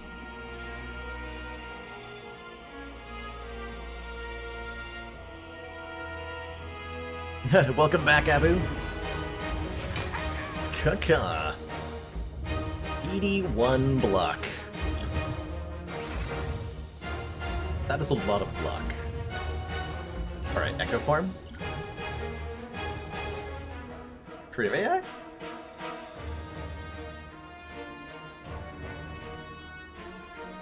I should have maybe waited for Amplify.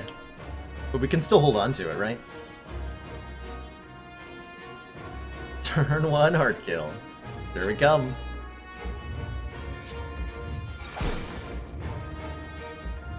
Every time we play a card, we take 2 damage. Got it! We got Amplify Creative AI. Let's go! Let's go.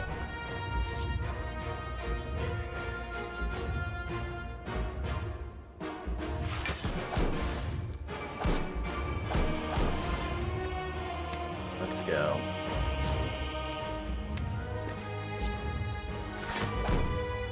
Alright. Acceptable turn 1.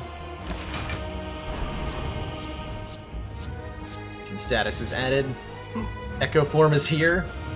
After all these years, it's finally arrived. First card we play each turn is played twice.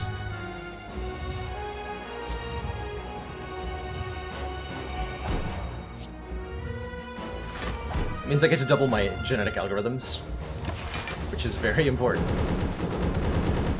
Oh, I could have amplified it? You're right, I could have. That's true.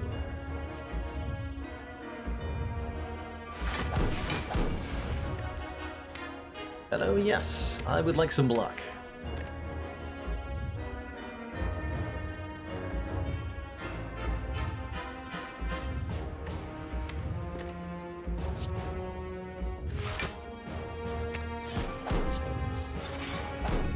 Void!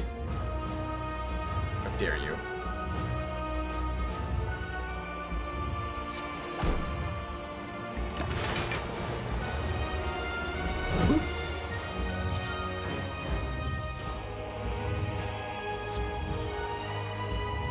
More copies of Echo Form. And then I get to Seek twice, oh my god.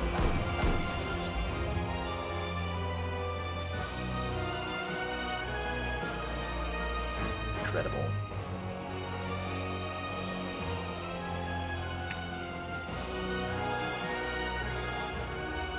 So we're just gonna set up ourselves for next turn here.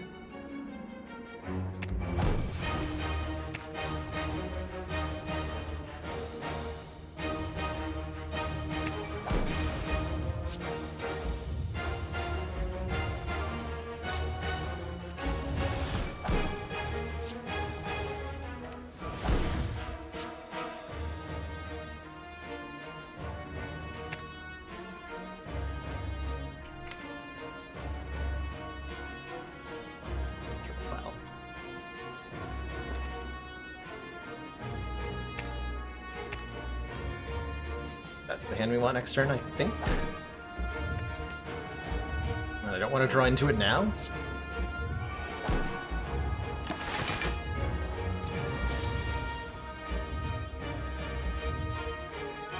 Ew.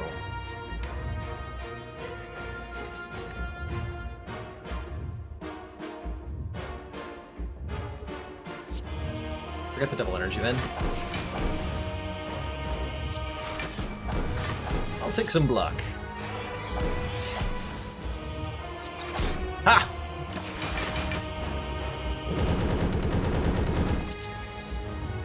Okay, real talk though, I need to start like doing stuff.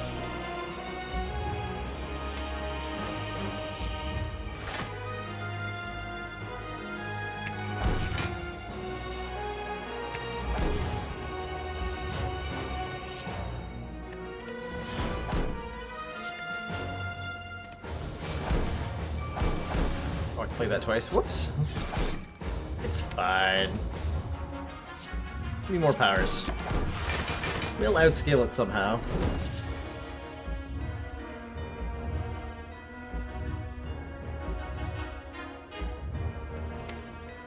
Okay. Let's actually start thinking.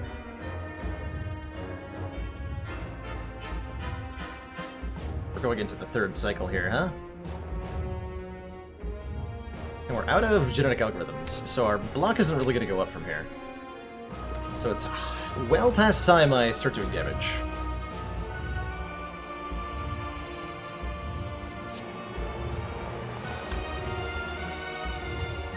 I don't think I need more Echo Forms.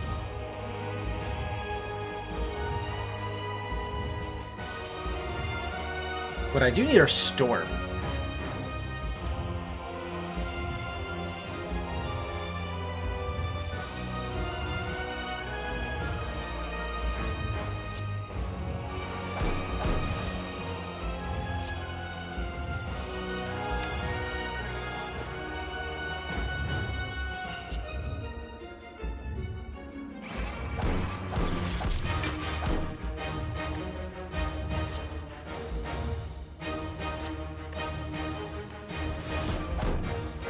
Let's start doing lots of stuff.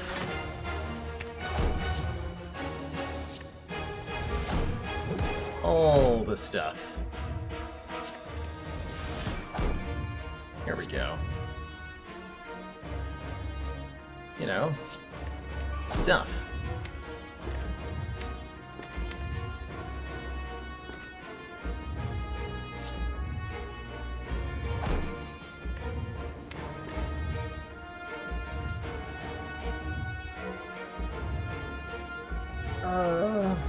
We need to find our Tempest somehow.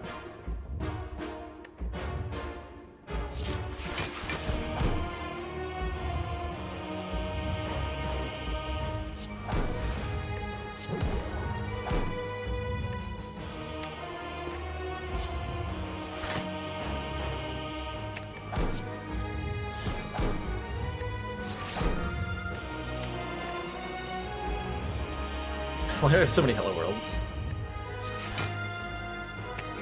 Okay, not playing that. 6 times 15. Okay, definitely doubling this up. Double turbo, double acro.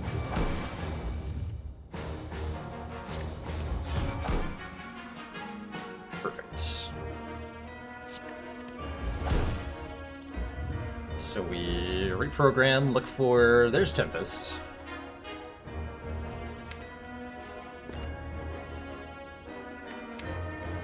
Play double energy, right?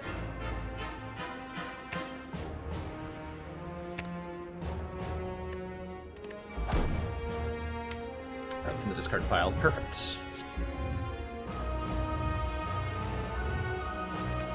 So I don't want to play heat sinks until the end of the turn.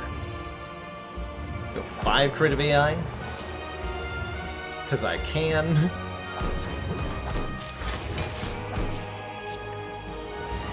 Okay. Will work. So if I hologram twice, double energy, and I'm gonna fail to do that. Double twice to 12, Tempest twice. Or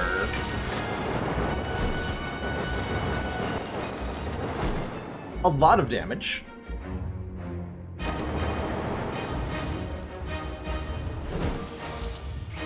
Just so much.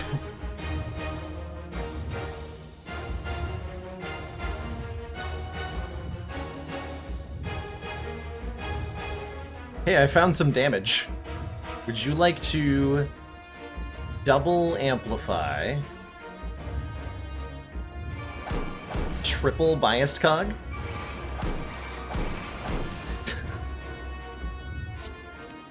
triple loop? Oh, that's only a double loop?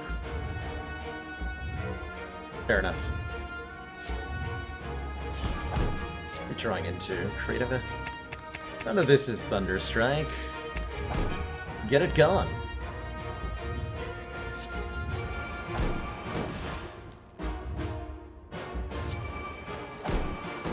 Alright, in the event that I take any damage, it's gonna get ugly.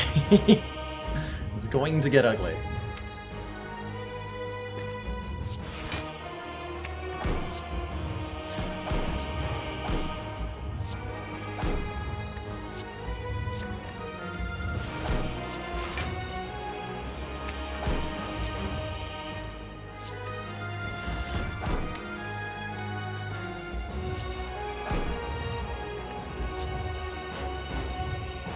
Retain, right? Unless I draw into Thunderstrike, then I do want to retain. There it is.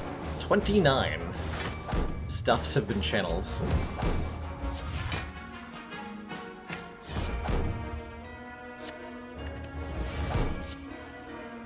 This is incredible.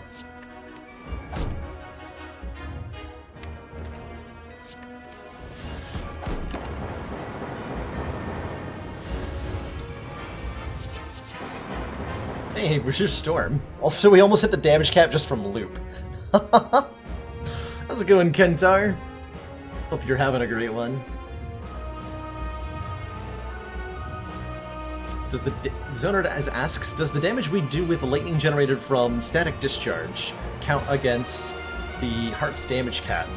It does kind of, Zonard. So to clarify, the heart's damage resets at the beginning of the heart's turn. So let's say I do the damage cap to the heart this turn by playing Thunderstrike for way too much damage. Twice. And let's say I didn't have any block at all on this turn. I end my turn, the heart resets its damage cap. So it resets to 200, and then the heart attacks. So I would be able to, in this example, kill the heart with the static discharge, even though I've done the damage cap on this turn. Because it applies to the following turn instead. But then if I got hit a bunch, I did 200 damage, and then it's my turn, I can't do any damage on that turn, because the damage cap hasn't reset. I hope that made sense. I hope that made sense.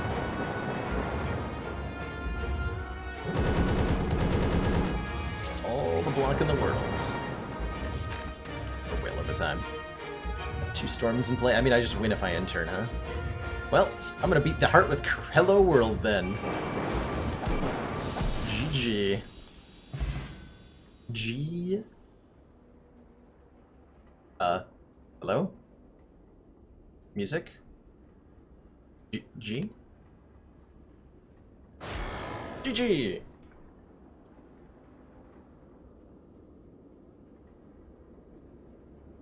Oh, only at the beginning of the heart's turn, to clarify. So once per 2 turns of you and the heart. Victory! 3615. That's a pretty damn high defect score. Oh my god. I, for one, am disgusted by your 7 perfect elite beyond perfect max hit point collector bonus on genetic algorithm deck. What is my all-time high score? That's pretty close.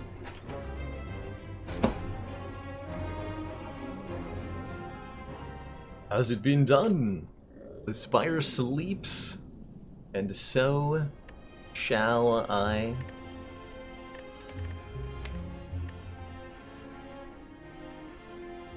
Oh, I'll have lost my score history because I resetted stuff. So if we look at my...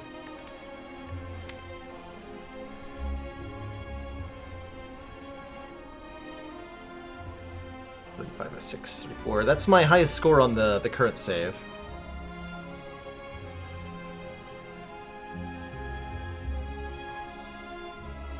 Which isn't all-inclusive. What keeps these stats, though? Like, I've got 118 listed victories, which is not true. Interesting. Bizarre. These stats are weird and wrong, I think.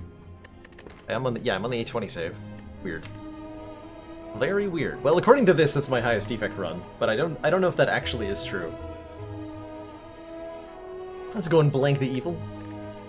Just missed a very amazing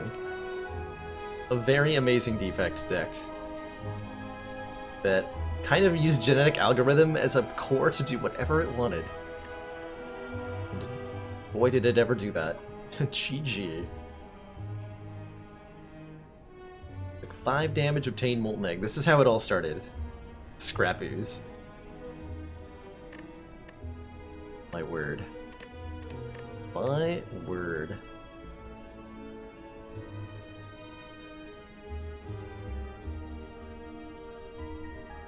right? Like, I often find, well, I don't know, I think I use Genetic Algorithm as a core defensive card pretty frequently. Especially in defect decks that have a lot of retain. Like, anything with a Runic Pyramid loves Genetic Algorithm. So much.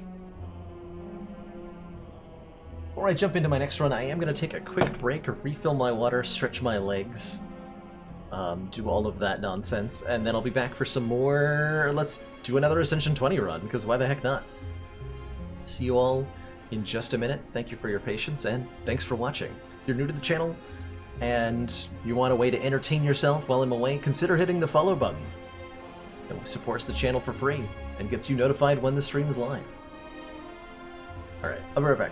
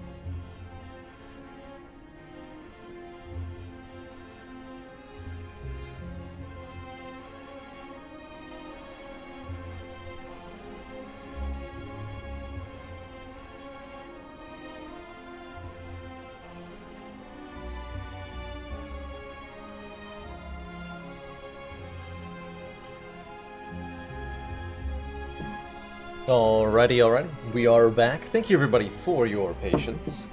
I greatly appreciate it. Hope you're all having a great one. I have a quick question for myself, actually, based from that last run, which made me feel like it was Friday. When was the last time we took damage in this run? We took no damage to the heart, we took no damage to the elites, we took no damage to Donun Deka or Awakened One, or Darklings, or Nemesis, or Spire Growth, or Jawworms, or Giant Head. We took damage from Sensory Stone, I guess, technically. Reptomancer didn't hurt us. Spirit Guardian didn't hurt us. Orb Walker didn't hurt us. Three Shapes didn't hurt us. Bronze Automaton didn't hurt us. Centurion and Mystic didn't. Parasite and Fungi Beast didn't. The Chosen didn't. Taskmaster didn't. Snake Plant didn't. Gremlin Leader didn't. Snecko didn't. Trife Slavers didn't. Chosen and Cultists didn't. Oh, we took 1 damage to the 3 birds. And 29 against Slime Boss. The only damage, we took 1 damage in Act 2, no damage in Act 3, and no damage in Act 4. Holy crap. What a run. And no powers. Except the creative AI from the... I mean, we played a lot of powers against the heart, but there were no powers in the deck. Amazing. Play some Ironclad, shall we? Ooh, I love random rare starts on Ironclad. I love random rare starts on Ironclad. They are so good. Every random rare relic is a chance to be a Dead Branch, or a Pocket Watch, or a Peace Pipe. You can now remove cards from the deck at rest sites. Alright. Not immediately useful. Doesn't do a whole lot for us. Does give us the potential to run an extra thin deck, potentially.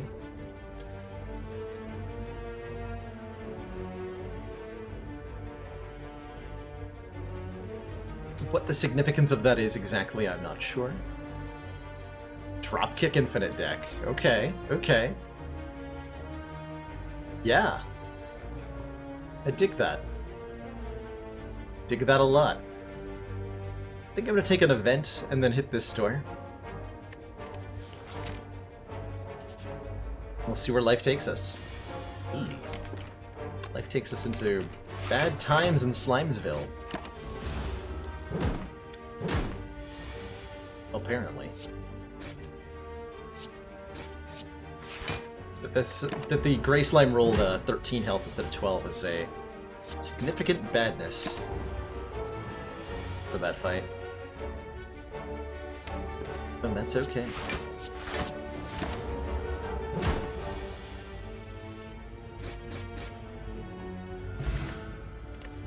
Only ended up losing 3 health. Strike's nice. We're fighting Hexaghost. Okay, so Clash is just not acceptable. I mean, it rarely is, but it's especially not right now. Havoc's a card that doesn't do a whole lot. There's definitely interesting things you can do with a Havoc in a small deck, but I think they're terrifying. I'm totally down to just take a Twin Strike here. Give us a basic damaging attack that's not bad, provides a good basis for future strength scaling. I like it better than skipping. Yeah. Usually good to add a damage comment or two. Ooh. This early on, I'm super down to transform a card. Give me something random. We don't need all these strikes. We could take like an upgrade on Bash, if we wanted. But I'm more interested in the transform. Removing 1 strike, gaining us a Immolate. That's better. That is much better. Then yeah, that is just a lot better. Good talk.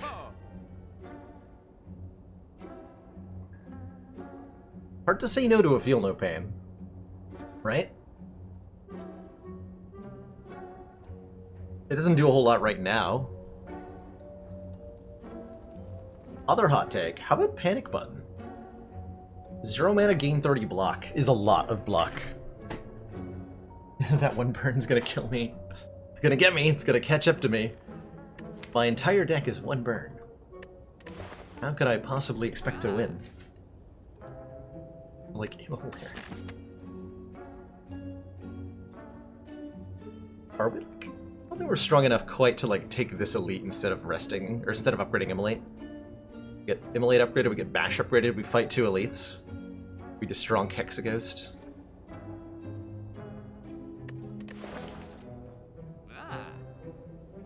Philippane's such a powerful card. The further into a run you go. You don't need it right now. Removing Strike is an option. Being really aggressive with our strike removals will behoove us. That said, we do need something that works on Hexaghost. We can't just play Immolate a bunch of times and win that fight. So we do have to keep that in mind.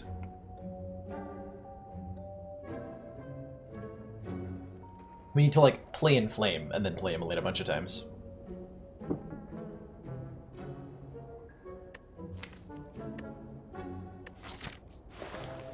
Fan of Hemo? Hemo could be okay here. I feel like with the Immolate it's largely unnecessary. If we remove strikes, we're, like, guaranteeing Immolate draws. Kind of a big deal, huh?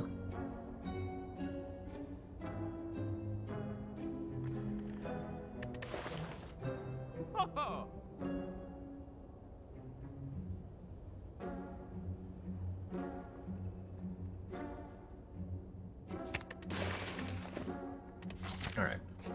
Settle on the strike removal. I'm definitely upgrading 2 random cards. We're probably healing in the next couple fights. 2 defends is not what I wanted, but it's fine. It's totally fine. So, about healing in those fights, what I meant was we're actually going to lose all of our health in the next couple of fights, apparently. What? What is this turn 1? What was that? No. Maybe? Combust is another source of AoE, and it's not a bad one, legitimately. I'm going to take it. I think I upgrade. And then we just obliterate our way through all these fights.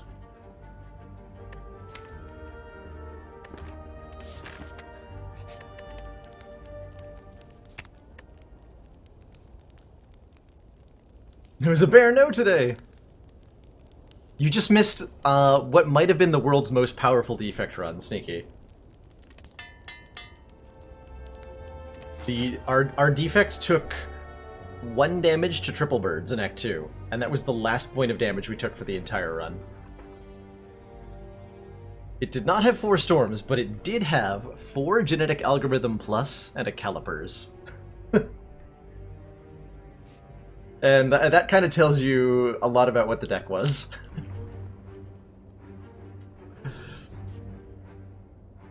Yeah, it also had 2 eggs in Act 1 into using Pandora's Box to turn our strikes and defends into 8 upgraded cards. It was pretty good. Ooh, another card removal. Ooh, another card removal. Yes, another card removal. Strikes are for people who don't have Immolate Plus in their deck.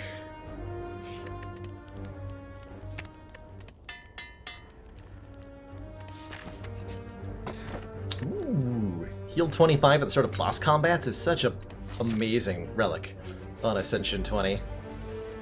What? Block cards? Block cards, you traitors.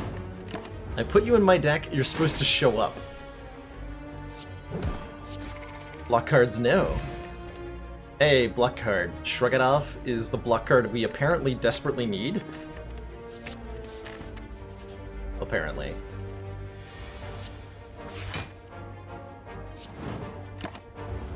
I was hoping to draw Bash before Immolate. Ooh, we didn't draw Bash at all? Yikes.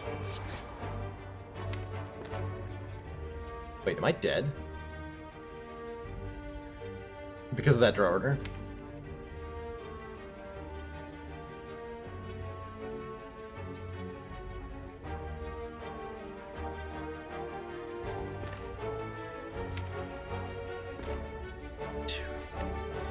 There's no way I can do 42 damage next turn.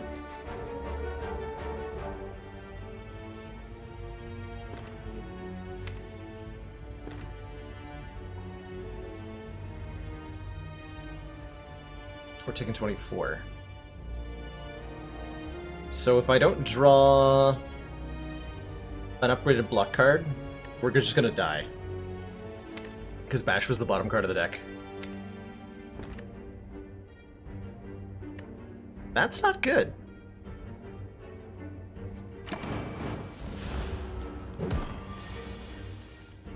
Okay. Survive.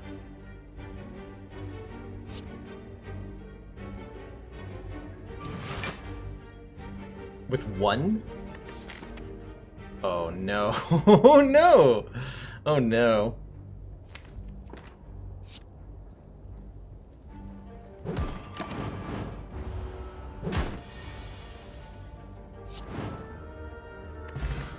Hey, we got an egg! Molten egg. When we add an attack to the deck, upgrade it.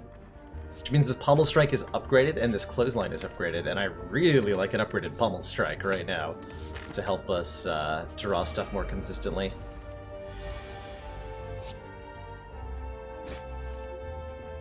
Block cards. Doing their job.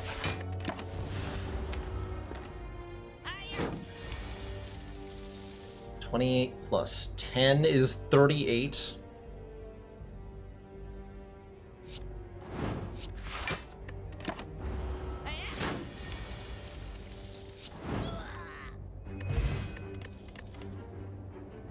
Ooh, Anger Plus? Yeah, Anger Plus with the card draw we have. That's the little bit extra damage that we're gonna need.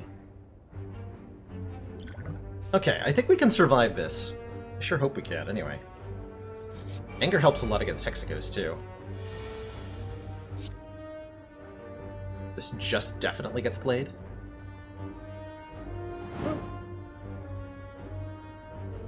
And I die if I don't block, so that's an easy choice. Okay, good talk. Next turn I have either the Speed Potion, or I should be able to kill at least one of the two sentries. Possibly both of them with a decent draw.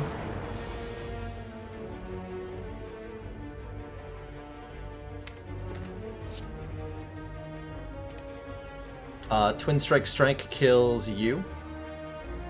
Shrug it off. Keeps me alive. And if I draw Anger, I kill them both.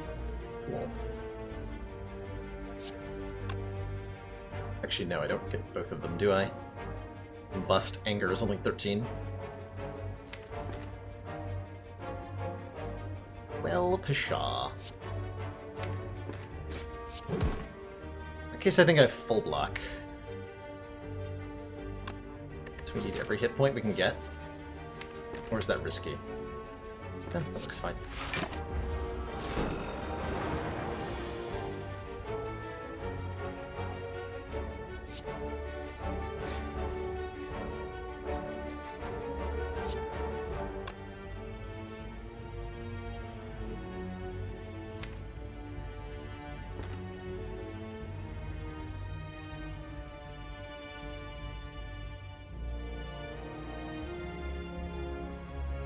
Strike here. I gotta block the burn. Something like this, actually. It's the safest play I've got.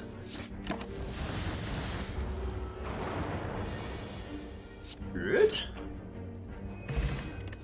Sundial gives us 2 energy every 3 times we shuffle the draw pile, and with a deck this small, that is potential for infinites, actually. Feel No Pain returns. We have no exhaust, though, so it's kind of a dead card at the moment.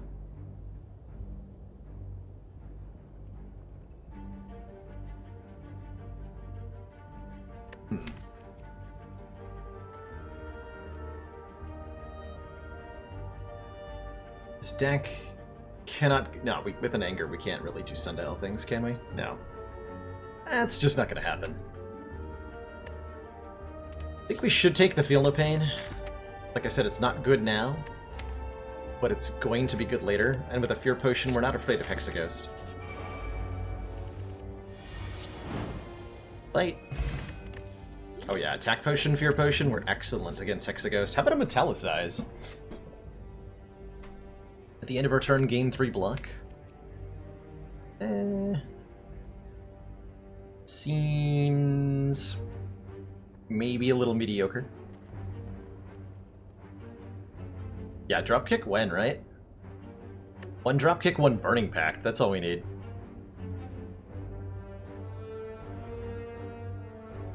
If they change Sever Soul, you might come back to the game. That's the only thing holding you back, Ismail? Is Sever Soul? Oh, we can get Chrono to recode that. There's also consideration for the Warcry now that we have a Feel No Pain, because this card blocks 3 for 0. Let's do that. Thanks to Pantograph, I can either toke or upgrade here at my leisure.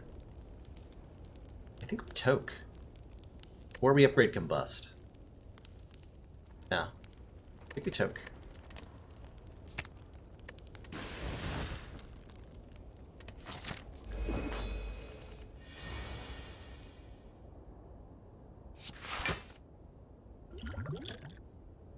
Okay, it's very important that I do a lot of damage to Hexaghost very quickly here.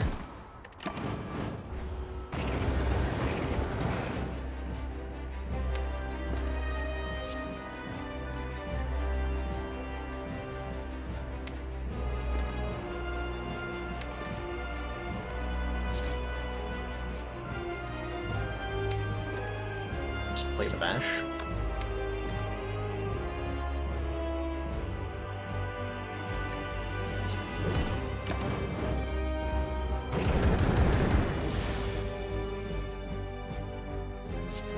Wish I'd played the Feel No Pain.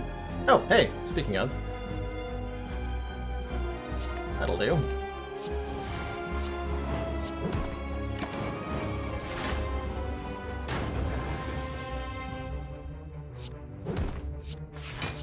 So we gotta be careful with the health total, because, you know, Combust is ticking away here.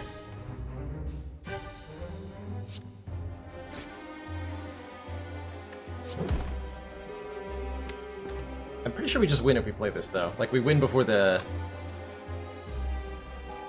Next turn's a buff, and the turn after that is a 9x2.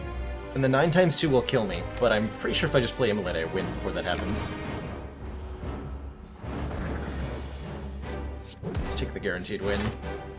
Yeah, we have guaranteed lethal next turn. By guaranteed, I mean I can't count.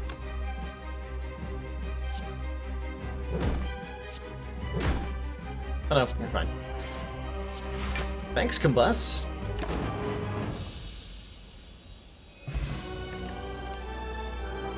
Impervious. 30 block and exhaust. With Feel No Pain, that's 33 block. There's also room for a damage engine with Juggernaut here.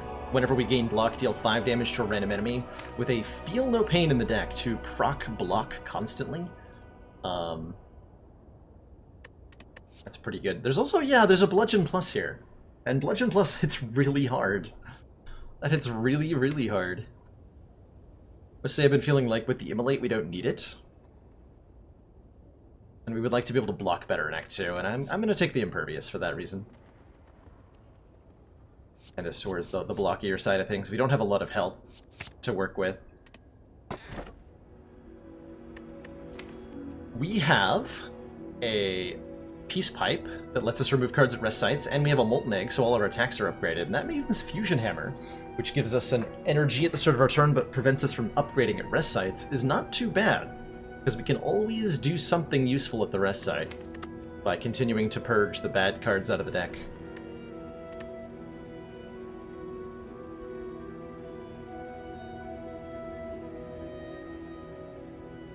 Runic Cube says whenever we lose health, draw a card. This deck actively does not want a Runic Cube, partially because of the Combust. Combust says at the end of our turn, lose a hit point and deal damage to all enemies. We draw a card, and then that card gets discarded immediately. So Combust sometimes like takes an important card away from you and throws it into your discard pile.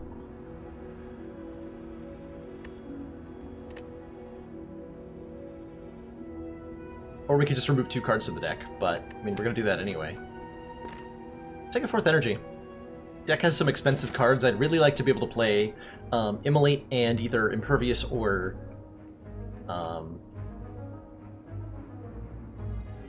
Oh my. Immolate and either impervious or immolate and either impervious or bash. That's the one. Wow, I can't words today.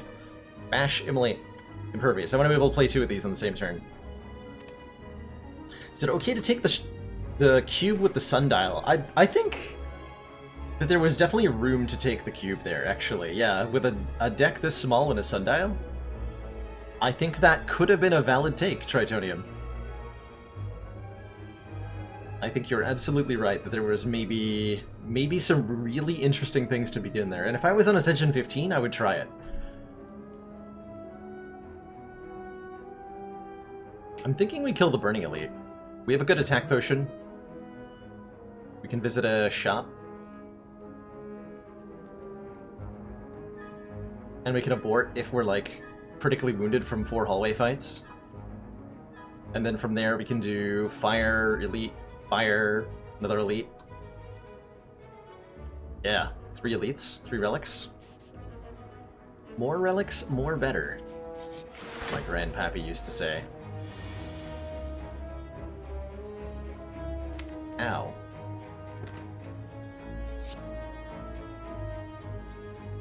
As I used to say. Ow, my hit points.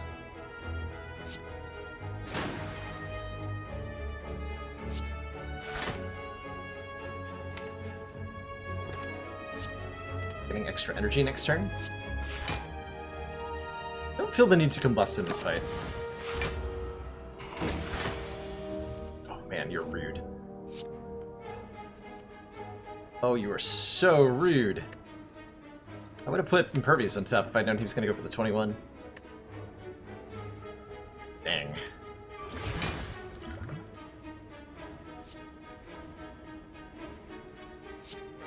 Probably not going to kill, right? Coulda, shoulda, woulda done the math. Yeah, I should have done the math. Yeah.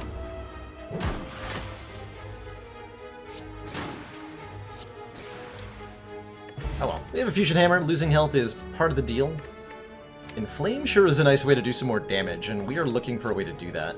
So we are going to take it, especially given that it's upgraded for free. And we can mirror a card?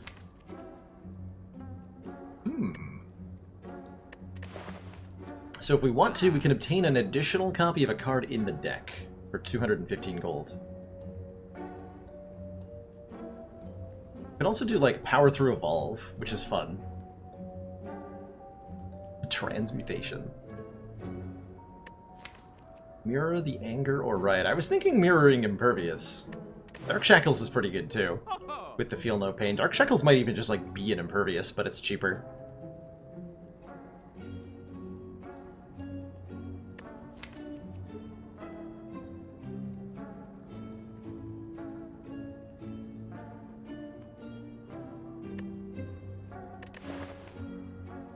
Yeah, I like that. That'll do really well against Book of Stabbing, too. And the 0 energy cost is significant.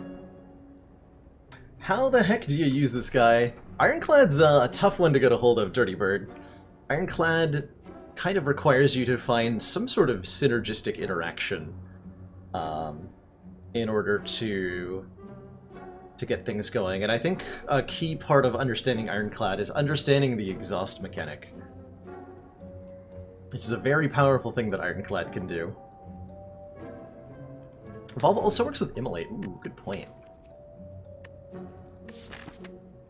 Evolve's a little slow, but you know what? Yeah. Let's do Evolve Power Through here. Get some weird things going.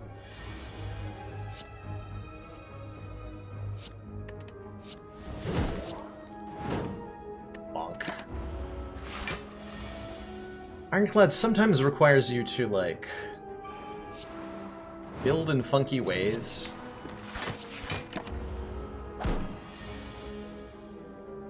That wouldn't normally work.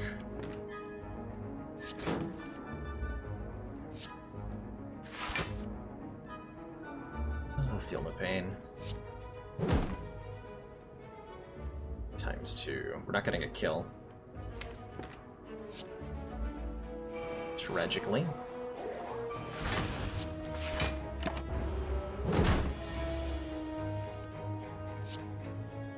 Come on. Can't help but notice our health is going down consistently in these fights. Hey, ooh, Flex Potion, Ancient Potion. Okay, these two together make me confident in our Burning Elite capabilities suddenly. Body Slam. If I'd taken the second Impervious, I might consider Body Slam. No, I'm still going to consider it, actually. Kill damage equal to our block. I immediately regret adding it to the deck. Dang it. Dang it. Yeah, either too much block and not enough damage or vice versa. It's really easy to get stuck in one of those two. With our friend the Chad. Really easy to get stuck in one of those two.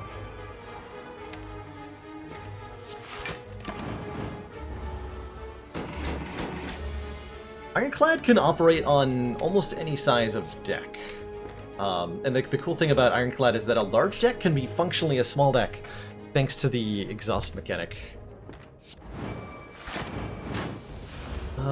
I tend to find, and for my Ascension 20 heart runs on all three classes, I tend to find myself building in the range of 30 to 40 cards, just about every time.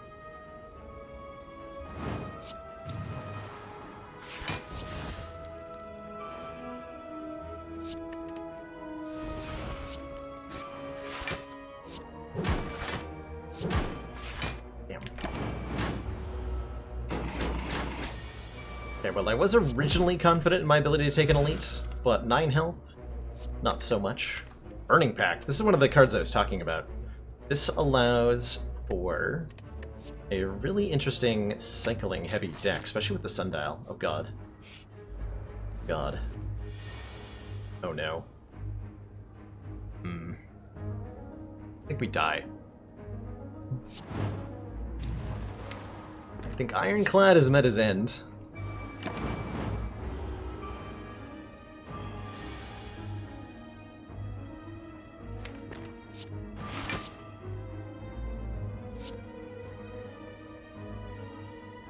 Let's see, that's 13 block. We've got 18 incoming damage, so we take 5 and take 1.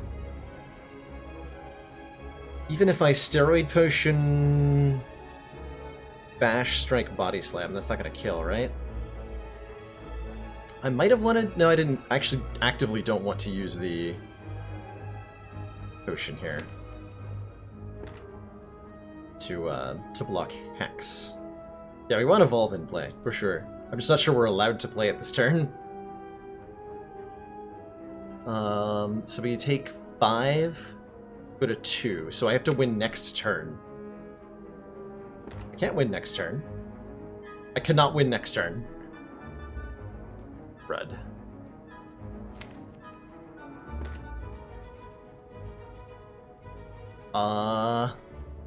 Welp?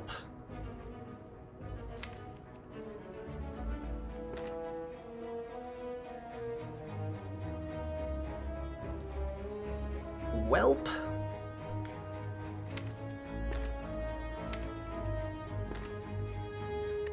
Man, I wouldn't think 4 hallway fights would kill us. I was really expecting Impervious to do more.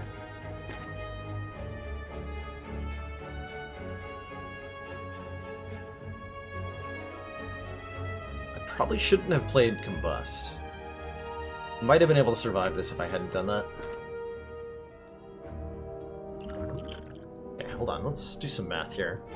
By Flex Potion, Bash is 18. This becomes 24. I can kill the bird.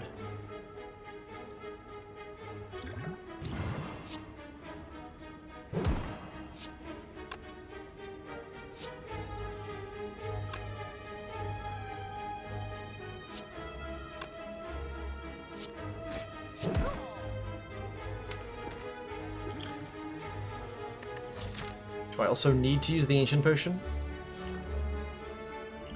I'd better, probably. Just so I have a chance of surviving here.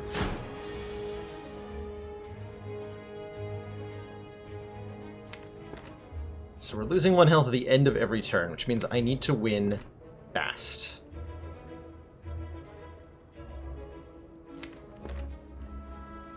Very fast.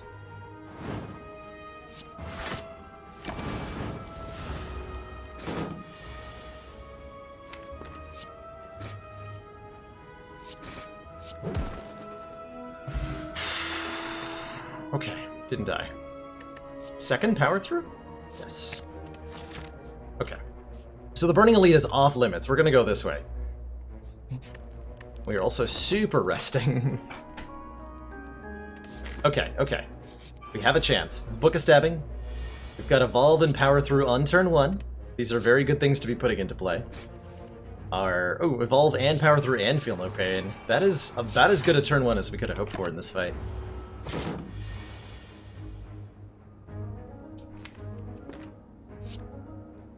That is, in fact, ideal. Draw me some cards. Book of Stabbing is very much a fight where you need to kill it as quickly as possible, so I am playing Combust here.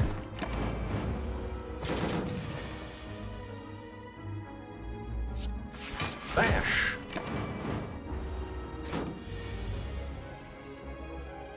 Yeah, one thing, removing strikes is definitely a very good way to improve your Ironclad game. Note that this deck, well, I can't really talk about how good this deck is because it's not surviving very well. But one thing that's really nice usually is not having any of those hecking strikes polluting your deck.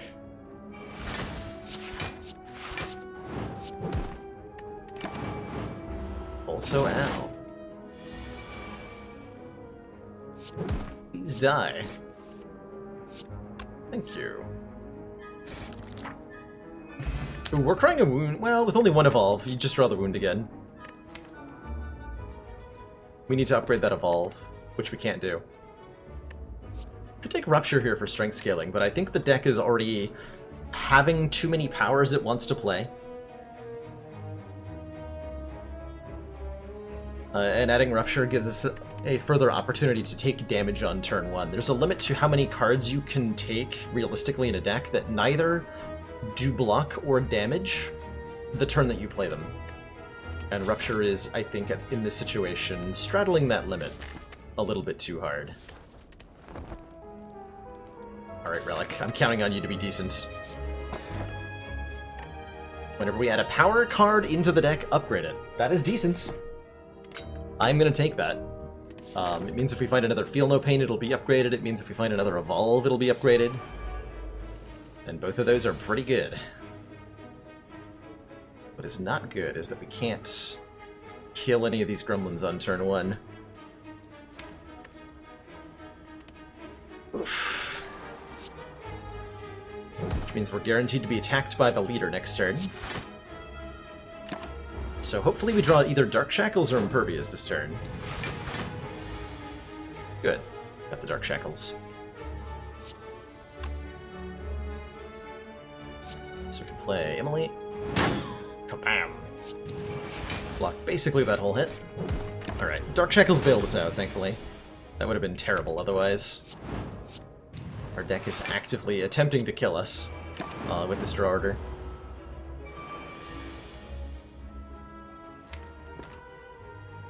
Actively attempting to slay us. I think needs to be in play. Do I bash the Mad Gremlin? Do I bash you? Let's see what I draw here. Oh. I think I just played that.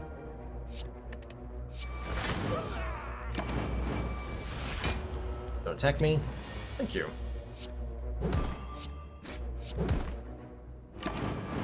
Okay, this fight went better than expected. Much better than expected. Seemingly a block deck. It's a deck with a lot of mitigation in it, that's for sure. And then our damage is... it could be better. Oh god, dual wield. Choose an attacker power card and add a bunch of copies. If we had a mummified hand, I'd consider it. We have a body slam. Dual wield can do fancy things. I don't know if we need to do fancy things right now.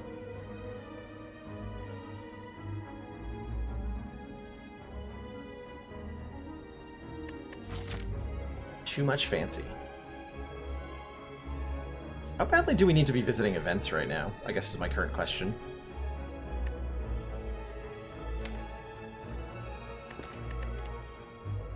Yeah, duplicating Feel No Pain's a big deal. It's just we don't often get to, you know? And it's, like I said, another one of those cards that doesn't either block or do damage the turn that you draw it. Unless you draw it alongside an attack.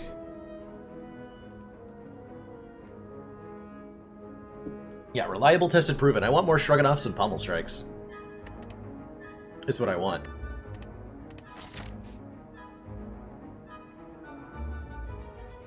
Shruganoff Plus would feel really good right about now. And anything that exhausts. I don't think we just picked up a Maw Bank, so we're not going to go to the store? Okay.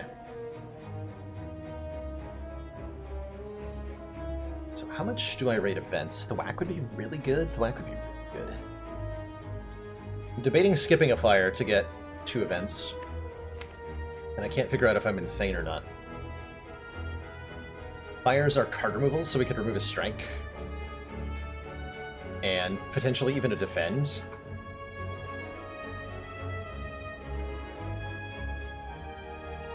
What I want is a limit break. That's true, I do want a limit break. This is not what I want. Okay, I should have gone to the fire. Regrets were had.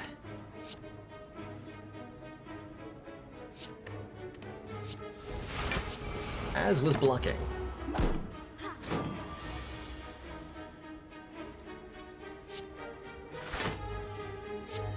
Boop. Power through.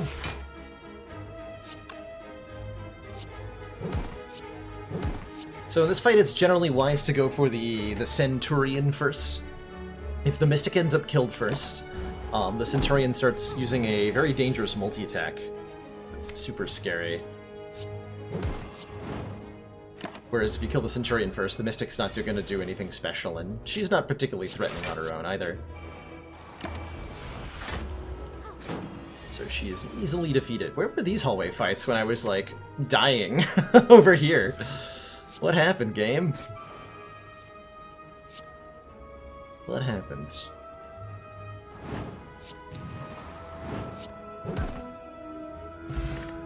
Okay, more potions are always good. Disarm. Disarm is good. Enemy loses 2 strength and exhausts. That's a pretty reliable block card, and it's going to be really good later on.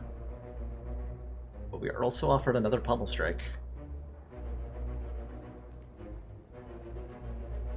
Does this deck win by doing, like, some kind of Sundial Infinite?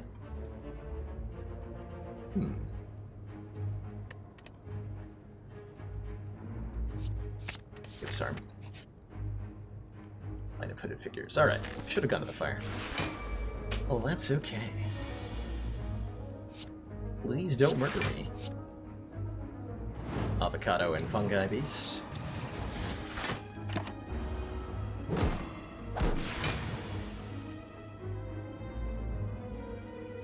Ease no.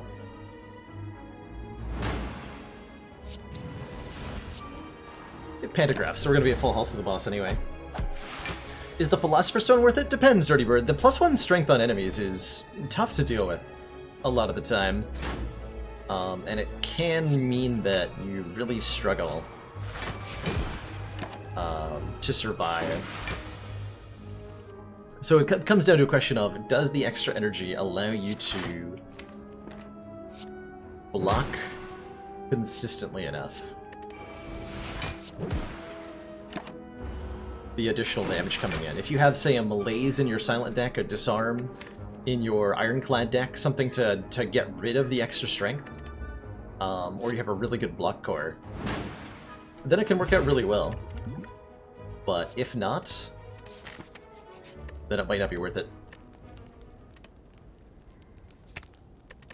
I think we're blocking too much. Take a Defend out instead of the Strike. Definitely feels like we're blocking too much. Okay, we definitely want to play Combust here. Collector Fight is often a question of, can you kill the minions quickly enough? And hopefully our answer to that is yes. It's a pretty good start. Oh my. Answer decidedly yes. Take one out immediately, take almost no damage from the first attack. And he's resummoning. Ooh, lucky us. So when Collector resummons, it will replenish the number of torch heads to 2. So if I kill this torch head right now, 2 new torch heads are going to spawn in its place. But if I keep it alive, then only 1 new torch head comes in. And that is the goal here. Only 1 new torch head.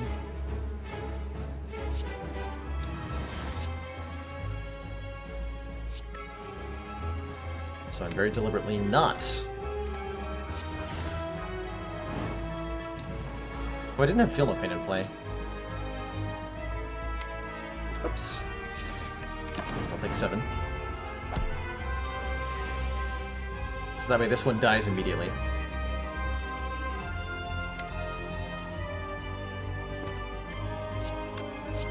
I'll lose the anger here. Is that a wise choice? It's probably a really bad choice.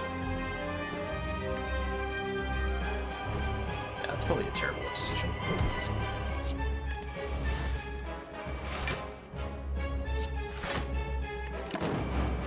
Both Impervious and Dark Shackles being on the bottom is real scary. Yeah. Probably using our weak potion here.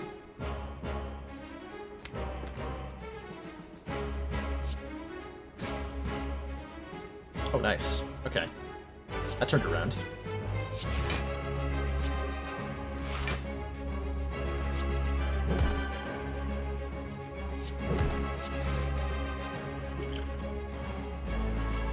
That's a perfect block for Essence Steel. I'm just gonna use it. I'm scared of this fight. I am very scared of this fight. Though perhaps I needn't have been.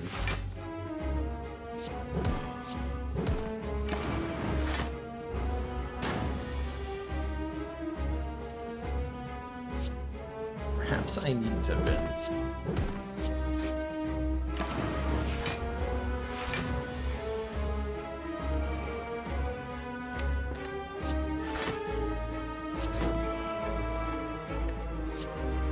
So angry!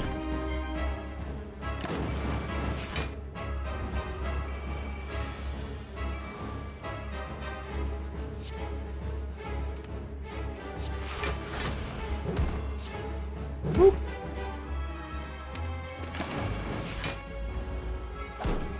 I think we can just go for the kill this turn. Yep.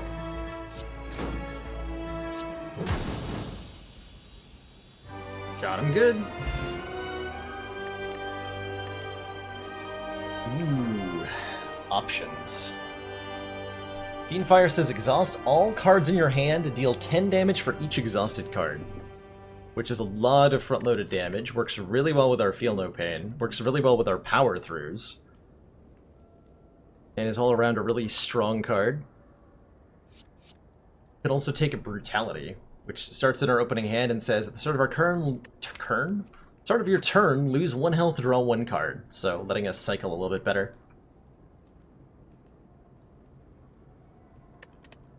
Oh, good catch, Midnight Heart, about the torch head that I could have optimized a little bit better. Well noted. Yeah, let's take a Fiendfire. And... oh my. Snecko Eye is here. Snecko Eye says, start of your turn, draw 2 extra cards, start combat confused. Very, very powerful relic. We could also take the Calling Bell for 3 curses and 3 relics. We could easily remove those curses with the Peace Pipe, though that's not to say they're not really inconvenient for a little bit, and they are. Plus, every curse we remove is a non-curse card we're not removing. Or Black Star, which gives us an extra relic off Elites. Which could potentially be the same 3 relics off the Calling Bell, but better. Without the downside of curses.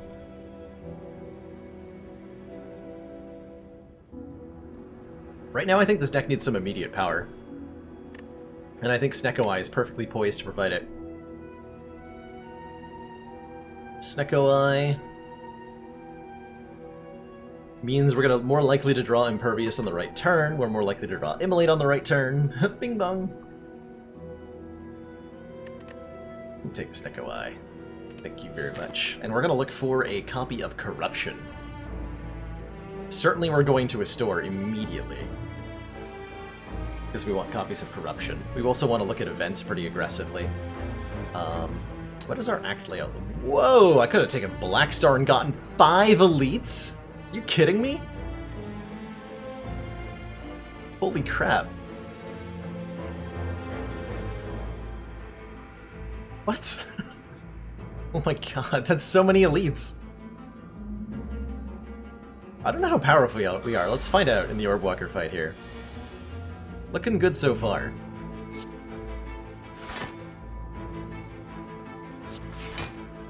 Looking really good so far.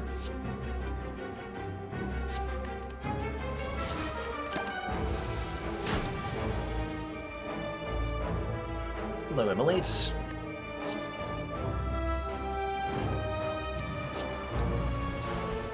I think we play the Bash, not the Immolate, because of Fiendfire. Oh, never mind. How's it going, Enuo? Hello, hello.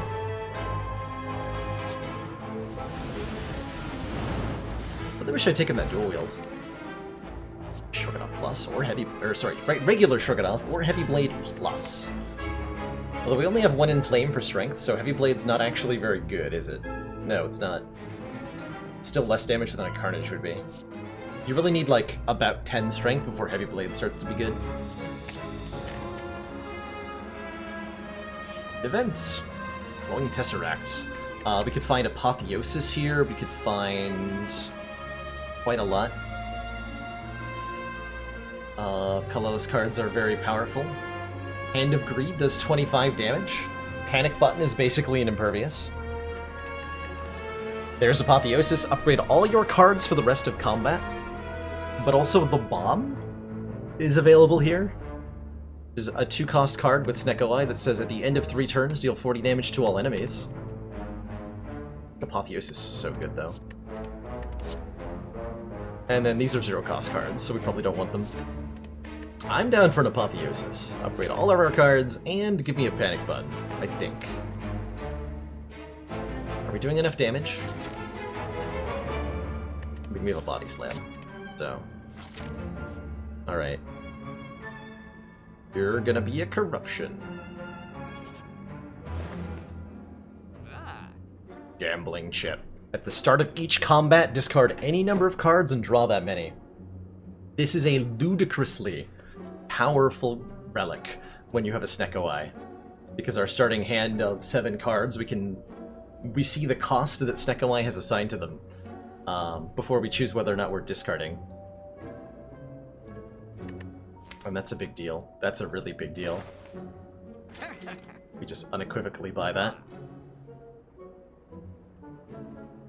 I probably want an Uppercut Plus, too. 2 turns of weak, 2 turns of vulnerable is something that the deck is currently lacking. We have no sources of weak currently, which is a really good mitigation source, so I'll take it.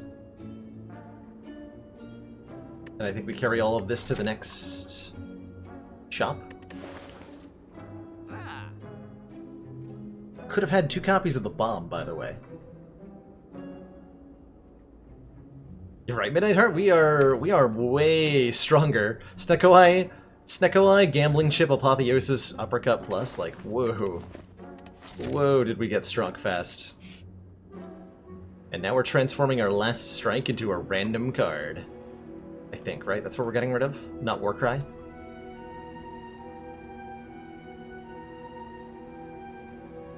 Anger, actually? It's time for Anger to leave. We got another Evolve! Okay.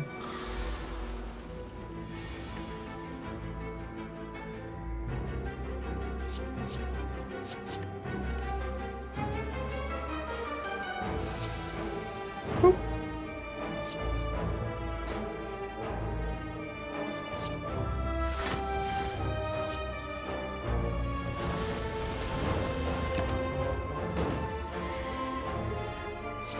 Demon form plus. Oh my god. We're one demon form away from being completely insane.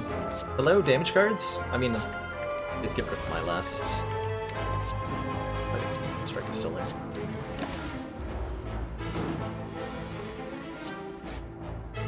Alright, free 6 hit points, and a clothesline plus for another source of weaken. I think we want that as complement to the uppercut. I would have preferred a shockwave plus to these 2 attack cards, but I'll take them. Now let us fight a nemesis.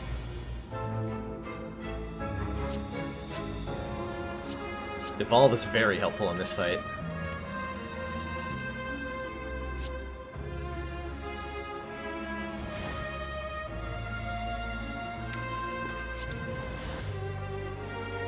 Hard time that I'm not upgrading the Field of Pain. Or not playing the Field of Pain. Maybe should have played the Immolate, huh? I feel settled with my decision.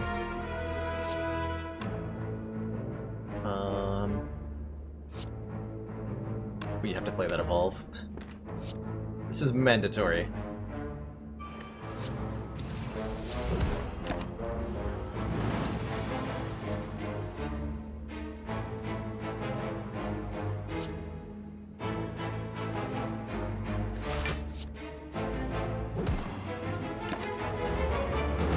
Tech wants a Pocket Watch. Oh, here we go. Oh no, you're intangible. Damn it! I was like, Fiend Fire? For 1. Times lots. Oh boy. Just the card I needed.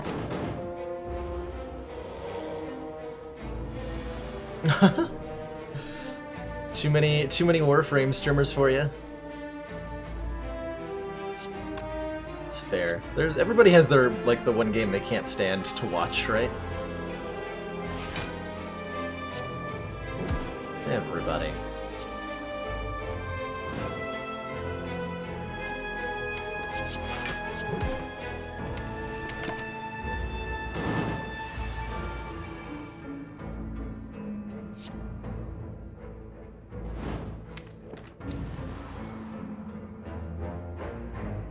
I actually don't want to draw that, but I also don't want to take this much damage. Oh well.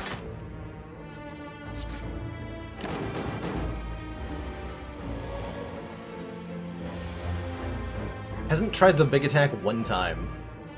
Super lucky for us.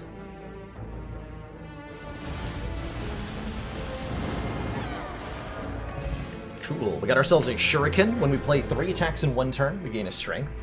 That is... Ooh, and another uppercut. Like that. That is, I think, the, like, combo... I think that's enough now that we can reliably gain enough damage output that our Fiend Fires will start to kill things. And I think we should just fight all 5 of these elites, based on how that Nemesis fight went. I'm certainly not afraid of transients. Psh, nerd.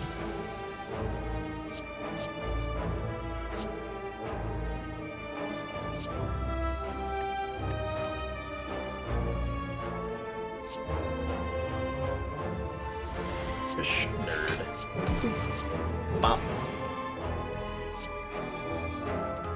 Play the Evolve. Yeah, we're gonna cycle through the deck. So Transient's an enemy that deals a whole bunch of damage, but lowers their own damage output every time we deal damage to them.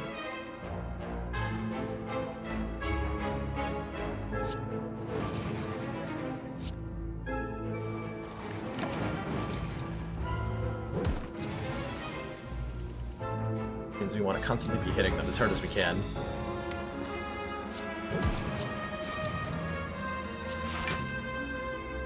Strength. Let's get that out of the deck. These are draw me cards, so I want the wounds. Yeah, I actively want those wounds. Okay. What's the game I can't stand to watch?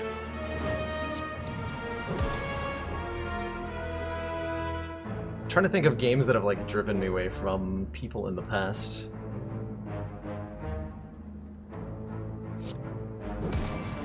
Coming up with anything off the top of my head. Feels like a cop-out. Football. There you go. Yeah, American football is not my style. One more turn. One more turn of this note. Chunk 'em. I've never tried to watch Fortnite, personally, so I don't know if I would actually enjoy. I think I'm afraid to try at this point because of like, what if I liked it? How could I live with that? You know? Is that ethically okay? There's the last card we needed. Corruption. Skills cost 0. Corruption overrides the cost of Snecko Eye. That means that the Dark Shackles and the Burning Pact and the Apotheosis and all that stuff, they'll all cost 0. No matter what. No matter what.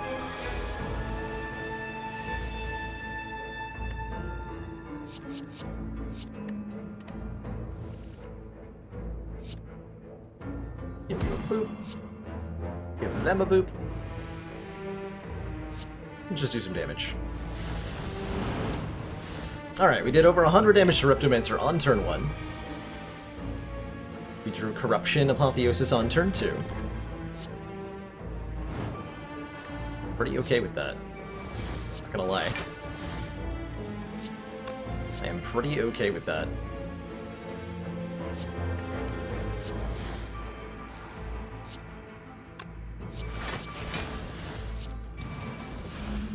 So am I full blocking this?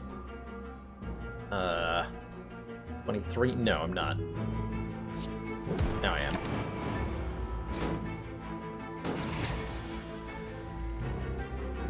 But now I am.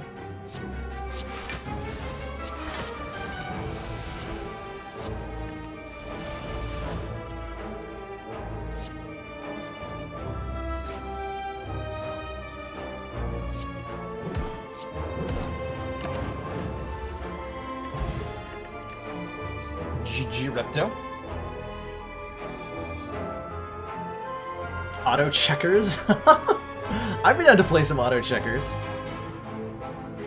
In truth, I think I'd be more inclined to watch, or to stream real chess than auto chess. I really enjoy watching, bullet chess. Speed chess. Battle Trance Plus is incredible. I think with the corruption, by the way. There's a streamer I watch called Chess Network, who sometimes does like really chill commentary while playing like 1-minute chess games against people online. I just think it's one of the coolest things. Preserved insect. It's alright. Our Snecko Deco has no limits.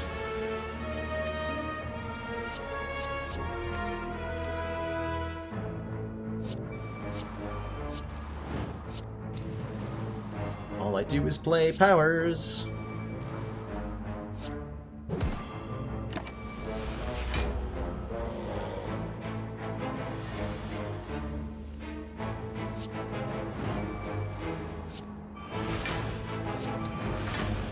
Ah.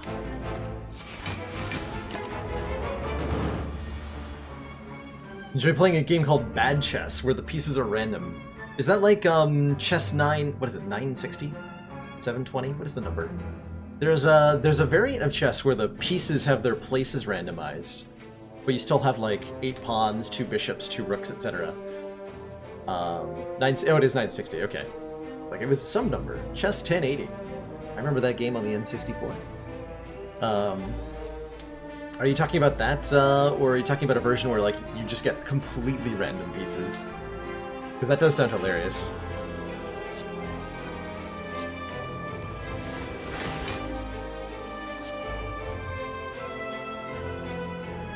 Hello, bash, uppercut. Anybody? Anybody at all? No? But I do have Fiend Fire.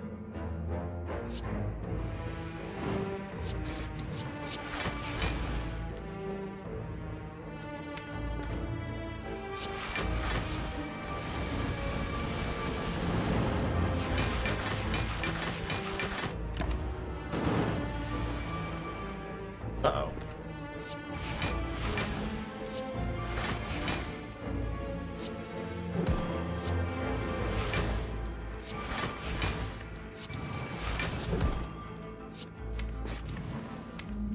There's not a whole lot left in the deck. This deck can really destroy itself very quickly, can't it? It's maybe a little concerning. Ooh, yeah, another Impervious. Yes, please. Oh, Memorial negates our next 2 curses. And I'm just gonna go ahead and recall here to get that key. Giant head, more like giant dead.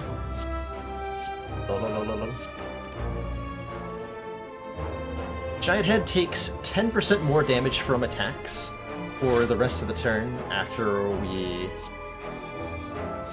every time we play a card, which isn't particularly relevant to the outcome of this fight. That's good to know. I legitimately just Impervious Body Slam here, get some damage down. Bonk.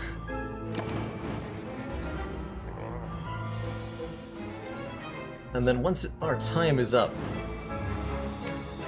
Giant Head will bid us a fond farewell by attacking every turn for massive damage.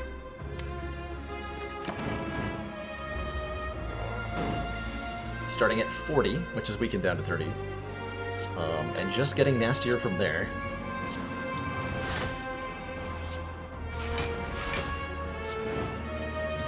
Don't dare play Panic Button, do I? Nope, I'm okay taking 27. Well, not 20. I'm taking 11. That's fine. But Panic Button would prevent me from gaining block on this turn, and boy do I not want to do that.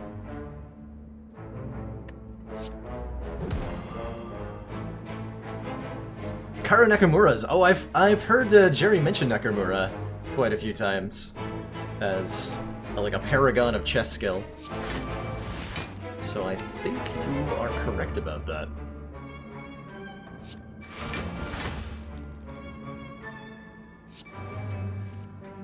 Hey, there's Fiendfire. I'm just gonna play that.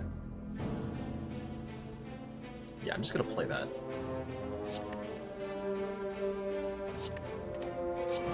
I'm gonna play as many cards as I can on this turn to make Giant Head's physical defense go as low as possible.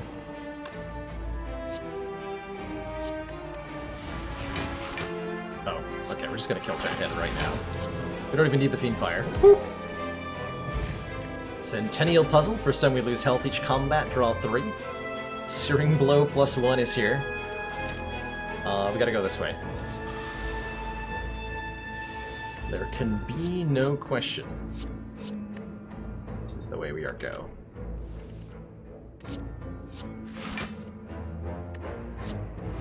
This looks like a potential turn 1 kill, by the way.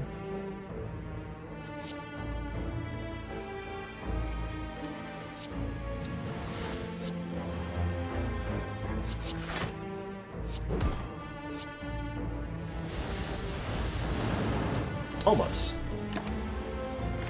Called Really Bad Chess, it's a free mobile game. Gotcha. #1 in the world at bullet chess, and 5 at speed chess. So, to clarify for the uninitiated, which is partially also me, bullet chess is a 1 minute time constraint on each player for the entire game. And speed chess is like 5 minutes? Question mark? Something similar to that. I don't remember.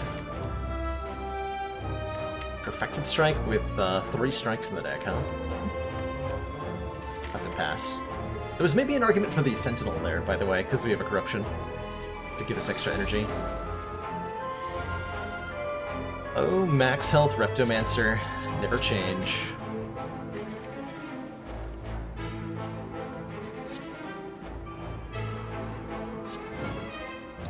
You're a terrifying foe.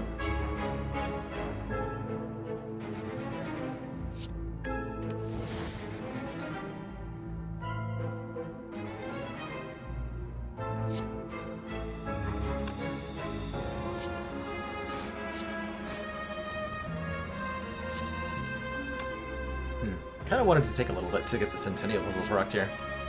Oh well. Alright, Corruption, I need you right now. Thank you. Convenience. Just play Corruption, TM. Easy game. I'm not gonna bother attacking this dagger, because I know it's gonna... It kills itself with this attack and we're blocking it anyway. Oh no! Centennial Puzzle! No! Combust! How dare you? How dare you?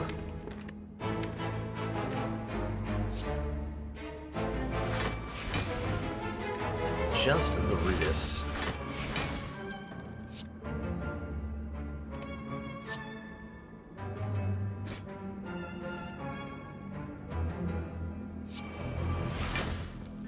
Nice. Okay, so we go power through.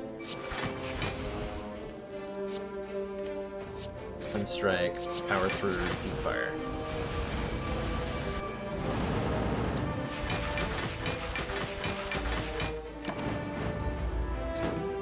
Easy game. Blitz is 10 minutes or less, bullet is 3 minutes or less. Got it. The bullet chest was the one where the loser shoots himself. I thought bullet chest was when you took a revolver with 1 round in the chamber and spun it. And then moved on a square grid to... Huh. We have a dead bridge now. You guys remember when we almost died to Chosen in Act 2? Never give up on a run. Until the very bitter end. Because that run can become something beautiful and amazing if you give it the chance.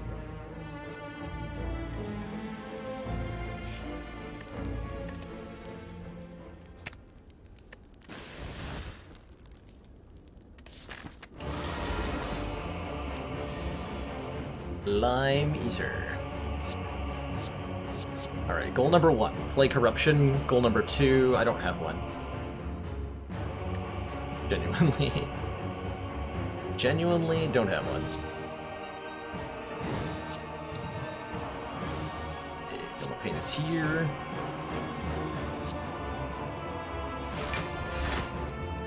Trench. Where's my barricade, though? Every time we play 12 cards, Time Eater will forcibly end our turn, because Time Eater is rude. So we want to be careful about what we play here.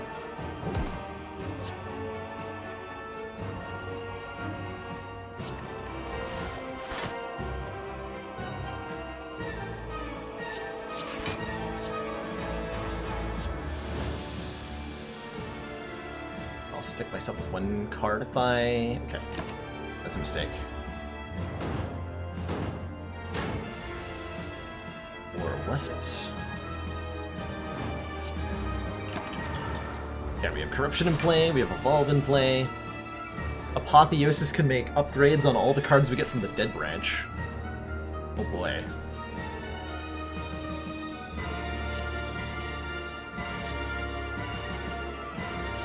Oh boy.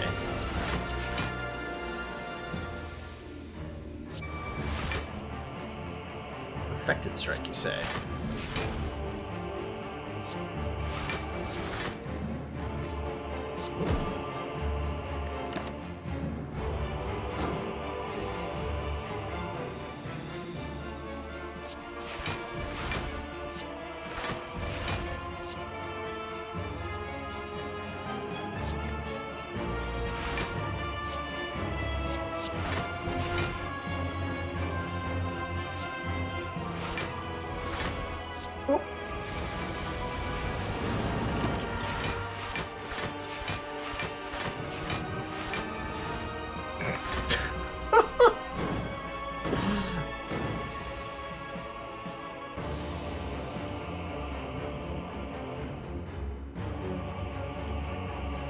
Yeah, the thing I really like about watching bullet chess is kind of, and this is similar to how speedrunning Slay the Spire works, at least for me in my head, where because time is such an important aspect, it becomes less about like finding the optimal move, and more about as quickly as possible finding a move that's decent, as quickly as you can. I just said as quickly twice, but you get the idea. It's about finding a decent move fast more than it's about finding a good move in any time frame. And then, you know, the better the move you can have, the better, but don't always have that chance. And dual wield is sure looking nice. Body slam. Can I just kill you right now? No, because I'm at 3 energy. Sure do a lot of damage, though. Oh, or can I? Oh, I can't just kill you.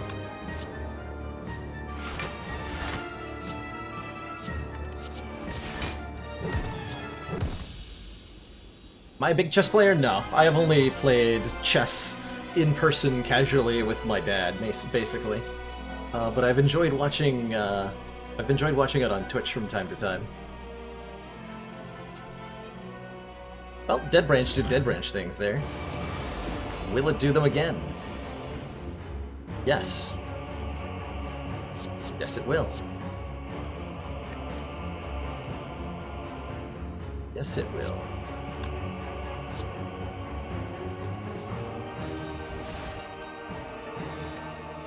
A second filter pane. I mean, sure. That I do need to disarm Awakened One. Keep that strength under control. Sure you want to play all these powers against the Awakened One?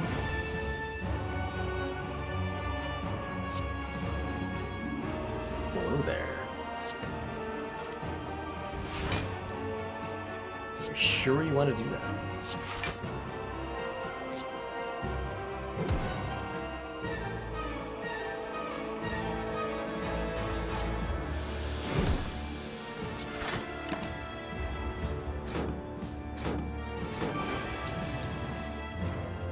There you are.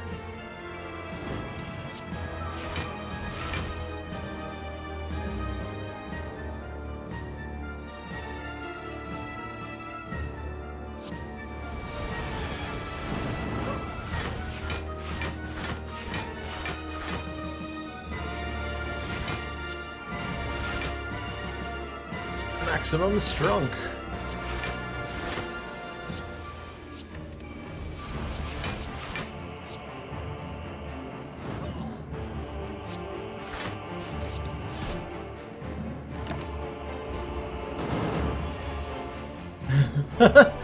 Corruption is most certainly an old friend. Corruption and I go way back. I'll have you know. Used to be college roommates.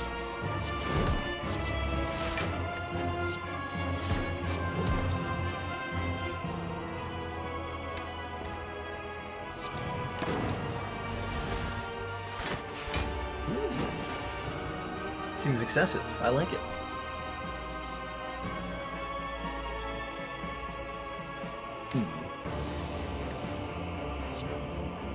Attack cards? Hey, attack card. I'll take it.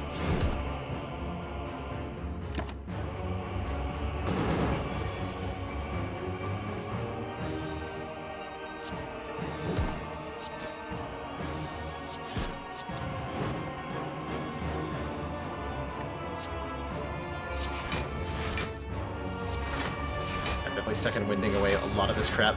Get out of here.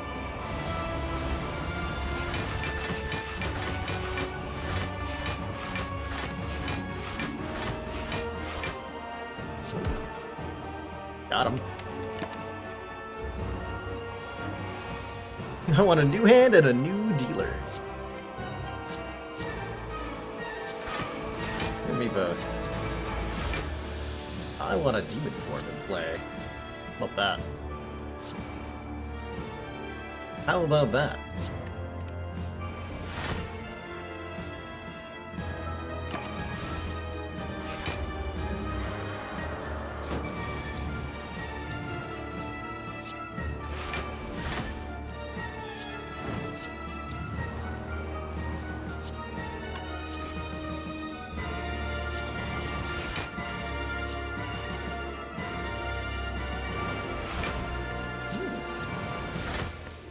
Ooh! That was a nice couple of cards, Dead Branch. Keep going. Yeah! Get it! Get it.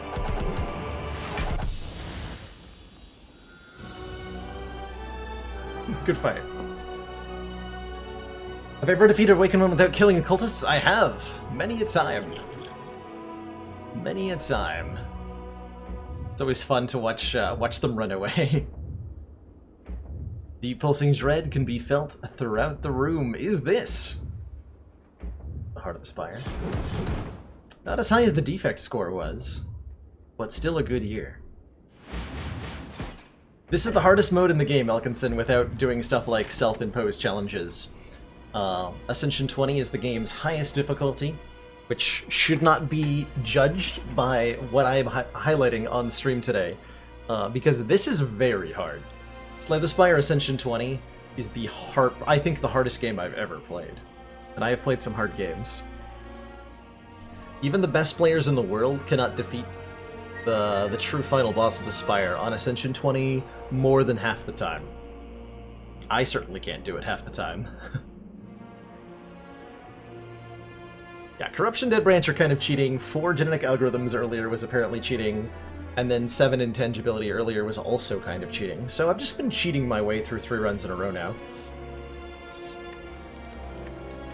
Let's remove... Actually, I think Immolate should maybe leave the deck.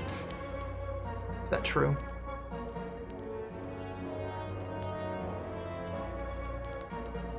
I don't think we need this Evolve.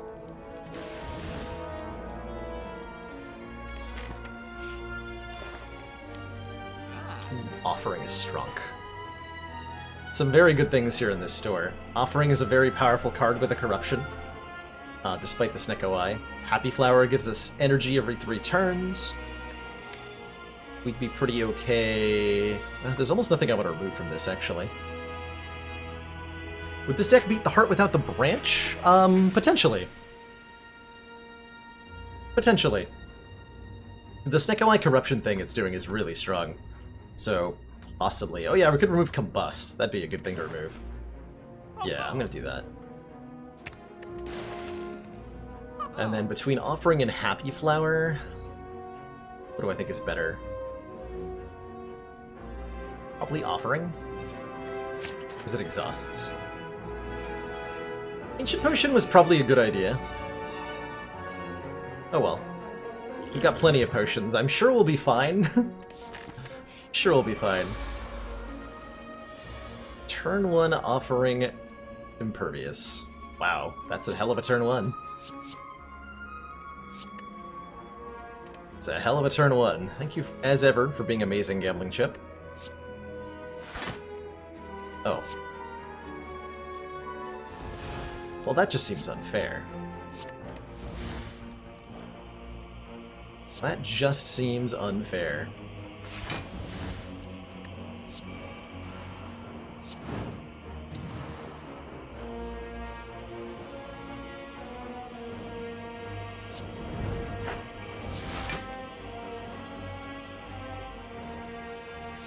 Second Fill of Pain in play, and then we Body Slam.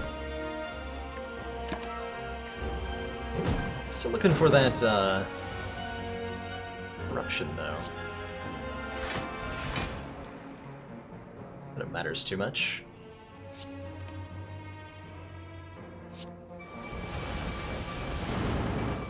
Which guy do you go for first on this fight? That is a question that I don't think has a definitive answer, which is to say it depends, as with everything in this fight. Often I find myself attacking the Spire Spear, because the Spire Shield blocks, but if you can like math it out that you're going to be able to kill Spire Shield on turn 2, it can often be worth it. Especially if the same amount of damage won't kill Spire Spirit on turn 2. But we are killing Spire Spirit on turn 2.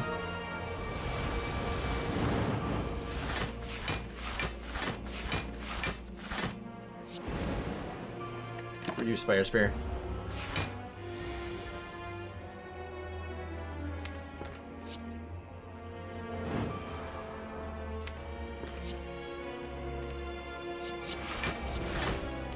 Double tap. Ooh, second wind. Oh, this shield is so dead.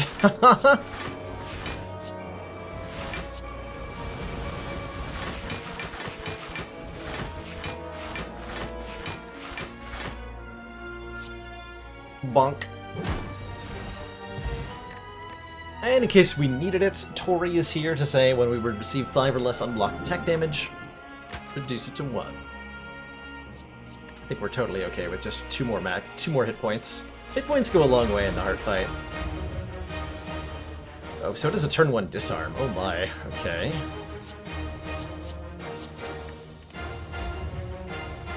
Turn 1 disarm plus. Wow. So we'll gain our strength, use our thorns.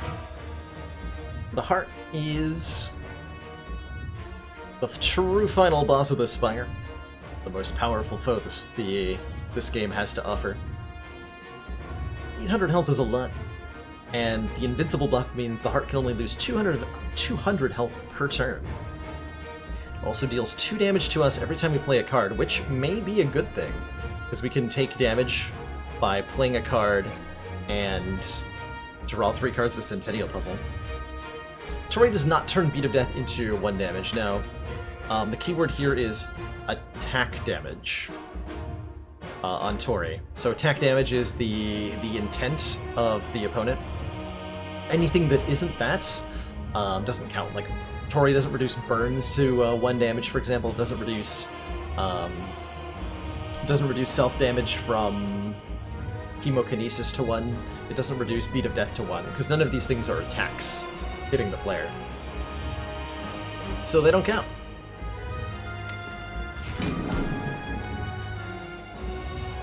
You guys hear that? There's like a storm outside my window and I didn't even notice. Oh my god, it's raining so hard. Holy crap, when did that happen?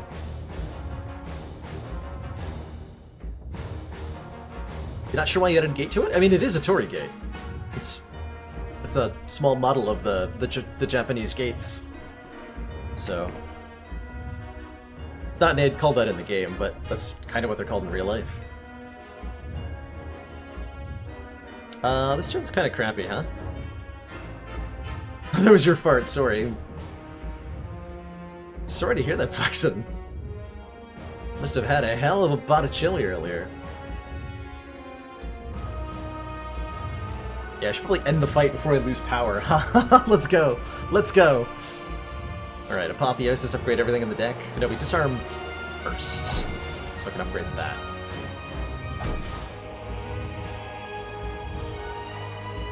I don't want more cards. Ooh, I want that card, though. I want that card.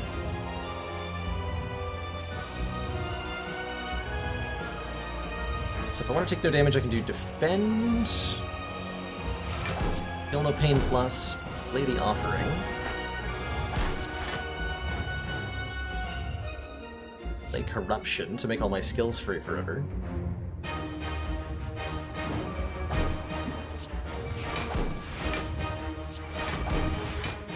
Void, that's rude.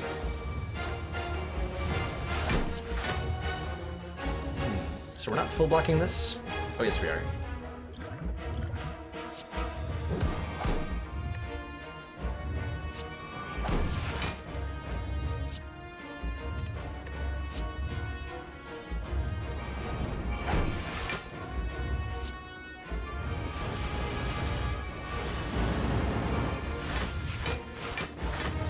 That's more like it. Oh, I'm sorry. Was 1 not enough for you?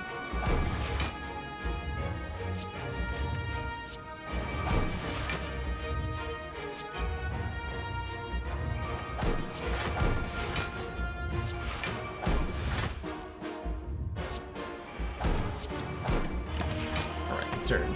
Good turn! I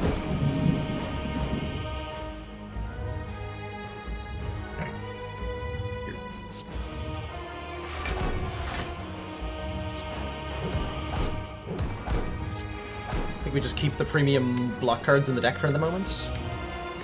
We're gonna need them on future cycles.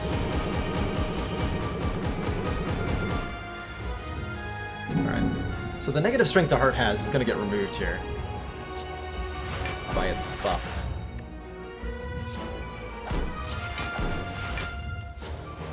Let's put power through on top.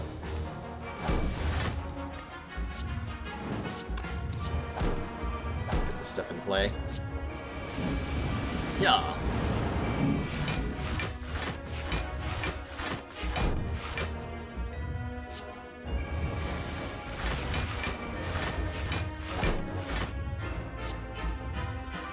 Okay, barricade lets me keep the block.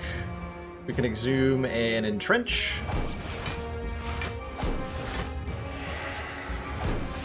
And I dare say all is well in the world. Yeah, Dead Branch 2 broken. This is about what the Thornton run looked like the other night, by the way. There was a custom character designed to be weak that we played. And silly things happened.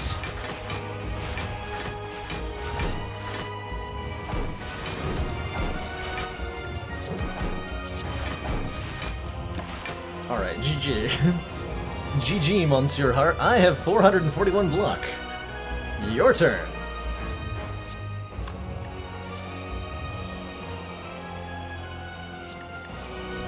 I'd like to note that all the damage we've taken, we've done to ourselves.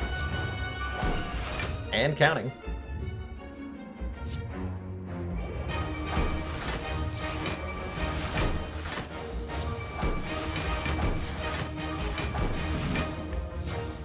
Hey, finally something I wanted to wield.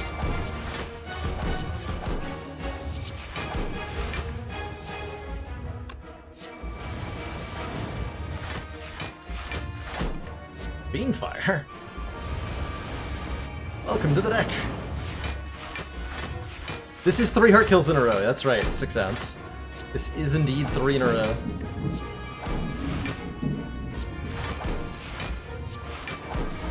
I should probably stop my turn, but I don't wanna. I'm gonna play more copies of Barricade.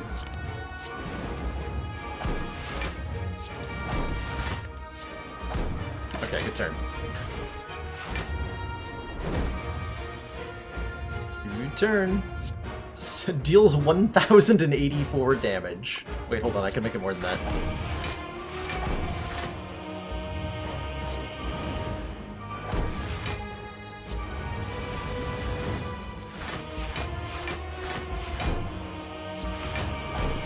Okay, we're at 999 block. It deals 1,534 damage. And then Thorns. GG! No fanfare? Alright, fine.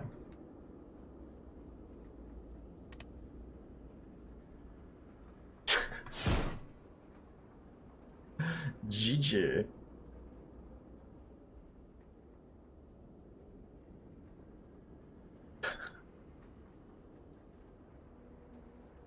Oh, victory!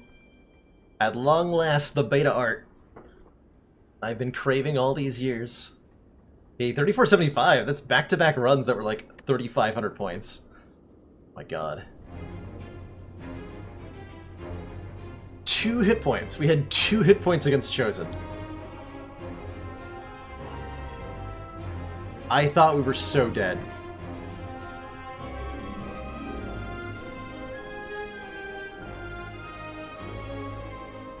Crazy. Has it been done? Spire sleeps. So. Shall I? Spire does indeed sleep. That is back to back to back. Ironclad Ascension 20, killed the heart.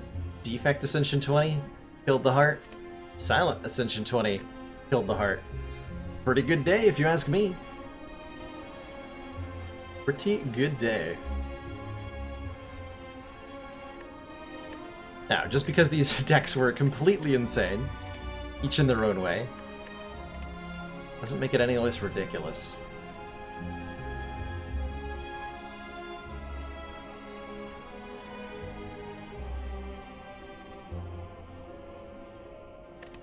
Yeah, 2806 is compared to the two that came after, right?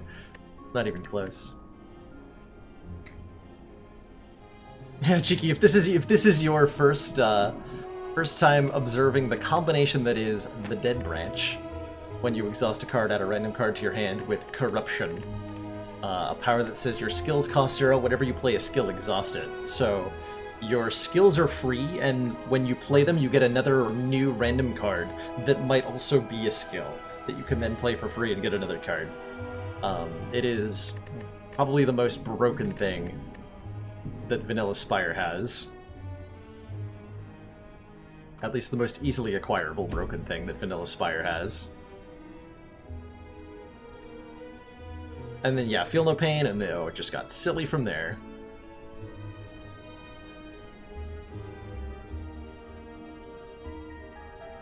But this fight cost us both our potions that I thought we needed to fight the Burning Elite. We changed path, rested, almost died to Book of Stabbing, rested. We're a little bit worried about Gremlin Leader, and then we're kind of okay for the rest of the act. And then from there on out, it was smooth sailing once we got this Neko Eye. How many class mods have I tried? I'm thinking like over a dozen at this point. I don't even think I could list them all. But I have definitely tried over a dozen, for sure.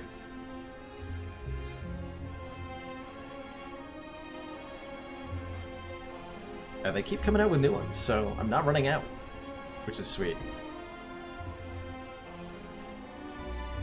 Alrighty, that is where I'm going to call things for tonight. It's been great streaming for you all. I hope you all enjoy the Ascension 20 gameplay, and if you'd like to see more of it, hit that follow button. I stream a lot of Slay the Spire. Not always Ascension 20, sometimes we do fun runs on A15 that involve stuff like killing the heart on Ironclad with 0 block cards in the deck. We did that pretty recently. And on Fridays, I do custom, wacky, or modded content, which involved a deck with 7 claws in it yesterday, as well as 2 modded characters that were fun to play as, especially the Thornton, this guy, which I still have this image. I just love it so much. So I'll leave you all with that image. Thanks for watching. Have a great night, everybody. We'll be back next time on Tuesday. Sunday and Monday are my days off. Tuesday at 4 p.m. Eastern Standard Time or earlier. Hope to see you all then. Thanks for watching, everybody. Night Ogre, Enter X, Midnight Heart, Magica, Boo Radley, Agent Crows, Treenan, Adonis Incarnate. Have a great night, everybody.